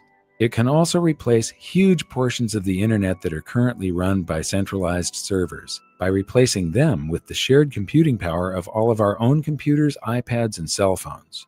It looks like Hashgraph might just have the potential of fulfilling all the original hopes and dreams I had for blockchain technology. The power to decentralize and remove the middlemen from commerce, banking, stock markets, and much of the legal system and government.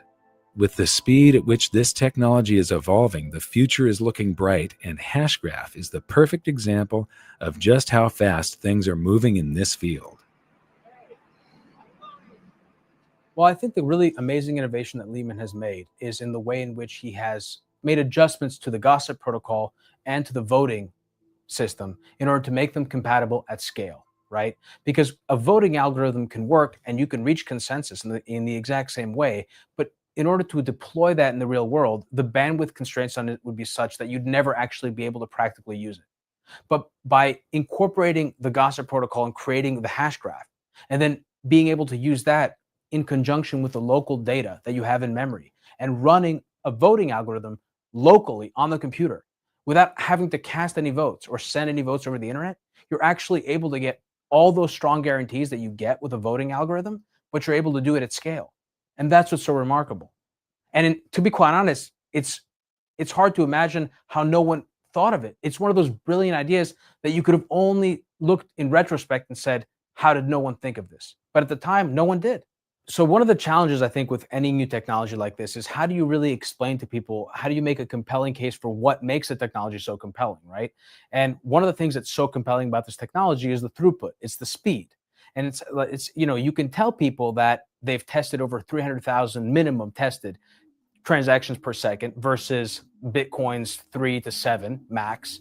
But like, how do you kind of get that in your head? And I sort of did a back of the envelope calculation, and that's roughly twice the speed of sound relative to a snail's pace, Bitcoin being a snail's pace, and this network literally being like a supersonic jet traveling at twice the speed of sound, which is, I mean, just wrap your head around that for a second. It's remarkable.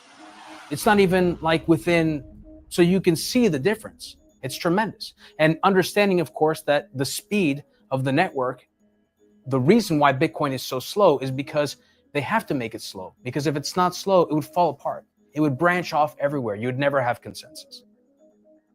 Now remember the explanation of the Byzantine general's problem from earlier and how blockchain was built to solve it? Here's something not many people know. Blockchain systems aren't technically Byzantine fault tolerant. They came close, but no cigar. So I, like many people, assumed that blockchain was Byzantine fault tolerant. And in fact, I didn't fully appreciate what that even meant. I sort of just assumed it because I saw it as a sort of part of the larger picture of blockchain being very secure and not having been hacked. But in fact, it isn't Byzantine fault tolerant. And the reason why it's not Byzantine is because in order to be Byzantine, there has to come a point in time when you've reached consensus, you know you've reached consensus, and you know you'll never be wrong. And you're never going to change your mind. And that doesn't happen with blockchain because of the nature of the network. The geometrical qualities of the blockchain network require you to always sort of recognize that you're never entirely sure. You're probabilistically more confident that you're arriving at consensus. But that's also why on the blockchain network, you need to keep an entire history of the ledger, because you sort of have to have the capacity to do a forensic analysis in the event that you are mistaken, in the event that the network has forked and you don't know it. And so that's something that you don't have to do with Hashgraph, because with Hashgraph, you're coming to consensus every few seconds, and you can dump the entire history of the network's data and just keep rolling forward because you're absolutely sure that you reached consensus. And that's the difference. I think the major problem, the sort of the big deal in the blockchain community for years, ever since the community figured out that they could take this protocol that Bitcoin was built on and sort of extrapolate it and use it to build these distributed systems, this distributed architecture around storage and computation, et cetera, and building applications on top of it, is that there was a recognition that it had limitations. It had limitations at scale. And the community has been trying to figure out how to address that while at the same time building apps on top of it. And something that Lehman said, which really has stuck with me, is that while everyone was really busy building apps, they forgot about what the core of distributed technology is all about, which is reaching consensus. And what Hashgraph has done is it has revolutionized that process. We can agree about the things that we're communicating about at scale. And that's a revolution. It's the biggest revolution since the web. Right. And you were just following your heart to do it. That's the thing. It wasn't. Right.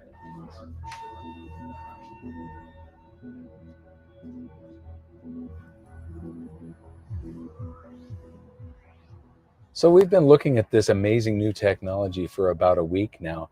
And what I find so incredibly amazing is that it holds the promise to solve all of the problems that the other distributed network ledger systems have. Bitcoin, once it started to scale up, it turned out that it used an immense amount of energy to run the system. And also, as it scaled up, it became slower and slower and slower to where it was no longer a currency. It was basically a speculative vehicle. People could make some gains in purchasing power on it. But it wasn't something that you could stand in line at a Starbucks and pay for a cup of coffee for. A friend of mine just did a transaction that took 4 hours for confirmation. And so this is incredibly fast, pretty much instantaneous. The number of transactions that it can process per second is mind-boggling compared to Bitcoin, and it uses almost no power. So it solves all of the issues that I had with Bitcoin. There's a lot of different cryptocurrencies now, and many of them are engineered to either be faster or to be more sound and robust, but everything has a set of trade-offs. And so whatever feature that they want to offer, they have to give up something else. So the really fast ones, if they want them to still be fast once they're scaled up, they're more vulnerable to some sort of attack or hacking. The ones that are less vulnerable to attack and hacking have the problem of scaling. They're going to be slow. Speed, fairness, where the transactions are recorded in the absolute order that they came in. Some cryptocurrencies offer you the ability to pay extra to have your transaction mined first, and that really isn't fair. A distributed ledger should be recording everything at the absolute time of event, and then full consensus is reached, and there's no argument, no going back.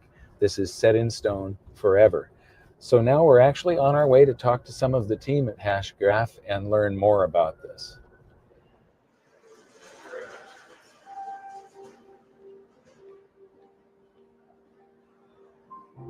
You ever seen New Jersey look so beautiful?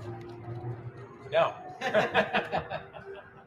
When I first arrived, I was chatting with some of the Hashgraph team about how much energy the Bitcoin system uses these days.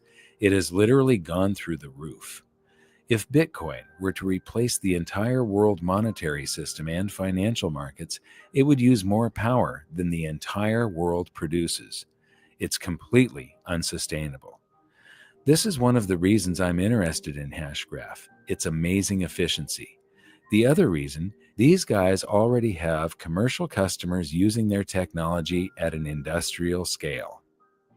How it's being used today is in private enterprises. It's been deployed by the Credit Union Association, where CU Ledger is a group of 6,000 credit unions and a consortium that had to make a decision. What distributed ledger technology were they going to use? And we beat IBM Hyperledger, and we're super proud of that. We're a small company, no more than 6 people today. And the fact that we could go up against IBM, it's a true David and Goliath story, and we're really proud of that. It's also being used in Ethereum-based projects where a lot of these ICOs, coin offerings, are starting to realize the limitations of the Ethereum protocol, and that today it's 5 to 7 transactions per second. Hashgraph is, again, that hundreds of thousands of transactions per second, which opens up a whole new genre of applications that could never run on Ethereum. Our technology speaks for itself. It's night and day in true comparison to everything else in the market, and everything falls short, especially when it comes to security. We're asynchronous Byzantine fault tolerant. We're the strongest form of security you can get in a distributed architecture. You don't have to take our word for that. There's 30 years of academic literature in the space of voting-based systems. Ours is a voting-based system without the voting. We do virtual voting, which sounds weird, but it works. It's peer-reviewed, mathematically proven. That's what got the credit unions. The fact that we have absolute certainty that when we achieve consensus, this is consensus. It's not blockchain in that with every additional confirmation, we become a little more certain, but we're never truly certain. And that's the case, certainly, of blockchain. With Hashgraph, you never have that what if. You're 100% certain that this is the way things are. This isn't theoretical. We're not talking about a white paper or some voodoo idea that is not practical, because the fact of the matter is this is a tech stack that you can go download today. It's been out for a while now. We took it to TechCrunch Disrupt to have developers and a hackathon out there build on it. We gave a $5,000 prize to a team that built the Hashgraph Fair Auction Ledger. And what that is a distributed auction for the first time ever in the history of mankind, where there is no centralized infrastructure, but distributed parties could submit a bid, and we can still decide who won that auction. Think Sotheby's or eBay, but without a leader, without any vulnerability, and with complete fairness. That's never existed before. Well, for me, the most exciting applications or potential applications for Hashgraph are in terms of Internet of Things, in terms of identity, and allowing us to be able to control our own identity instead of it being in the hands of corporations or other organizations. From a currency or economic standpoint, it opens up possibilities in developing countries. There's so many possibilities that before Hashgraph got invented, all these possibilities didn't exist, but now they do. It really does seem like Hashgraph has cracked the problem of consensus at scale. Once again, you can see the speed of evolution in this space right in front of your eyes, and like I said in Washington, D.C., it may not be Bitcoin that dominates this space, it may not be Ethereum, it may not be Hashgraph, but you need to understand how quickly this thing is moving. It's a very exciting time. The more I found out about this technology, the more I needed to know about it. So I headed straight to Texas to meet with Lehman Baird and Hashgraph's CEO, Mance Harmon.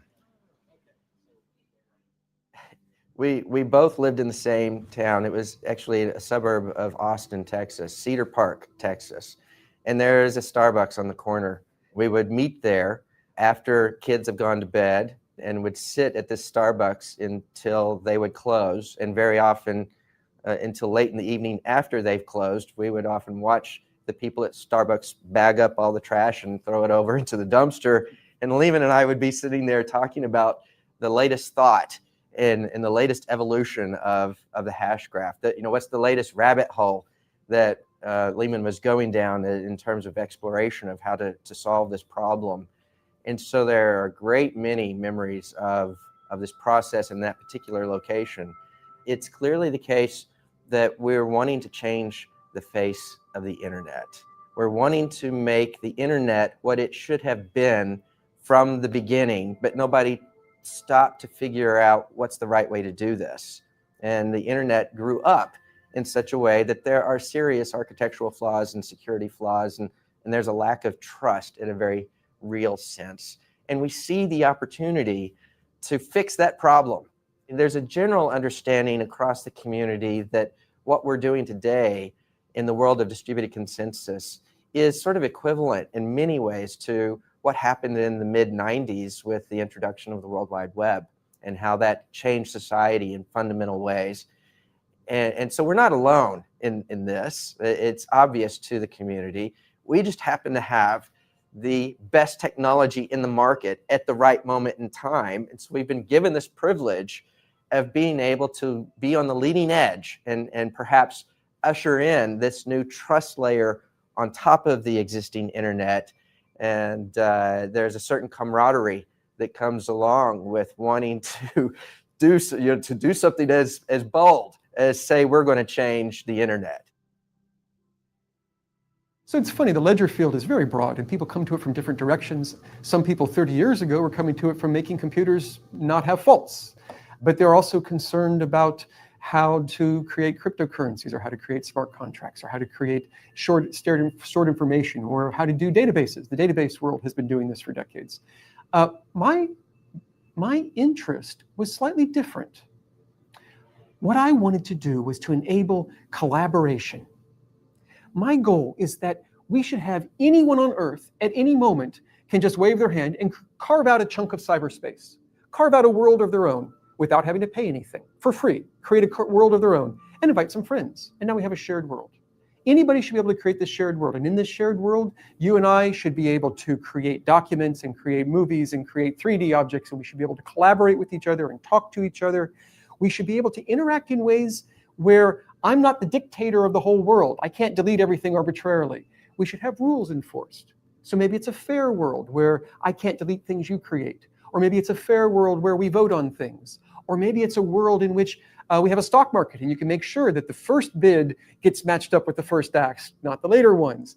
We want to have a world that you and I can trust, and that our friends that we have invited, and maybe the strangers we have invited, can trust is going to work the way we want. And we can trust that if my computer dies and is erased, I can get all the data back. The data will never disappear. But to do it totally for free, no server involved, just the computers of the people involved, with complete trust without having to trust any one person in any way, and be able to have this shared world that has the fairness and then the speed. I mean, I want to be able to play games in this world. So I want a ledger where I'm recording every single time a person moves or shoots or picks something up. You want to be able to do a game at, we're talking hundreds of thousands of transactions per second maybe. We want huge speed, and we want complete security.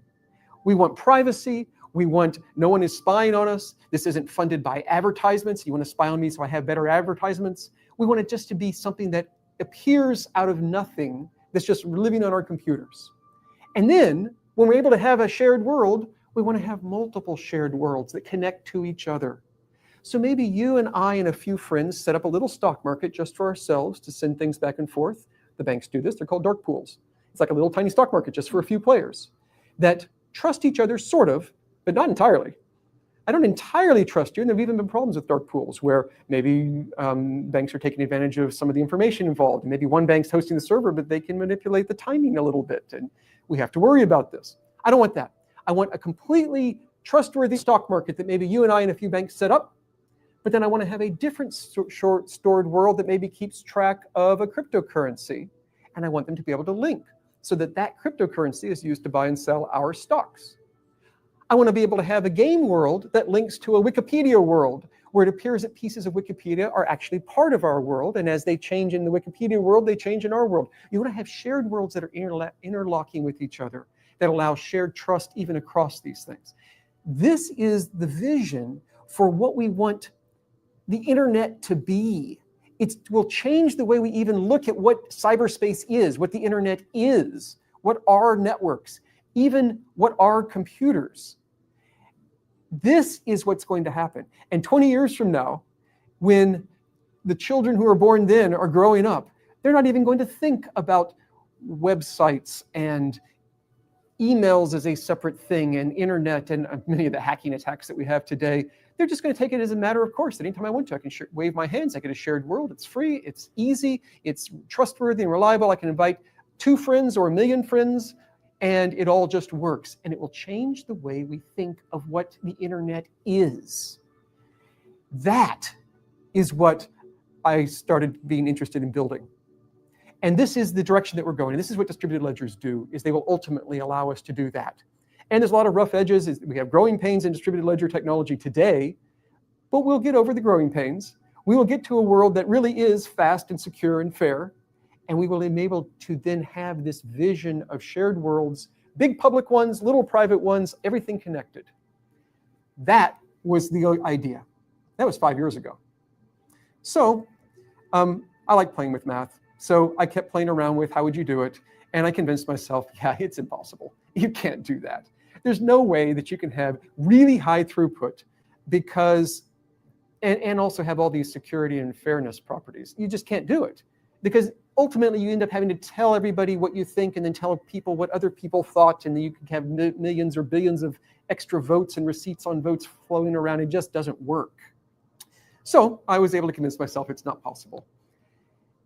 And I set it aside, and it would come back and haunt me, and it would keep nagging at me. And so I would pick it up again, and I would spend a couple of days going through it and going through the math and realizing, no, I was right. It really is impossible. You can't do that. And set it aside again. And this kept going for years. I have lots of math problems. Some I've been working on for decades. They just, for whatever reason, I don't know why, they just latch onto me, and I can't get away from them. And eventually, I said, wait a second. If we're all just talking to each other and you include a tiny bit of extra information, we could each end up with a complete history of exactly how we talked to each other in what order.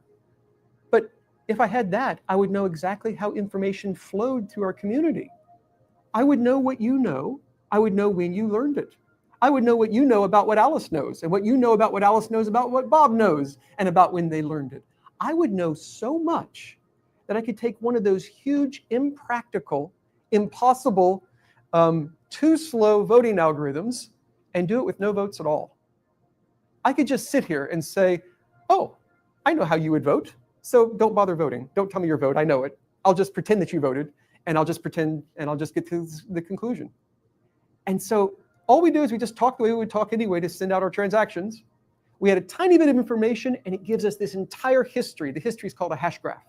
You just get this entire hash graph that lets you see such incredible amounts of information about who knows what when, that then you get consensus for free. But that's where we're going, and we're at the very early stages. I mean, the planet is at the early stages of what ledgers can do. And I think whatever you think that ledgers might be able to do, they can do that, but they can also do more. And we are just as a species beginning to learn what the final limits are. And we're pushing as fast as we can along that path. And so this is the gateway to the next net. This is it. This is the next net. Technically, the geeks will always know, well, there's multiple layers, and the internet's still down there at the bottom, just like it always has been. But for the users, what they think of when they think in their mind of what the net is changing. And that's what's going to be different. At a low energy cost. Let's talk about energy costs. You can run this on your cell phone, am I correct? The Yes. processor in a cell phone Absolutely. is enough to actually run Absolutely. hash graph. Absolutely. So there are systems that would require you to buy a supercomputer. It's called a mining rig. It's a big box full of specially built chips that don't do anything useful for humanity. They just mine, which means they solve math problems that have no inherent use. The purpose of them is to slow down the network. This isn't this doesn't sound good, just on the Right. face of it. I'm going to spend a lot of money on a supercomputer, and then I'm going to use a lot of electricity to run my supercomputer, and the whole point of the supercomputer is to slow down the network. But that's what it is. And so proof of work systems work that way. Proof of work is really exciting because it was the first to show us all the possibilities of ledgers. But it's the first generation. We clearly need to move beyond that, and we will, I think, over time. So with Hashgraph, yeah, you could run a full node on your cell phone. You've accomplished something, a tool that is extremely powerful. What are your hopes and dreams? My hope and dream is that this pushes us forward along this path to an internet of shared worlds like we've been talking about, where anybody can collaborate with anybody, and the data is stored. You don't have to pay for a server to hold it. It is secure. It is private, where you have the rules enforced. We could set up an organization and trust that elections aren't being rigged because the rules are enforced. You don't have to trust any one person. We could have money and trust that no one's going to inflate the money supply because the rules are enforced and it is guaranteed. We could store the deed to your house, and at any given moment, I could know that we're all seeing the same answer as to who owns it, so that you can't sell it to one person and also sell it to someone else at the same time. You'll get caught because it's a publicly visible thing that everyone knows that everyone else is seeing the same thing. I envision a world where the whole internet works this way, where we all know that we can all see the same thing and that rules are enforced, that we have collaboration. And to do that, we need speed, we need security, we need fairness. And my goal is that what we're doing pushes us along that path, because that's the goal that we need to get to, where the nature of the internet itself is different because it has a trust layer. So this has been my 3-year journey of discovery, from Bitcoin to Hashgraph and all the promise that they contain. Now, when we make a documentary like this, you shoot hours and hours and hours of film, and you have to decide what to put in and what to leave out. Many of these guests we interviewed for somewhere between a half an hour to more than 2 hours.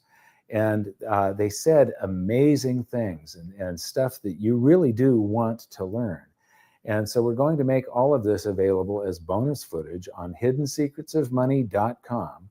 And so go there if you're interested in any of this, but especially Hashgraph. You know, we wanted to take you on this journey of discovery to show you these stepping stones along the way. And my hopes and dreams when I first started on this journey was that Bitcoin was going to be the technology that was going to help free the world, to make a fairer, more prosperous, freer planet for all of us by helping to change the monetary system. And it has. Bitcoin is extremely important. It's like the very first automobile. It's like the discovery of electricity. It's like figuring out how to harness fire. It's a very, very important technology, but no man can design something that is supposed to be a free market interaction and predict all of the unintended consequences. And what Satoshi Nakamoto has done here is beautiful, except when he did it, figuring out how to incentivize people, he over-incentivized the mining area. And what has happened to Bitcoin is it has become this behemoth that is no longer the promise of a currency. It's not going to replace the world monetary system or the financial markets. Nobody is actually using it for transactions. They're using it as a speculation now. And so it isn't living up to the original promise of what Bitcoin was supposed to be. Hashgraph might. We have yet to see. Right now, none of the blockchain technologies that I know of can run markets where it's got to be absolutely instant and absolutely fair. Hashgraph can provide these things. You know, the people on Wall Street were sort of like dinosaurs looking up at an asteroid and not realizing what was coming. Suddenly, everybody in the financial sector is scrambling to try and figure out how they can get a cut of this. And one of the things a lot of the Wall Street people don't realize yet is that a lot of them are already obsolete. Now, Hashgraph, because it's patented, there's no token that you can buy right now. It's a platform. It's just like the blockchain. It's something that underlies applications that will be built on top of it. So, but this, the part that underlies those applications, this is a revolutionary trust layer that speeds everything up, conserves energy, and turns the internet into something completely different because it's completely decentralized. As far as government and the financial system, we have seen a tremendous change since the founding of the United States of America. It was founded on freedom, and what we've seen is more and more control by government and the financial system inserting themselves more and more and more between individuals that want to transact with one another. Now, the powers that be are not going to want to go down without a fight. And this does have a potential to supplant most of what they do, to take away much of the power. And that's really what I would like to see. And so this is my great hope and dream, but we're not out of the woods yet. We have to keep pushing this forward, and please support it. This is something that everybody should get involved with, and everybody should spread the news on it if you want it to succeed. Just like the beginning of this episode, these technologies really do have the power to enslave or free mankind. It's going to be one or the other. There is no middle ground here. And right now, we have the opportunity to choose. This is a decisive moment in history. The future of mankind depends on what you do. So learn as much as you can about this space, all of it. Visit hiddensecretsofmoney.com and watch the bonus features, especially the stuff from Lehman Barrett at Hashgraph. Share this video with everybody that you can. And until next time, thank you very much for watching. Good luck, and we'll see you next time.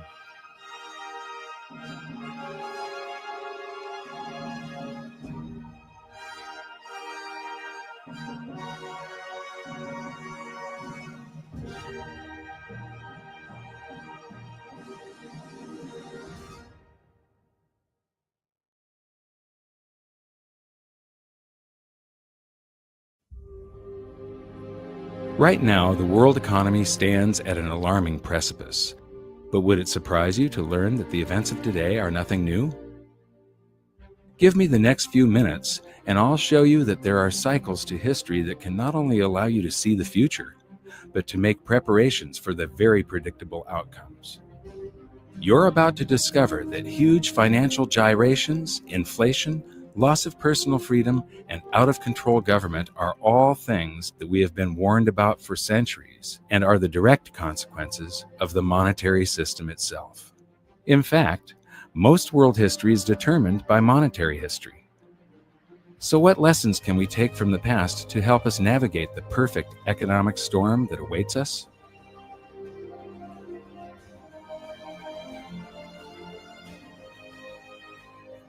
Debasing a nation's currency supply to pay for public works and war is a pattern that just repeats and repeats throughout history, and it's a pattern that always ends badly. In this double episode, we're going to create a timeline to show the similarities between ancient Rome and the United States today. Just like the USA, Rome started out as a republic after overthrowing a monarchy. So let's begin with their early economy in around 500 BC. In the early days of the Roman Republic, for the first 178 years, there's no evidence of big inflation. They were using gold and silver coinage mostly as their currency. Small denominations were made out of copper and bronze. Then Hannibal of Carthage starts to harass Rome in something called the Second Punic War. And to pay for this war, they did deficit spending by taking the coins that they took in taxes, melting them down, and adding cheap and abundant base metals, such as copper, so that they could mint more coins. This caused a big inflation, and the inflation was one of the factors that brought the Roman Republic down to a dictatorship, the Roman Empire. Most of Rome's gold and silver was stored in vaults under the floor of their treasury, which was also known as the Temple of Saturn. If you visit Rome, go to the Forum in the center of the city, where you can still find the ruins of the temple today. And here's something I found really interesting. The U.S. Treasury in Washington, D.C. has almost exactly the same design. So now let's start filling in our timeline of events to keep track of the major similarities between Rome and the USA. We just learned that the early Roman Republic enjoyed a long period of practically no inflation because they used sound money, pure gold and silver. Interestingly, the United States started on the same path. From the late 1700s to the early 1900s, prices were very stable thanks to laws that mandated the use of gold and silver as money, and our people were not robbed by inflation. But in both instances, it was the ongoing debasement of the money for war spending and public works that led to economic chaos. Tell us the parallels between Rome and what's happening in the United States today. Well, they're obviously two very different societies, but there are some broad parallels. Rome was a republic. They made sure they had two people each year who were the rulers, the consuls. They always changed because the Romans were worried. They'd had a monarchy before, very unpopular. They overthrew it. So they didn't want anyone getting too many powers. What did in Rome, no surprise, excessive taxation and debasing the money. When you look at the coinage, it started out being an exact measure of copper for the sestertii and silver for the denarii. And by the time it was all over, worth absolutely nothing with perhaps a wash of silver to make it look like the original thing, which is exactly what we're doing now. So these patterns repeat themselves. They always repeat themselves. The Romans were the first culture to understand that a currency maintains its value because of its rarity.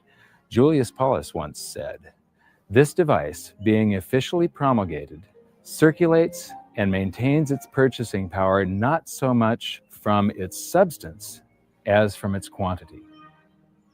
Even still, the Romans never stopped churning out more currency, just like the USA today and the ancient Greeks before them. But in their race to debase, the Romans came up with some new twists of their own. The first of these twists was coin clipping. Whenever a Roman would enter a government building, they'd simply clip the edge off of their gold or silver coin. They would save up all of those clippings, melt them down, and mint more coins, expanding the currency supply. And when that wasn't enough, they developed the art of revaluation, where you just take a coin and you stamp a new value on it. You got 100.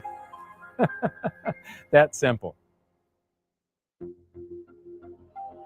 The move away from precious metals to something less than precious metals, and the Roman Empire famously clipped their coins. This was a debasement of the currency. There wasn't a paper currency, but it was a debasement of the currency. In the US, there's a very interesting phenomenon going on where they're not clipping coins, but when you go to the supermarket, you find that the portions of the items at the supermarket on sale are shrinking. You know, the servings on various other consumer products are getting smaller and smaller, but this price is the same. So it's very similar to that old Roman coin clipping trick from 2,000 years ago. It's another form of currency debasement, but it's hidden through cardboard and marketing and fancy presentation. But the people are nevertheless having their currency debased. So why should you care about this? The quality of a society is directly proportional to the quality of its money. Stable money leads to stable prices, which leads to a stable society, whereas debasement of the currency leads to the demise of empires. The major reason for Rome's ongoing currency debasement was to pay for their ever-expanding empire and never-ending wars. The precious metals content of their coinage fell further and further until it had next to no connection with the pure gold and silver that had initially provided them with a stable economy. Cut to today, and we see the same pattern. Up until the outbreak of World War I, the United States had very high levels of precious metals in its coinage, and treasury notes were backed by gold at a 1-to-1 ratio.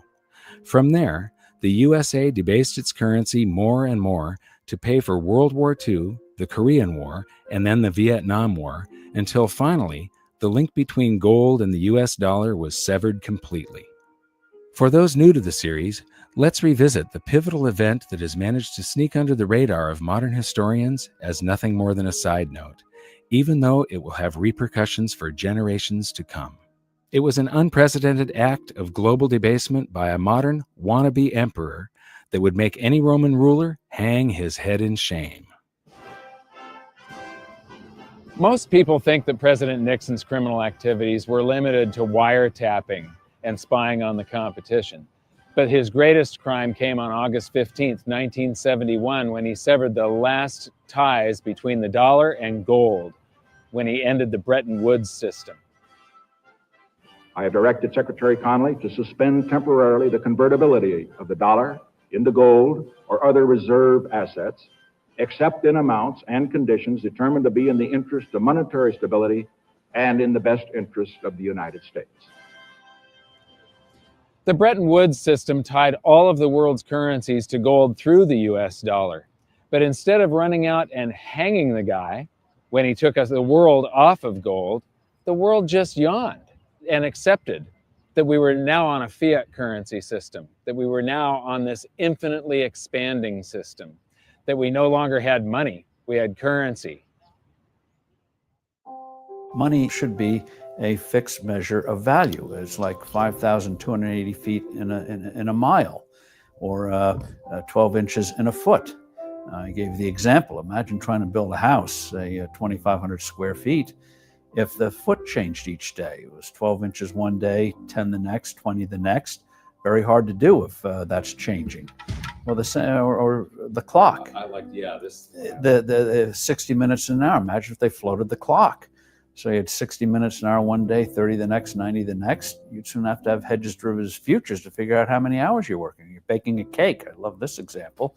And it says bake the batter for 45 minutes. Then you have to figure out, is that inflation adjusted minutes? Is it a California minute, a Nevada minute? Just makes life infinitely complicated. So when you have a fixed measure, when you go to the market, you assume if you're getting 16 ounces of liquid, it's 16, not 13, not 18. Just makes commerce, which is the source of wealth, people doing things with each other, infinitely easier.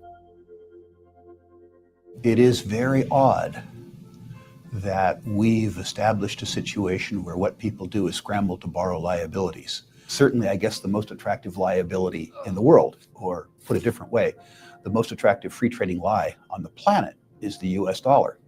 We joke in investment conferences, it's the worst currency in the world, except all the others. If you're going to trade in a lie, it better be a liquid lie. What the United States dollar has going for it is the most liquid lie in the world. I mean, if you think about the advantage that we have now, yes, it's a horrible thing to do morally, but what we do is amazing. It's amazing that we can get away with this. We print a lie, a dream on a piece of paper, and we ship it to Brazil, and they send us coffee. And we ship the same lie to Germany, and they send us a Mercedes. And we ship the same lie to Japan, and they ship us a stereo. It's actually a pretty cool deal. I mean, I feel bad about it in a sense, but it's grandly amusing in a sort of a cosmic sense. You just need to understand that somehow, sometime, some way, there's going to be a reckoning. The dollar's involved worldwide as a major currency, so it's 1/2 of everything we do. And it has no definition. I used to get a charge out of asking Bernanke and Greenspan, define a dollar. And, they can't define a dollar. They, in the old days, it was a weight of silver, a weight of gold. And that's what it was supposed to be according to the Constitution. Well, Dr. McCracken, not being an economist, can you explain to me briefly, how in the world do you determine what a value of a dollar is in relation to a French franc, for instance, if you can't convert that dollar into gold? What standard do you have? What is it worth at all?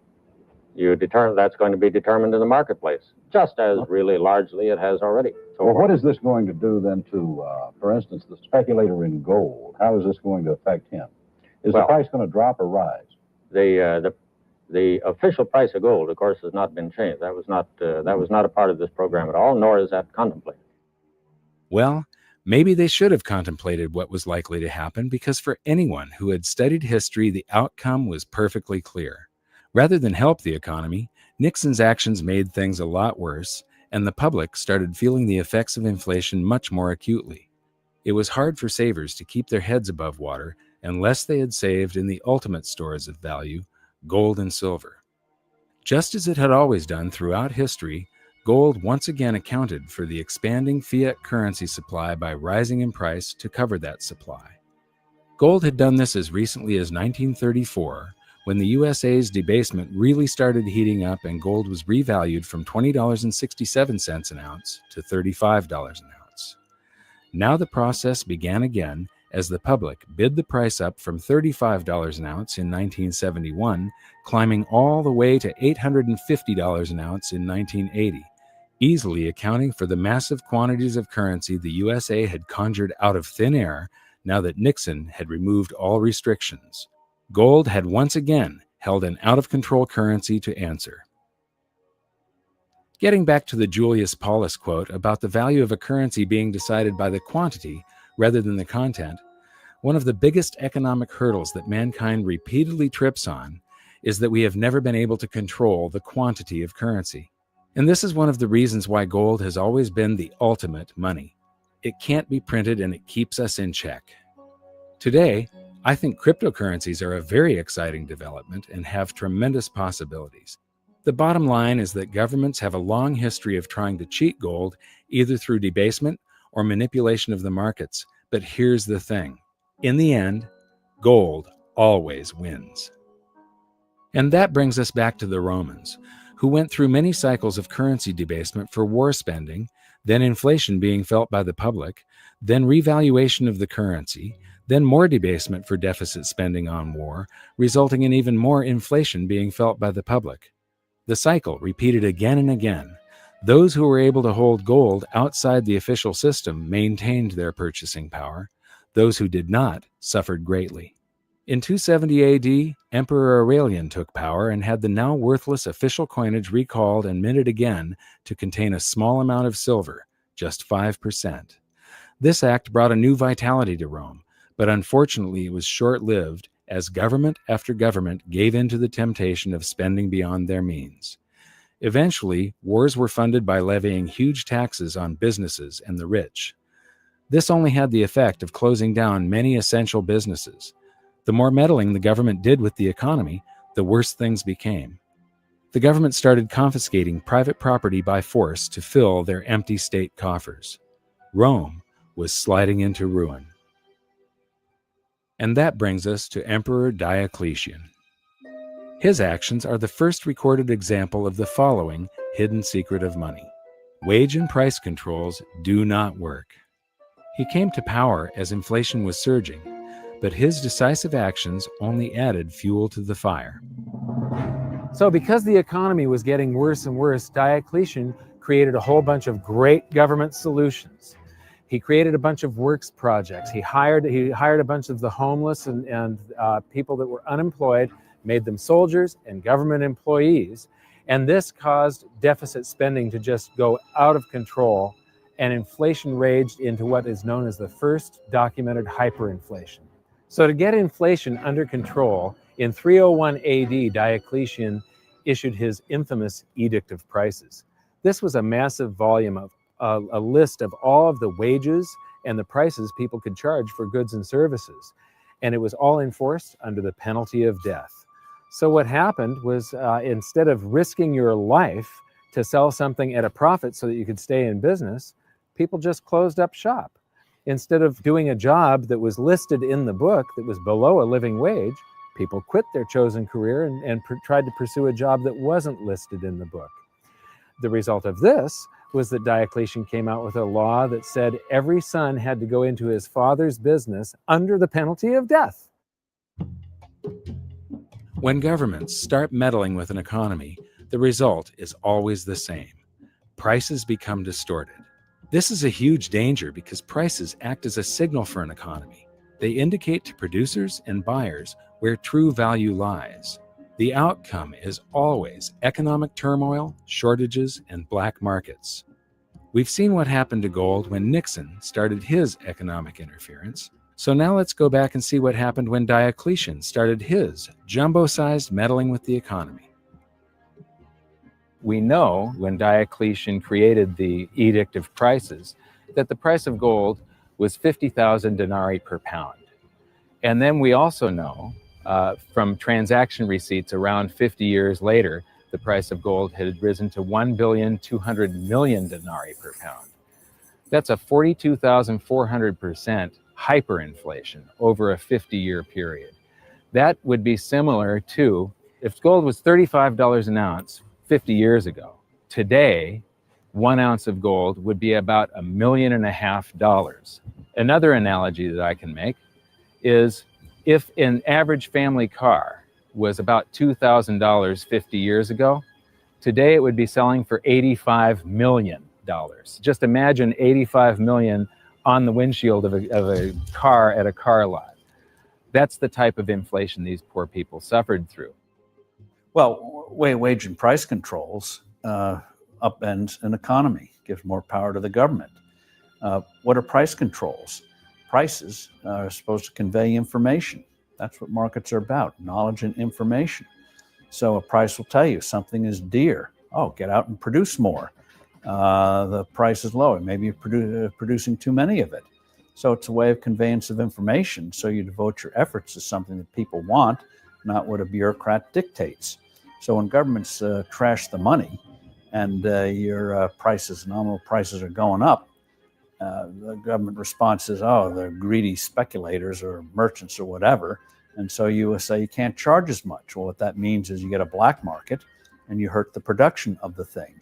The idea that government can substitute for people interacting among themselves is preposterous. This pattern of failed price controls is something we see throughout history and across the globe. Skip forward over 1,500 years, and governments still hadn't learned their lesson. During the chaos of the French Revolution, the government issued a set of wage and price controls known as the Law of Maximum, also imposed under the penalty of death. It's worth noting that when wage and price controls are implemented, government always tries to deflect attention away from the problems that it has created itself by shifting the focus to businesses who are labeled as greedy hoarders or price gougers. In reality, most are just average people trying to keep their business afloat, doing their best to deal with the unstable supply and demand curve created by government meddling. And France was no exception to this blame game. During the Law of Maximum, many innocent people were executed, food shortages developed, and black markets ruled until finally, 15 months later, the act was repealed because it didn't work. And all the stored up energy of government manipulation was unleashed at once, leading to a further period of chaos and inflation for France. I agree with Steve Forbes. The idea of wage and price controls is absolutely preposterous. Now we'll skip forward another 200 years and government was at it again. Many people don't realize that Nixon's speech from 1971 also included the announcement of a 90-day wage and price freeze. The United States was suffering from big inflation thanks to deficit spending for the Vietnam War. Silver had been taken out of circulation in 1965, reducing our coinage to worthless flecks of base metal, and the paper currency supply had been expanded greatly. Did that sound familiar? Just like Diocletian, Nixon's team of economic boffins thought they could curb inflation by fixing wages and prices. The time has come for decisive action, action that will break the vicious circle of spiraling prices and costs. I am today ordering a freeze on all prices and wages throughout the United States for a period of 90 days. Working together, we will break the back of inflation. You'd think that these people would learn from history, but they don't. To get an idea of how out of touch the men with their hands on the economic levers were, listen to what Nixon's advisor had to say about the duration of the controls. Would it be your anticipation that it would take more than 90 days to break the back of inflation, as the president put it tonight, that there would have to be a further extension of an actual wage price freeze? I would not, no, I wouldn't. I don't think one can say that it will necessarily take longer. We're sailing to some extent in an uncharted sea here. But this, I think, is a reasonable estimate of the time that's going to be required.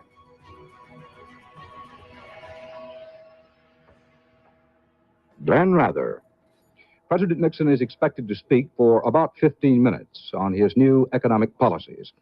The president's address tonight comes against a background of the following facts, among others: record high gold prices and rapidly increasing cost of living figures for most Americans.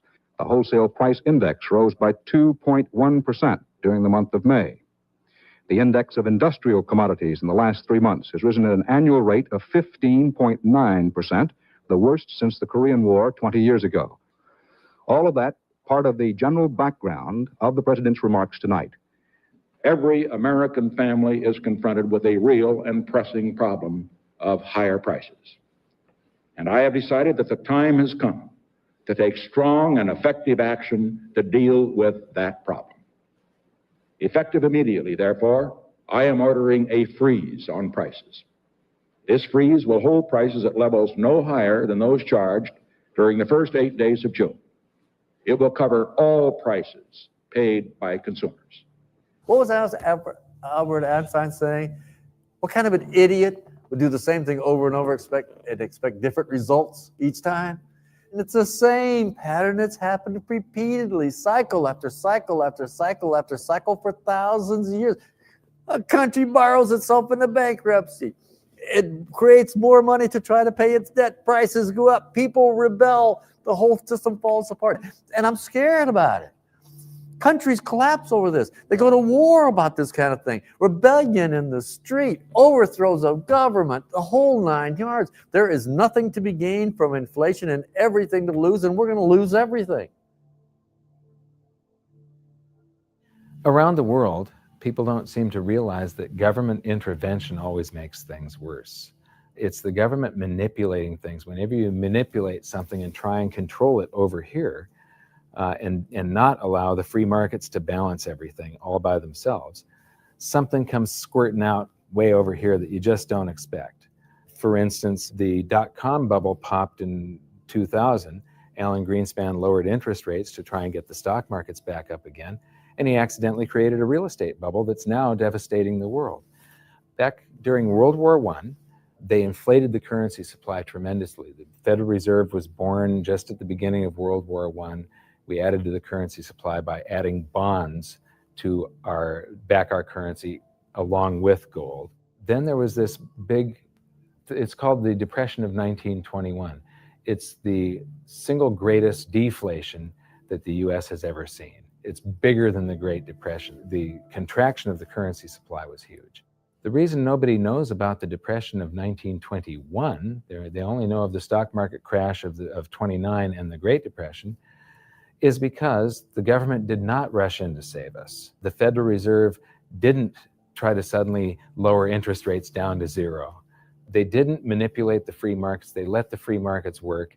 It was horrible for a year. There were bankruptcies and foreclosures. People lost homes and things like that. But the bankruptcies and the businesses that folded, there were new businesses that were more efficient, that grew up to take their place.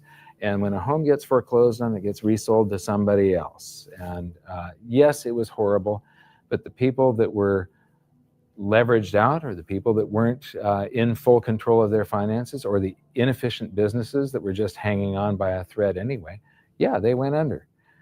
But because the government didn't rush in to save us, and the Federal Reserve didn't try and manipulate the economy, the free markets healed it all, and in 18 months, it was a memory.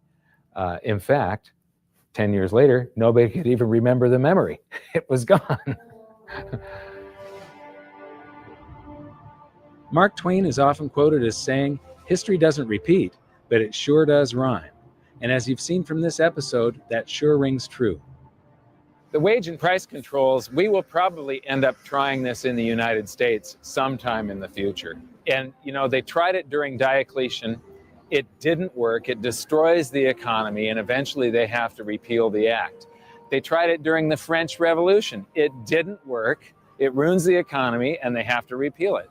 Nixon tried it. It didn't work. It ruined the economy, and they had to repeal it. It's not going to work the next time they try it.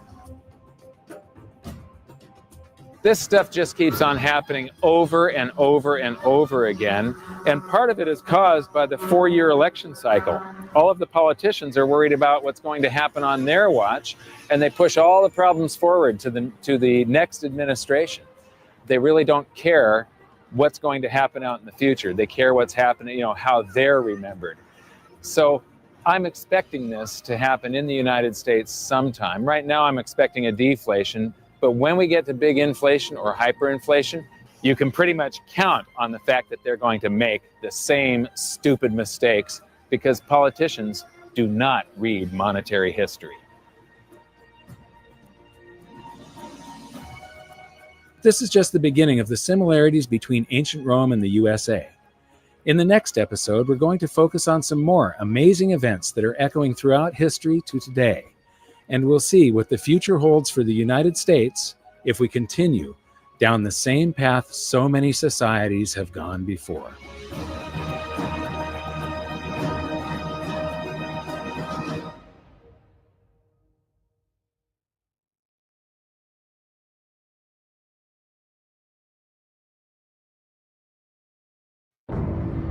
In the previous episode, we started a timeline that chronicled the parallels between the ancient Roman Empire and the United States of America today.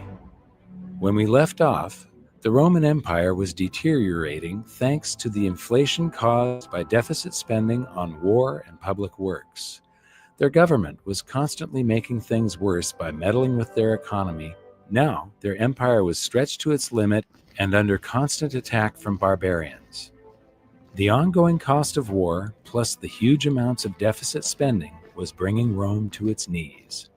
Now we're going to continue our journey through to the fall of Rome and learn of more striking parallels with the United States along the way.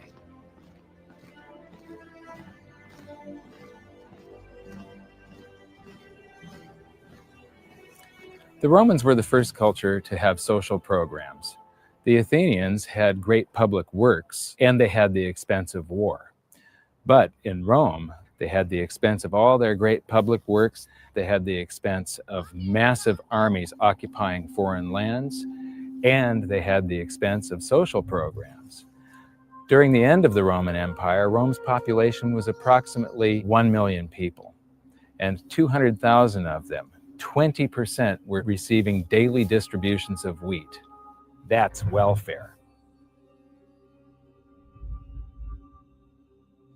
As their empire decayed, Roman leaders employed a tactic called bread and circus to keep the public distracted and placated. The bread refers to the free grain, also known as the dole, and circus translates to the games that would be held here in the Colosseum with free food, wine, and rather violent entertainment. I find it absolutely fascinating to try to imagine what was happening here nearly 2,000 years ago. These seats would have been filled with people eating and drinking, many would be yelling for their favorite gladiator, and a good portion of the audience would have been mindlessly drunk. The emperors and elite watching from up on high? What a scene! So the Colosseum is a great example of both the huge expense of Roman public works and the endless deficit spending they carried out to pay for supposedly free stuff. But is there such a thing as a free lunch? Breads and circuses give away oil, give away grains, and give away wine, and people would love you. They conquered Egypt. By golly, that was a lot of grain you could give away. But what it did was destroy the economy. And when you put in the taxation to pay for it all, what it did was destroy the small farmer. And so the wealth creation that would enable you to do these things went by the boards. And so it became a vicious cycle. So now let's continue filling in our timeline from the previous episode so that we can keep track of where we are in this story. Welfare, bread, and circus were basically distraction tactics used by the ruling elite who would offer promises of free stuff to ingratiate themselves with the public. There's a famous quote from the satirist Juvenal who summed up the situation very succinctly. Give them bread and circus, and they will never revolt. The citizens felt like they were getting these things for free when they were actually paid for by a crushing double blow of continuous currency debasement and increased taxation. In the end, the only way that the Roman rulers could enforce this tax collection was by doubling down on their stifling bureaucracy. The size of their government compared to the private sector exploded. Business became incredibly difficult, and many simply gave up. Steve Forbes just mentioned how difficult the situation became for farmers, or husbandmen as they were referred to in the past. Here's a quote that backs that up from Lactantius around 300 AD. There began to be fewer men who paid taxes than there were who received wages, so that the means of the husbandman, being exhausted by enormous impositions, the farms were abandoned, cultivated grounds became woodland, and universal dismay prevailed.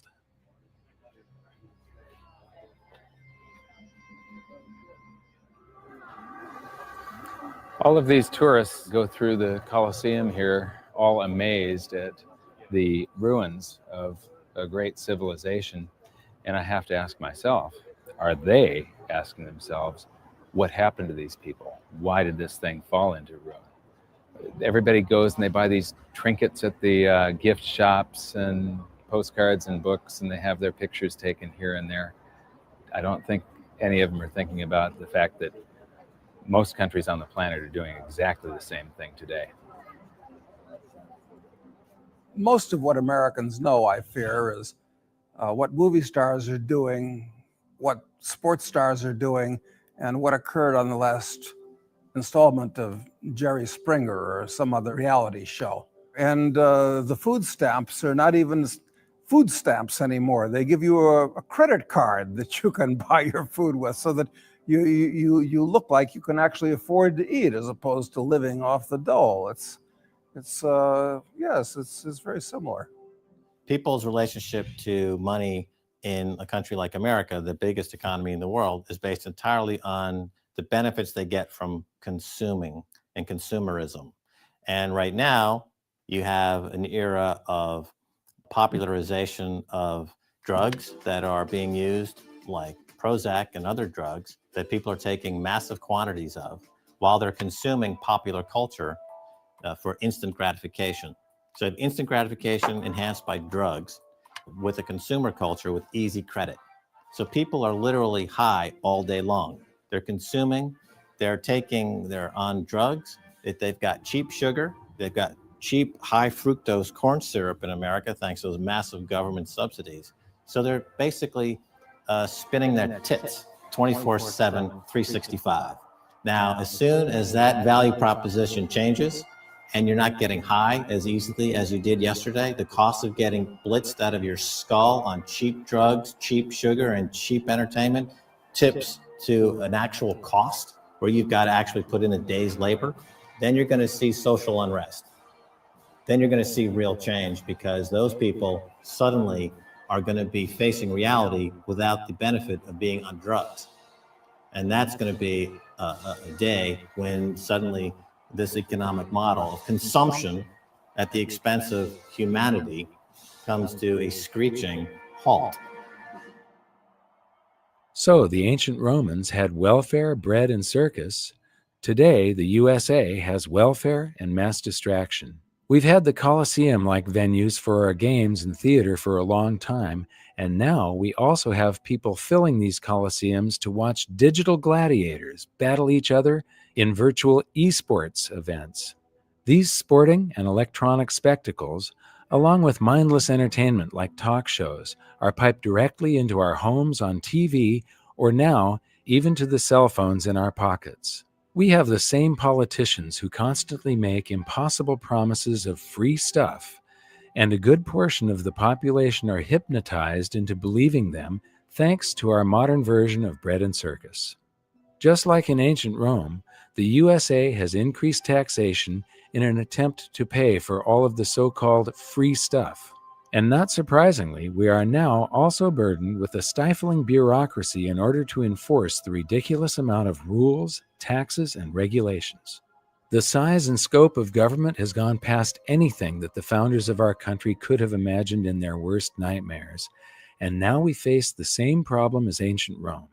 There are now fewer and fewer productive individuals and businesses left to fund the buffoonery of government. Remember, governments cannot create prosperity, they can only consume it.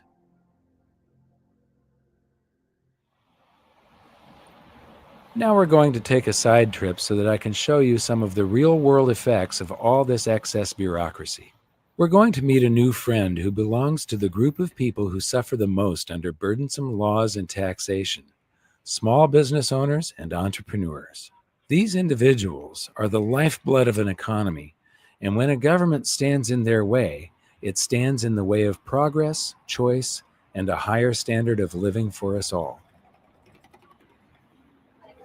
We've been in many restaurants all over the world. And we came back to Rome on the way to Venice solely so that we could stop and eat at Fiora di Zucca, our favorite restaurant in the world. And we've got the owner here, Roberto. We believe that government is very poor at doing things, and that if government was running your restaurant, it would not be exceptional.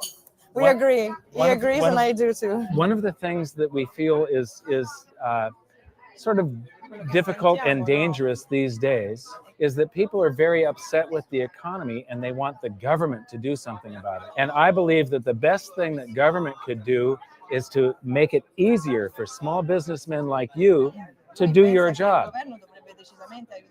This is what makes the economy good. E le personalità come Assolutamente le vero. vostre. Infatti il governo, Absolutely lo Stato true. The government and the non state aiuta assolutamente is really not il nostro helping settore, the non small viene business assolutamente in any aiutata. way. Se io avessi un aiuto politico, se If avessi un I aiuto had dello had Stato, government io help, avrei la voglia di aprirne uno, due, it could 10. probably open more of them. You don't need government money, though. What you need is just for government to get out of the way and make it easier to go into business. Not so many rules, not so many taxes, right? Dice sì, a questo punto non è neanche più un discorso di capitale, è un discorso di amministrazione e di tasse. Exactly. Yeah. In ancient Rome, the government was telling you how much you could pay your workers, and no more, no less. The government was telling you how much you could charge for that buffalo mozzarella and that flatbread. If the government told you everything you could do, would you want to stay in business even? Assolutamente no. Yeah. Absolutely not. Diventa un McDonald's totale. It just becomes a big McDonald's for everybody. Yes. This is the problem. Right. This is the problem. We live in a state we call the People's Republic of California because the government has made so many rules. It is becoming very difficult for a small businessman. Sta mettendo proprio i bastoni nelle ruote della piccola azienda. Ma anche qua in Italia.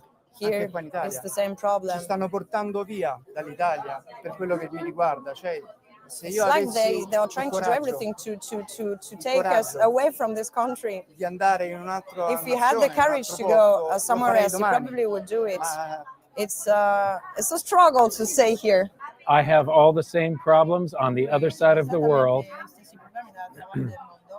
All I want is for government to get out of the way and let me do my job. Aiuto dal governo. Vorrei solo che si togliessero dai piedi.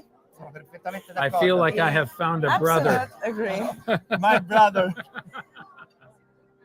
Roberto is still in Rome, and I love nothing more than supporting his exceptional restaurant whenever I'm in the area. But since filming this segment, the burdens placed on my business in California became so totally unbearable that I had no option but to move operations out of state. It pains me deeply to watch history repeat like this, as this affects people's lives, including some of the best employees and friends I ever had. Mille grazie. Mille grazie. Grazie a te. The role of government, among other things, is creating an environment where people can go out and do creative things. Our founders understood we are born with certain energies.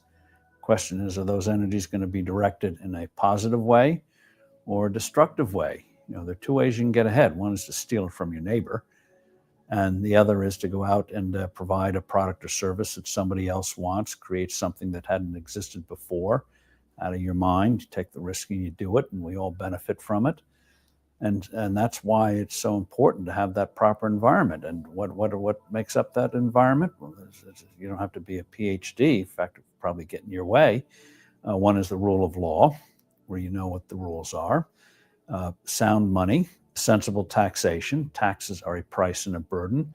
And if you lower that burden, people are able to focus and do more real things, making it easy to set up a legitimate business.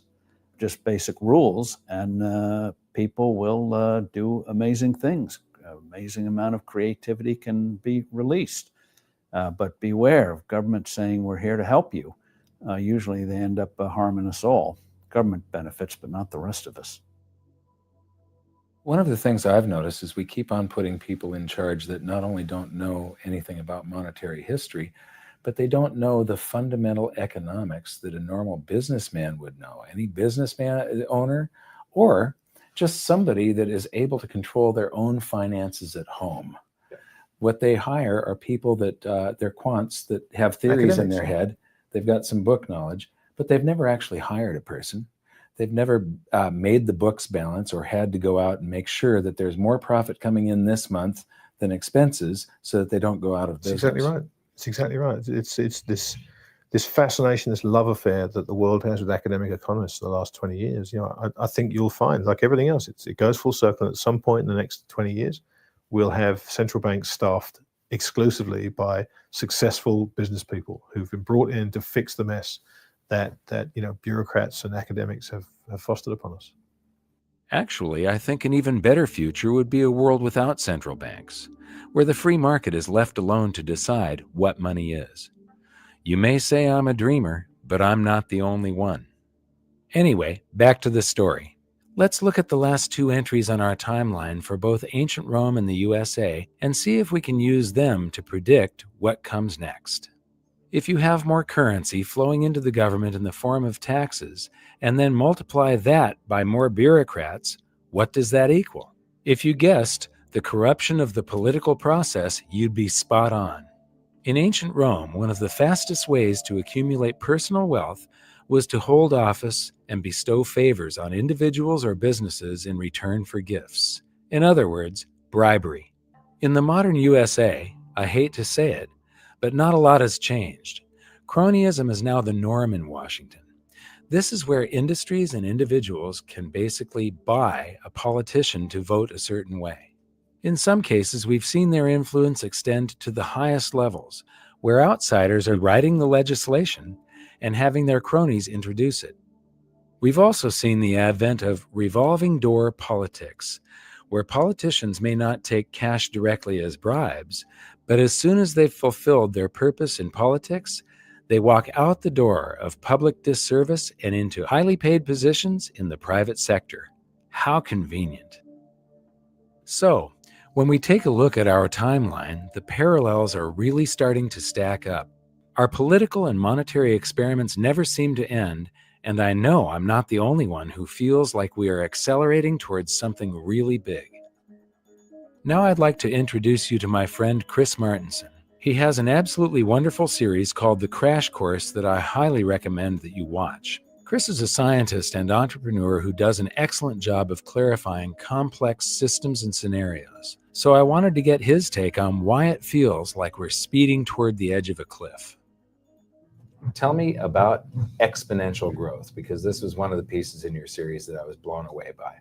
You know, it's there's this famous quote by Keynes that not one man in a million understands inflation. The inflation process is very important. I think it's one man in a billion that probably understands what exponential growth is. And it's one of the most important things that we could get our arms around. And the reason it's so difficult to talk about is because we're humans and we're not wired for exponential growth. We think in linear form. So if something goes from 1 to 2 to 3 to 4, people get a sense of that. We know how that works. But when something goes from 1 to 2 to 4 to 8 to 16 to 32 and just mushrooms off, well, it's much harder to understand. And we're surrounded by exponential growth. It's in our economy. It's in our monetary numbers. It's in our debt numbers. It's in environmental statistics. It's in how rapidly we're depleting things in an inverse exponential decay. It's in everywhere we're surrounded by. So understanding is really critical So I have a couple examples to help people understand what exponential growth is and why it's so hard. So if I had two erasers, and I said, all right, I'm going to give you $100 based on how evenly you can bring these two erasers together, nice even speed, you'll do a great job at that, right? You'll win $100 from me every single time. But now let's replace them two big heavy magnets, neodymium magnets, maybe from a Tesla coil, something really awesome. And you'll do what everybody does.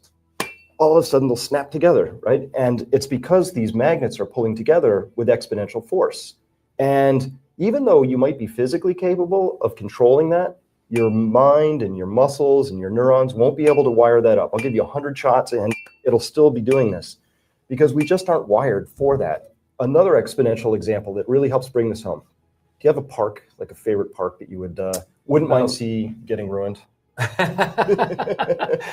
How about, I think they're going to decommission Candlestick Park Candlestick in San Francisco. Perfect. All right, let's use that as an example. So here's the thought experiment. Imagine I have a magic eyedropper, and it's magic because the drop of water that comes out of this eyedropper will double every minute. So after 1 minute, you get 2 drops, and after 2 minutes, you get 4 drops, and after 6 minutes, you can fill the thimble up, right? All right, so let's do 2 things. We're going to make this part watertight. And I'm going to handcuff you to the highest row of bleacher seats. And let's start this tomorrow, 12 o'clock. You're handcuffed up in this highest row of bleacher seats. And I go down right into the center of the field, and I put one of these magic drops down. Now, here's the question. How long do you have to escape from your handcuffs, knowing that this park is going to fill up with water? Okay, 1 drop, and it's got to fill the entire park. How about a day? A day. Good. That's close. What if I told you the answer is 50 minutes? Wow. You can think 51 minutes, if you want to get rid of the skepticism, right? Mm-hmm. So that's amazing, right? Just 50 or 51 minutes, and it's all over. The whole park is full. That's not the important question. Here's the important question. At what time is this park still 97% empty space? It's not filled with water. And do you realize the seriousness of your predicament? Well, I know it would be half full 1 minute before my predicament. So, I don't know, 10 minutes? It's 5 minutes. 5 minutes, okay. So if we go back just 5 minutes in time, there's a little bit of water in the infield. And then 5 more minutes, and it's over. And so when I look at this, I look across the world, and I think, okay, from all of human history until 1960 to put the first 3 billion people on the planet, and then just 40 years to put the next 3 billion people on the planet. And this is important because the Earth is our stadium, and we're living through one of the most extraordinary periods of human history, not just American history, not just in our personal lifetime history, but human history, because you and I will be alive during a time when human population will have fully tripled from roughly 3 billion to 9 billion if we live to ripe old ages. It's extraordinary. It's putting pressure on everything, and that exponential human growth is putting the curve on all those charts we just talked about, how fast we're depleting oil, how much food we have to grow, airline miles traveled, loss of tuna from the oceans, how much money has to be created. All of that is being driven by this exponential process. And so something I really like to be able to communicate to people is that exponential processes speed up at the end. So if anybody watching this has the sense that maybe things are going faster and it's harder to keep up with events and wait, what's happening in Europe? It seems to be crumbling fairly quickly. That's because we have all these exponential processes converging on this one moment in time.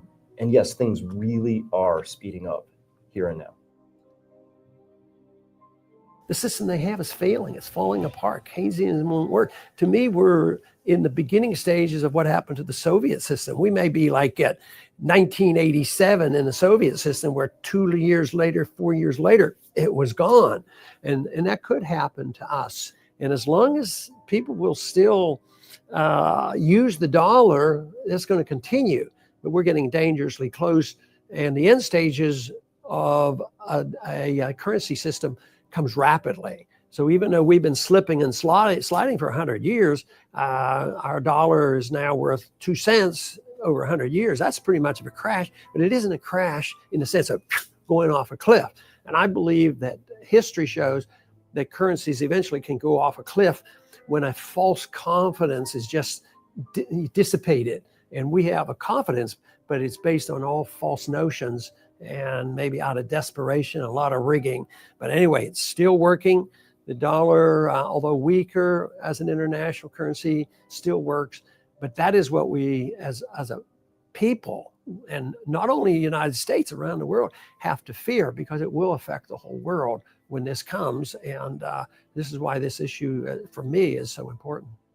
We are in big trouble. There's just no way out. And I am sorry to say about that. And I love my country, and I'm sick to death about what's happening to it because of morons in government and a big bunch of morons in academia who let the Federal Reserve do what it did. It's all so simple. It could have all been prevented, but just by following the damn Constitution. Money shall only be silver and gold. How simple can it be? It's less than a dozen words. And all you got to do is follow that. Yeah, we have got a prayer. We haven't got, only people who got a prayer are the people who are buying silver and gold today. You and me. What amazes me are the stark similarities between ancient Rome and today. Once again, we're debasing the currency to pay for war, social programs, public works, while we keep the society placated with bread and circuses, football, sports, American Idol, Dancing with the Stars.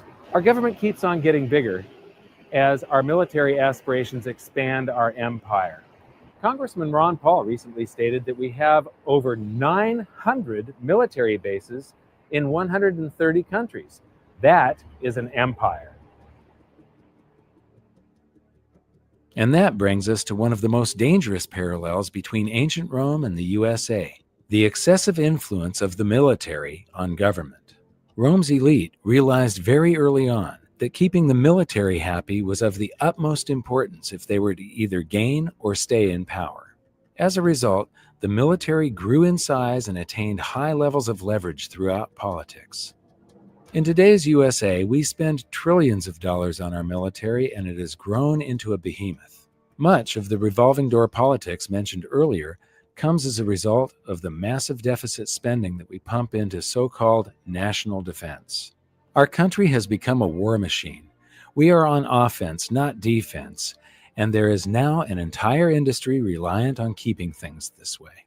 And it's not as though we haven't been warned about this. In fact, alarm bells have been ringing for longer than 50 years.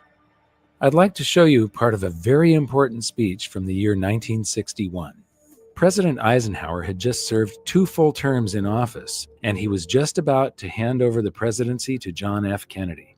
Despite his own military background as a 5-star general and the supreme commander of the Allied forces in Europe during World War II, Eisenhower chose one of the most important moments of his presidency, his own farewell address to the nation, to warn America of the dangers of the corrupting influence of what he famously termed the military-industrial complex.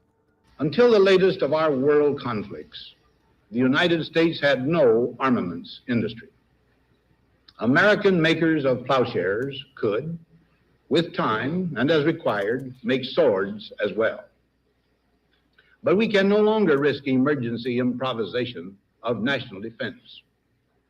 We have been compelled to create a permanent armaments industry of vast proportions. Added to this, 3.5 million men and women are directly engaged in the defense establishment. We annually spend on military security alone more than the net income of all United States corporations.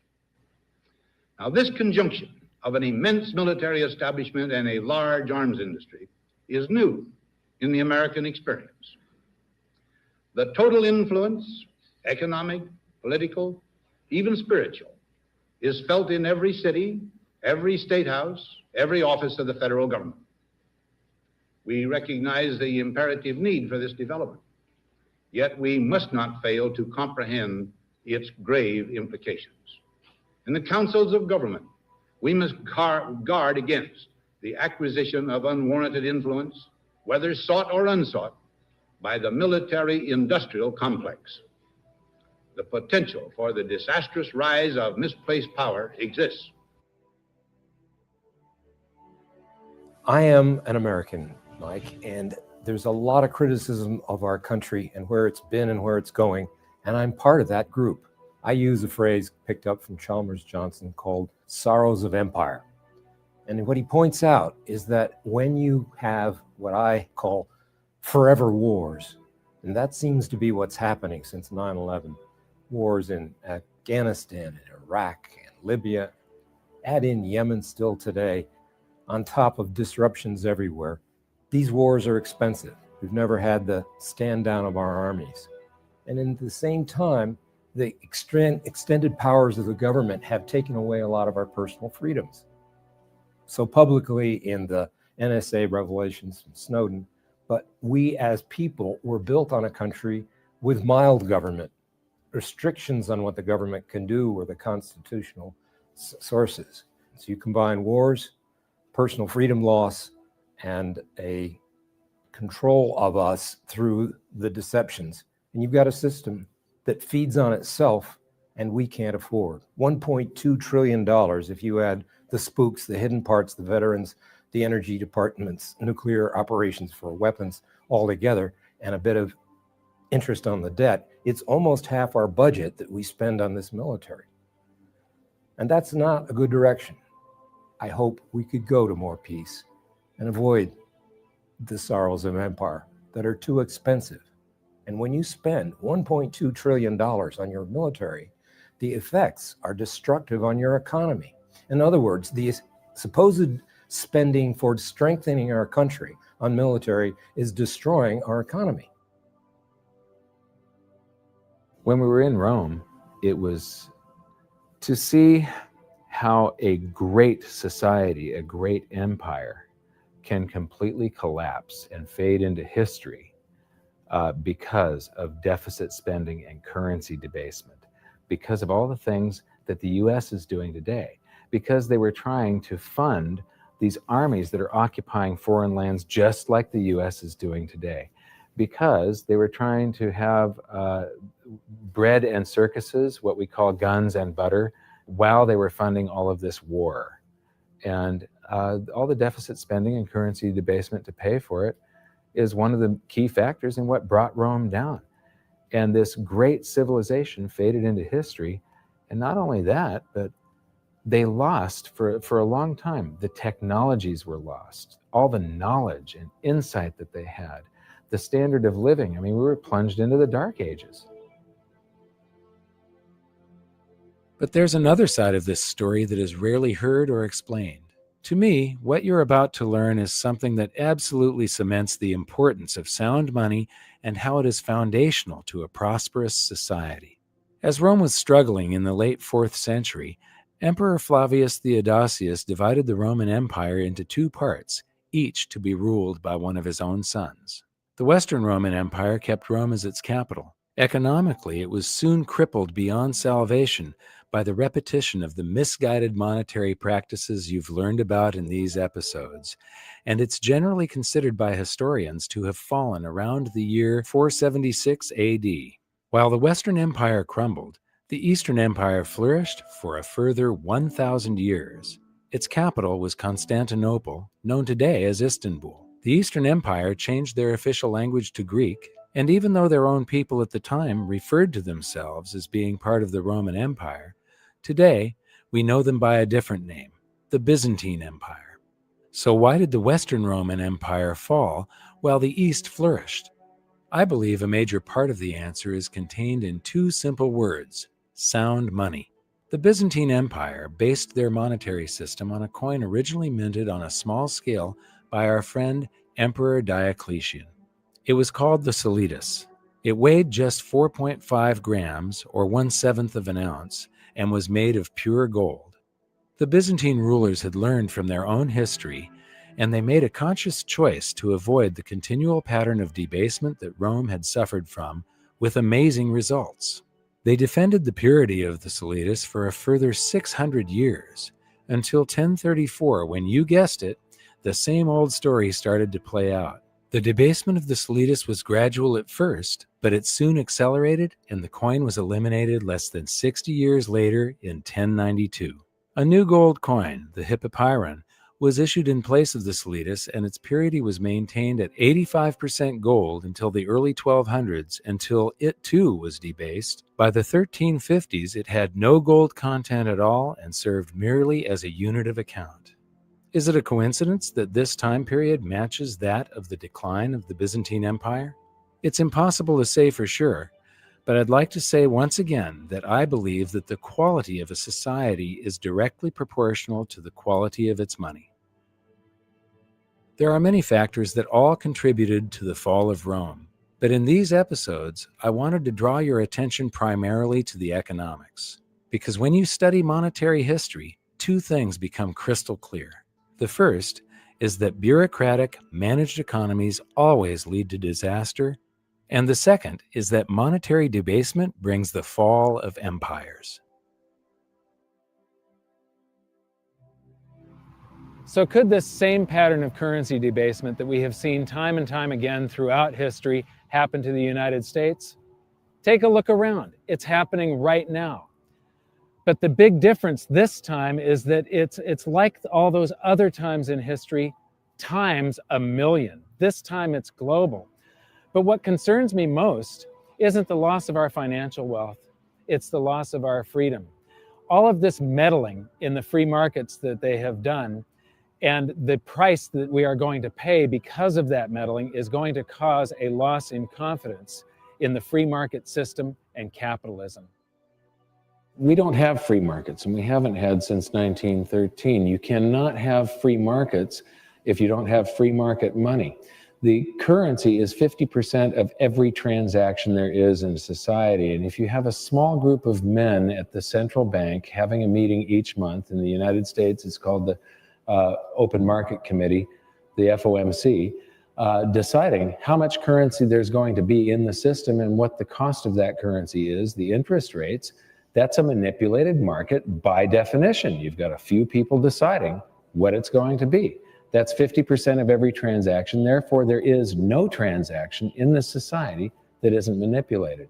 So we don't have, when people say that the free markets are failing, we do not have free markets. When people say that capitalism is failing, we don't have capitalism. We've got cronyism. We've got special favors being granted by Congress to the people that lobby them, and it skews the economy and warps the economy and creates all of these artificial bubbles that end up popping, and then everybody loves living in a bubble, so they just want the Fed to create the next one. What's happening in Washington doesn't indicate that all of a sudden they're going to gain in wisdom and make the tough choices, which is sort of like getting somebody off drugs, and people don't want to quit the drugs. And our system is based on debt and inflation, and they're not going to wean themselves off. So we have to anticipate there's going to be a major collapse. But then the big question is, are we going to have a greater move toward totalitarianism and give up all our freedom, or are we going to say we still have a spirit left in this country to say, yes, we overstretched and we know what the alternative could be, and we can build a much better society?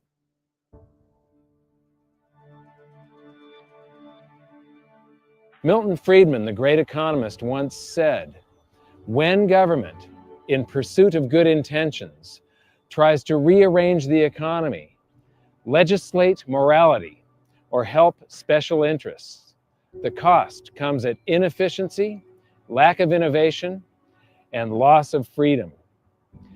Government should be a referee, not an active player. In the United States, government has gone way too far. It is proven, beyond a shadow of a doubt, time after time throughout history, that managed economies do not work. Free markets have always won, and they have always provided a higher standard of living. When people cry out for the government to do something about it, they're asking for the government to manage the economy. They are asking for the government to lower their standard of living. Ultimately, what you get is the USSR or Mao's China. That is what a managed economy brings you. It's time for you to take action. It's time for you to get educated on this, to find out more, and then to voice your opinion, to make yourself heard. If we want changes in the economy and changes in our monetary system, change in our foreign policy, the people have to speak out and decide that they want to change, and they have to make it very clear to the politicians that that's what they expect. And matter of fact, that's one area where I tend to be more optimistic, because I think the people are learning with the work that you've done and others. They're learning something about monetary policy. But the most important thing is that people understand the nature of freedom and the role of government, and money being a major part of all that.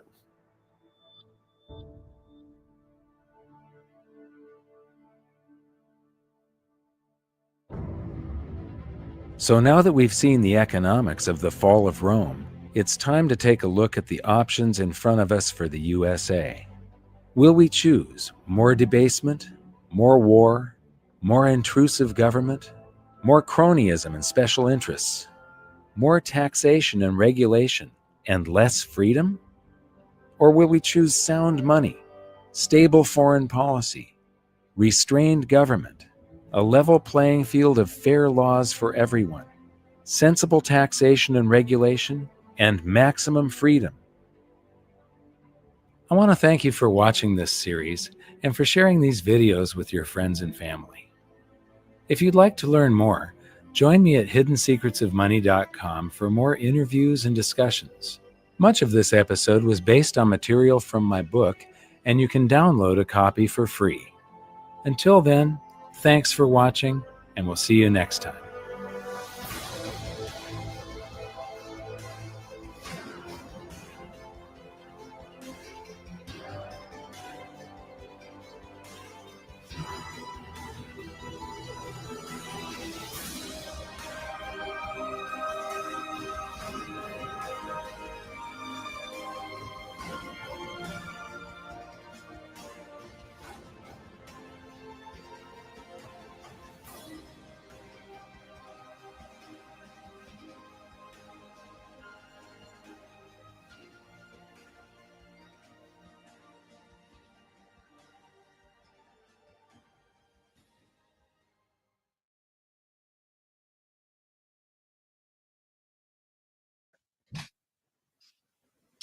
An investor refuses to invest in any companies involved in gun manufacturing. This decision is most likely based on value investing principles. He doesn't believe in guns, so we go with A. Good stuff. Okay. Which of the following situations would contribute to a U.S. trade deficit? This is where we're spending more money outside the country versus a surplus where it's coming in. On my live, I just talked about it. Did you talk about on the live? I think I did. I don't remember. I talked about it somewhere. So the bottom line is it's money leaving the country. So it's got to be A, U.S. citizens spending money on vacations in Europe. Because B, selling treasuries, that's a trade. Who cares? If U.S. workers provide a service abroad, the money's still coming here because they're paying us. And D has nothing to do with it. So we're going to go with A as an apple. U.S. citizens spending money on vacations in Europe. Kind of like when the dollar was cheaper before 2020, all the foreigners went to our Disney, and that was a trade surplus because the dollar was cheaper. Always remember, money rolls downhill. Which of the following indexes is most likely to include domestic small cap companies? Okay, we'll go through all of them. The Dow Jones, that's the biggest companies in the world. S&P 500, big 500. The EAF is just European, so it has to be NASDAQ. So it says domestic, so it has to be US. So C is out. I'm about to sneeze. Hold on. Okay.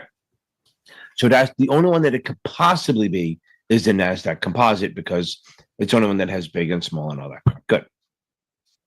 I'm getting to the end. Not really. An investor's estate is facing a potential estate tax liability. Which of the following sources would be the most appropriate use to satisfy that tax obligation? Sell appreciated stocks in the portfolio, use proceeds from a life insurance policy owned by a irrevocable trust, distribute funds from the decedent's, the dead person's IRA, take a loan. Okay, we're back to the other one, irrevocable trust, because you put a life insurance policy in there, and that money is used to pay for estate taxes. So the answer is B. An investor notices that a company's cost of goods sold has increased year over year. What economic data will most likely reflect this trend? Well, we go with CPI, PPI, all that crap. So remember, consumer price index is what the consumers pay. Producer price index is the goods that people buy, the companies. So it has to be D as in David. If it said cost of like buying products in the market, it'd be CPI. But since it's cost of goods, that's what the companies pay. It's PPI, producer price index, because that's like the goods and stuff. An investor is analyzing portfolios that lie below the efficient frontier on a risk return chart. What is the main issue with these portfolios? Remember, we want to be at or ahead of the efficient frontier, according to modern portfolio theory, which means we're earning more. Our reward is going up more than our risk. So we're optimizing a portfolio. So this means it's not doing well. So they're inefficient and underperforming. C as in Charlie. Does that make sense? Good stuff. An investor is trying to estimate the fair value of a dividend paying stock using a future dividend. Hold on, let me repeat that. Read it right. An investor is trying to estimate the fair value of a dividend paying stock using future dividend payments and a constant growth rate. What method is being used? We look at them all. It's going to be dividend discount model, because anytime it's dividends or stock, it's dividend discount model for preferreds or dividend growth model for common. Because if you're assuming the dividend's going to grow, you have to use dividend growth model, which gives you a higher present value. Dividend discount model assumes that the dividend's not changing. So it could be a regular dividend stock, a utility, or more likely a preferred. An employer sponsors a 401k with 15 employees, not a big one. The plan currently offers 10 equity mutual funds. To comply with ERISA 404C, so we don't get in trouble, we have to diversify. What types of investment options should the plan sponsor consider adding? Well, since we're all equity, we have to leave that. So I would say bond and money market. So C, because we have bonds for income and then money markets for safety. Now we have 3 levels. We have a safety and money markets, growth and equity, which is a lot of them, and then bonds.